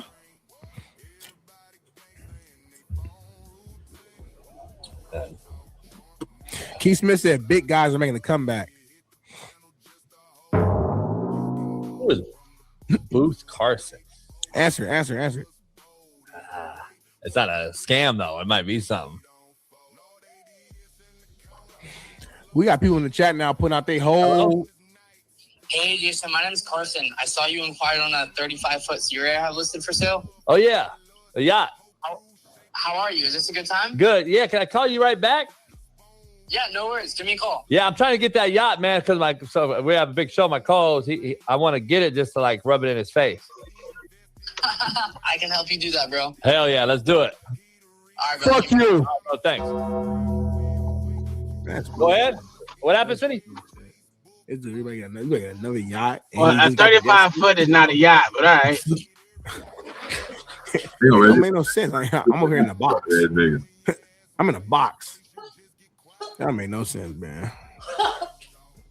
I did not know that call was coming in, homie. My bad. Huh? Nothing, bro. Nothing. Let's just finish the show up, man. Homie, hold on, though. You said take the call, homie. Yeah, but I know it was that call, bro. See, exactly, though. See, that's how women are. Let's go back to this brass tack. See, women get offended when they ask you to do some shit, and then when you go do it, let me break this down exactly how Smitty's doing right now. So what happened is this. So let's just use Monica. She married stuff, no disrespect, but me and Monica, right? So like, we're together, right? And she's like, "Hey, listen, we've been together 20 years. I want to spice it up. I'm gonna let you go get some other pussy." Huh? So I go get it, and then she feels a certain type of way. She cooks. She don't want to fuck with me no more. She don't look at me the same. You know what I'm saying? Oh my God. Now he's doing that, and it's not even the same. She's not even in it. She's emotionless. Yep. That's how you just like. I took the wind out of yourself just now, homie. I just crazy that you just keep buying shit, homie. I didn't buy nothing. Like, I'm using your shit with the LLC. That yacht, homie, that's gonna cost you 15 to 25K. Just give me the 15, 25K. Like, you gonna throw money away? Cool. It's gonna take what? How much is that y'all gonna cost you? How much did you say? How much is that gonna cost you? Wait, how much did you say? I said 15 to 25K. 15 to 25K? Yeah, because you're gonna trade your That's current yacht crazy. in, and then you're gonna put down additional 15 to 25. What? Shit, if that was the case, man, you wouldn't even know. If it was 15 to 25K, you wouldn't even fucking know. So what are you even saying right now then? Are you telling me it's more? More? How much it cost? Hold on, Eddie Jones said you spending 200 on a yacht? 200? More? 200, I win. I would fucking have that shit already. How about 800? What? Property. I could buy 2 properties back in Nap I know, man. and set them up for Airbnb. Hey, listen, I get Wait. it. Whoa, You're literally stopping my. How much is he getting paid? How much is he getting paid, bro? Oh, don't worry about it, nigga. He gonna come up, bro. That nigga, he fucks me the head up. That nigga say, what? I'm 5 foot, 35 foot. Nah, son. That ain't even yacht material, bruh. If you talking about a yacht, you talking about 45 and 45 plus. Everything else is in small boats, nigga. a cabin cruiser, nigga. That's what that nigga getting. That ain't no yacht, nigga. 800,000. That's not a yacht.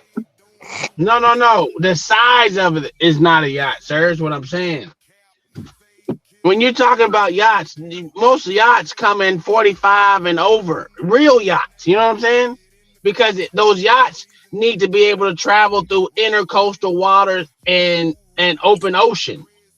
35 foot, you gonna be struggling. That's what I'm saying.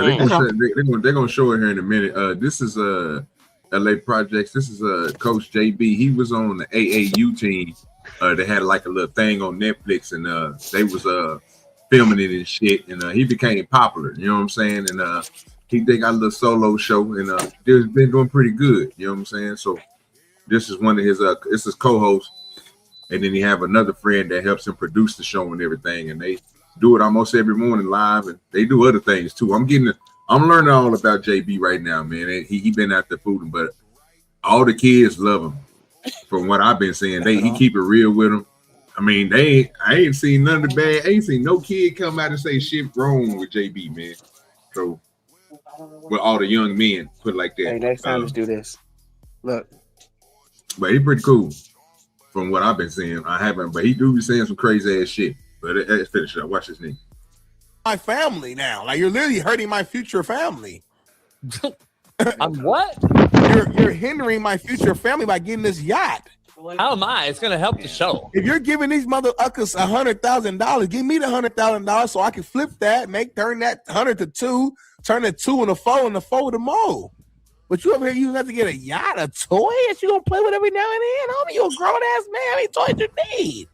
You got a movie theater, a Miss Fan. You got a swimming pool. I forgot. You got a pool getting made in the backyard right now. They're digging up the dirt tonight. Smitty, I'm gonna put it in the chat. I'm putting it in the chat. Hey, Bailey, can you show this link, or how would that work? Thank you, Monica. What's the ROI, JB? Like, what's the ROI on this? There is no ROI, Monica. He's losing money. Nah. Here, I'm gonna put it in the chat. I'm gonna put the thing in the chat. I just paste it. Oh no, I can't do that. Fuck, it don't work. I just clicked on it right here. This is the thing. Hell no, bro. I'm gonna beat your ass. Huh? Yes, man. Let's go ahead and wrap this show up. Hold on, I'm gonna paste it in the thing, homie. I see it right now. I pasted it right there. That ain't even worth it. Huh? That's not worth it. What's not worth it? If I'm looking at that number correctly, it should be the motherfucking. It should be one of them big ass Titanic yachts. No, those are 20, 30 mil. Home, that's a house. That's like a house. How many? Do you know how expensive boats are? It's more than your house, though. That makes no sense. I get it, but I'm just saying it's you different. don't get it. No, it's different. It's for the show.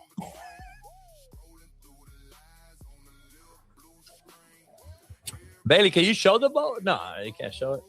I don't know how that works. He can screenshot a picture. Oh, good shit. There you go, Smitty, right there. What do you mean?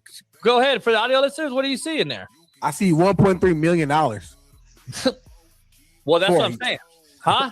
For a yacht. I'm saying D Jones said $200K earlier. That's what the down payment is. It's the same size as your current yacht, though. Now it's more up to date and the color scheme and all that. That's cool, but it's the same size. Not the same size at all. It looks like the same size. Your yacht is dinner that size. Homie. Do we go down deep or something? Am I missing something?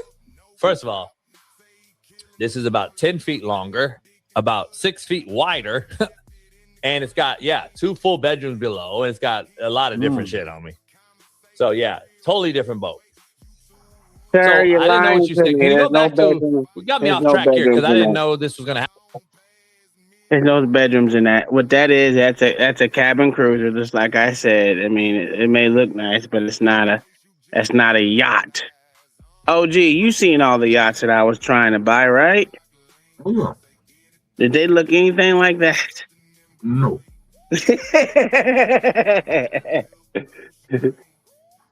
He only paying that money because he in California. That don't even make any goddamn sense. That just sounds stupid.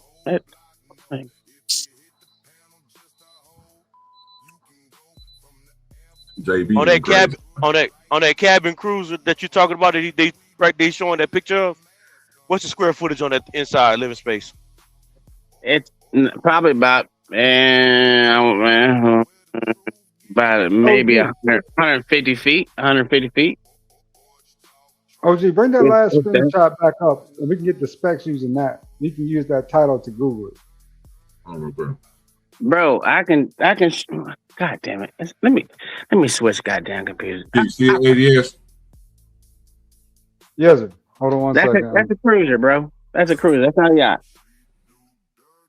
Was that 2025? Yeah, cruiser, super yacht. Cruiser. It says cruiser though too, doesn't it? Yeah, cruiser yacht. 42. Yacht. I think that's a G or a C. GLS 08. GLS 08. 42. 42 something. 42. Yeah, 42 feet. 42. Oh, if it's 42 feet, then it's bigger. But I'm telling you, yachts don't start between 45 to greater. That is small. If he's saying that's a yacht, that's crazy. Yeah, it's a sports yacht. I guess. Well, can yacht just be a brand? No. It can't? Okay. When I sign on my computer, I'll show you a fucking yacht. Because I've been looking at these some bitches for a minute. I've been trying to get in this one of these motherfuckers for a minute now. Because some we talking about it like it might be a brand, the way y'all talking about it. No, it's not a brand. I mean, I know a yacht is a boat, but I'm saying because somebody just never mind. You already answered the question. It's a designation, man. It's a title for the style of boat. For that style of boat. Hey, everybody get on my computer.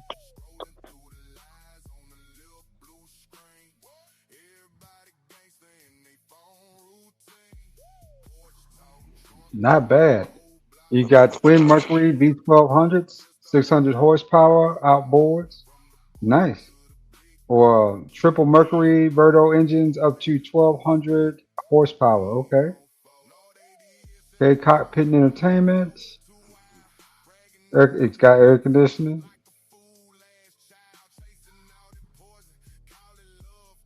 Okay.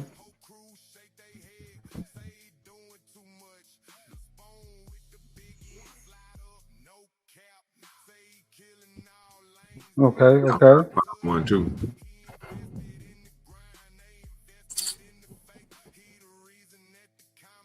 Yeah, it's a nice boat. It's really nice. A little expensive though, man. Mil 3, that's a lot of money. That's a lot of money. That is a lot of money. There got to be something to it. Spoon know about them boats. Shit, he about to get in one.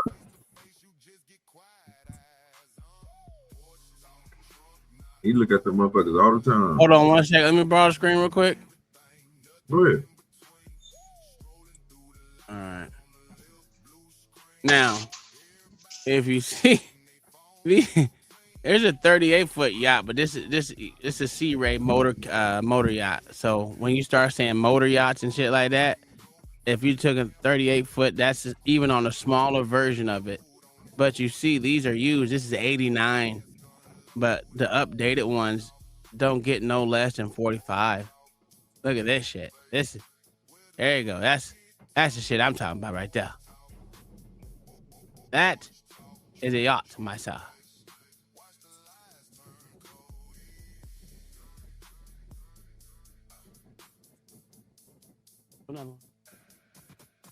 So, print. No, do a print. Thing Roser. Yes, clean. But I'm gonna go back here. So you see the difference in what his little bit ass boat. This is an actual room, an actual bathroom, another room, what they call states room. So, or state room. But yeah, and it comes with a little dinghy on there. You know what I'm saying? Yachts. Don't let these motherfuckers fool you. Now, I mean, I guess you got smaller yachts. I guess that shit ain't a yacht. It ain't a yacht if it don't come with a dinghy. Even this old ugly ass motherfucking shit, that's 30 grand. I can get that one right there. Look at it. Yeah. Well, there's somebody living in that hole. Yeah. You're supposed to live in the motherfuckers. You're literally supposed to live in your motor yacht, sir.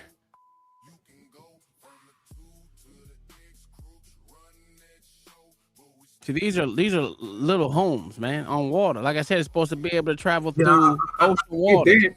See, even when it comes to those, bro, I only seen one or two people that was rich enough, bro, to keep their shit, bro, with nowhere near water. But they kept that bitch on a modified. It was a special trailer that held that motherfucker, and that motherfucker didn't move from the side of their house, bro, except when they went on vacation. But they had, like, nigga, a big ass Cummins trucks to pull that some bitch. That motherfucker had you know what I'm saying? They had a big ass motherfucking what the fuck they call it where they hit it in the back of the truck? John know what I'm talking about. This is a smaller one. Probably the size that he was looking at. Yeah, that'd be like you said, a cabin cruiser too. See that? Fifth wheel. So that's, yeah, you can actually travel. That's what I'm talking about, Kojak.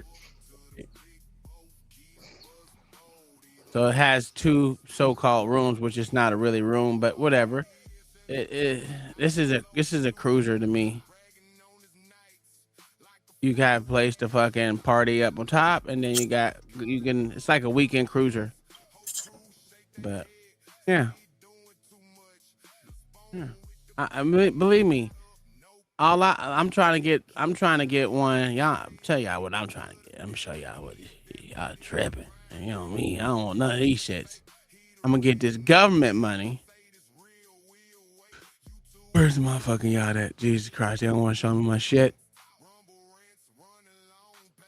This is what I'm trying to get right here, OG.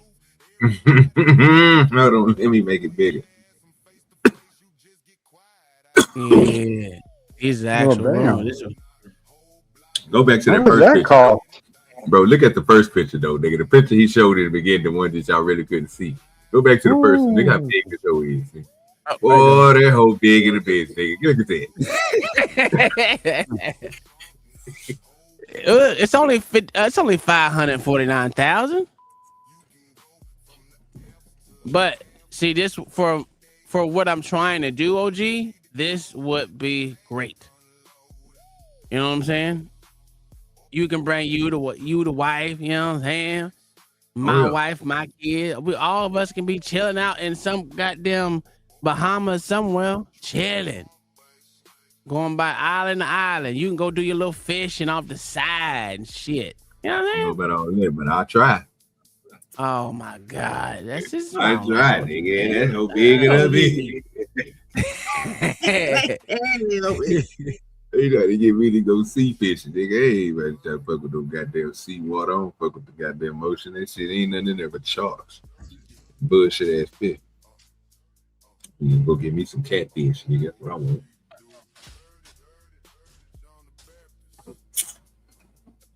Give me 1 second.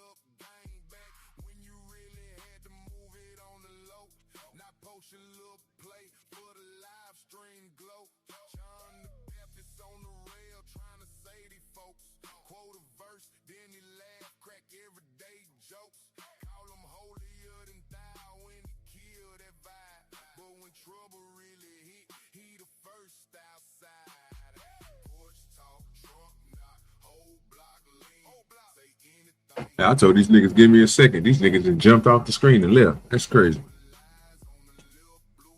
Well, shit, fucking, we only got an hour before we get ready to go on the porch. So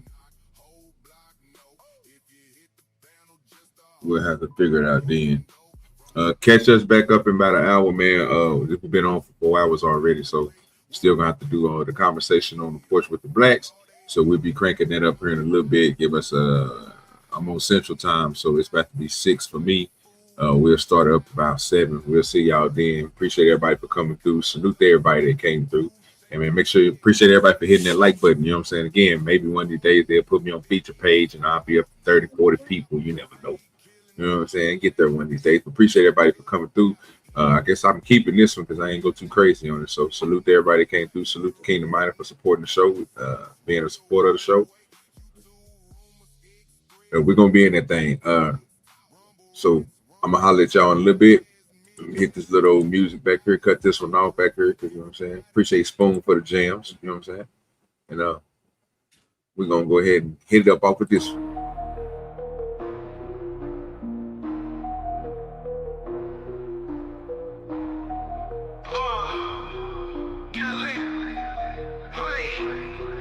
OGDoDirty, flipping packs in the bag, stuffing the blunt, fat sack, jet black Cadillac, stacks in the mattress, cash cow status, walk in the streets, heat up, no crack, blunt blazing, smoke hazing, OGs in the attic, crispy clean kicks, ain't nothing static, Southern Nights, trap dreams, raw matic, light it up, inhale the magic, erratic, down south, making moves, 808s, hit raw, sip the lean, slow the scene, outlaws on call, counting bills, run the thrills, trap house ball, switches in the air, grandiose alcohol, dirty dope dreams, with the crew so mean, like some movie scene, trap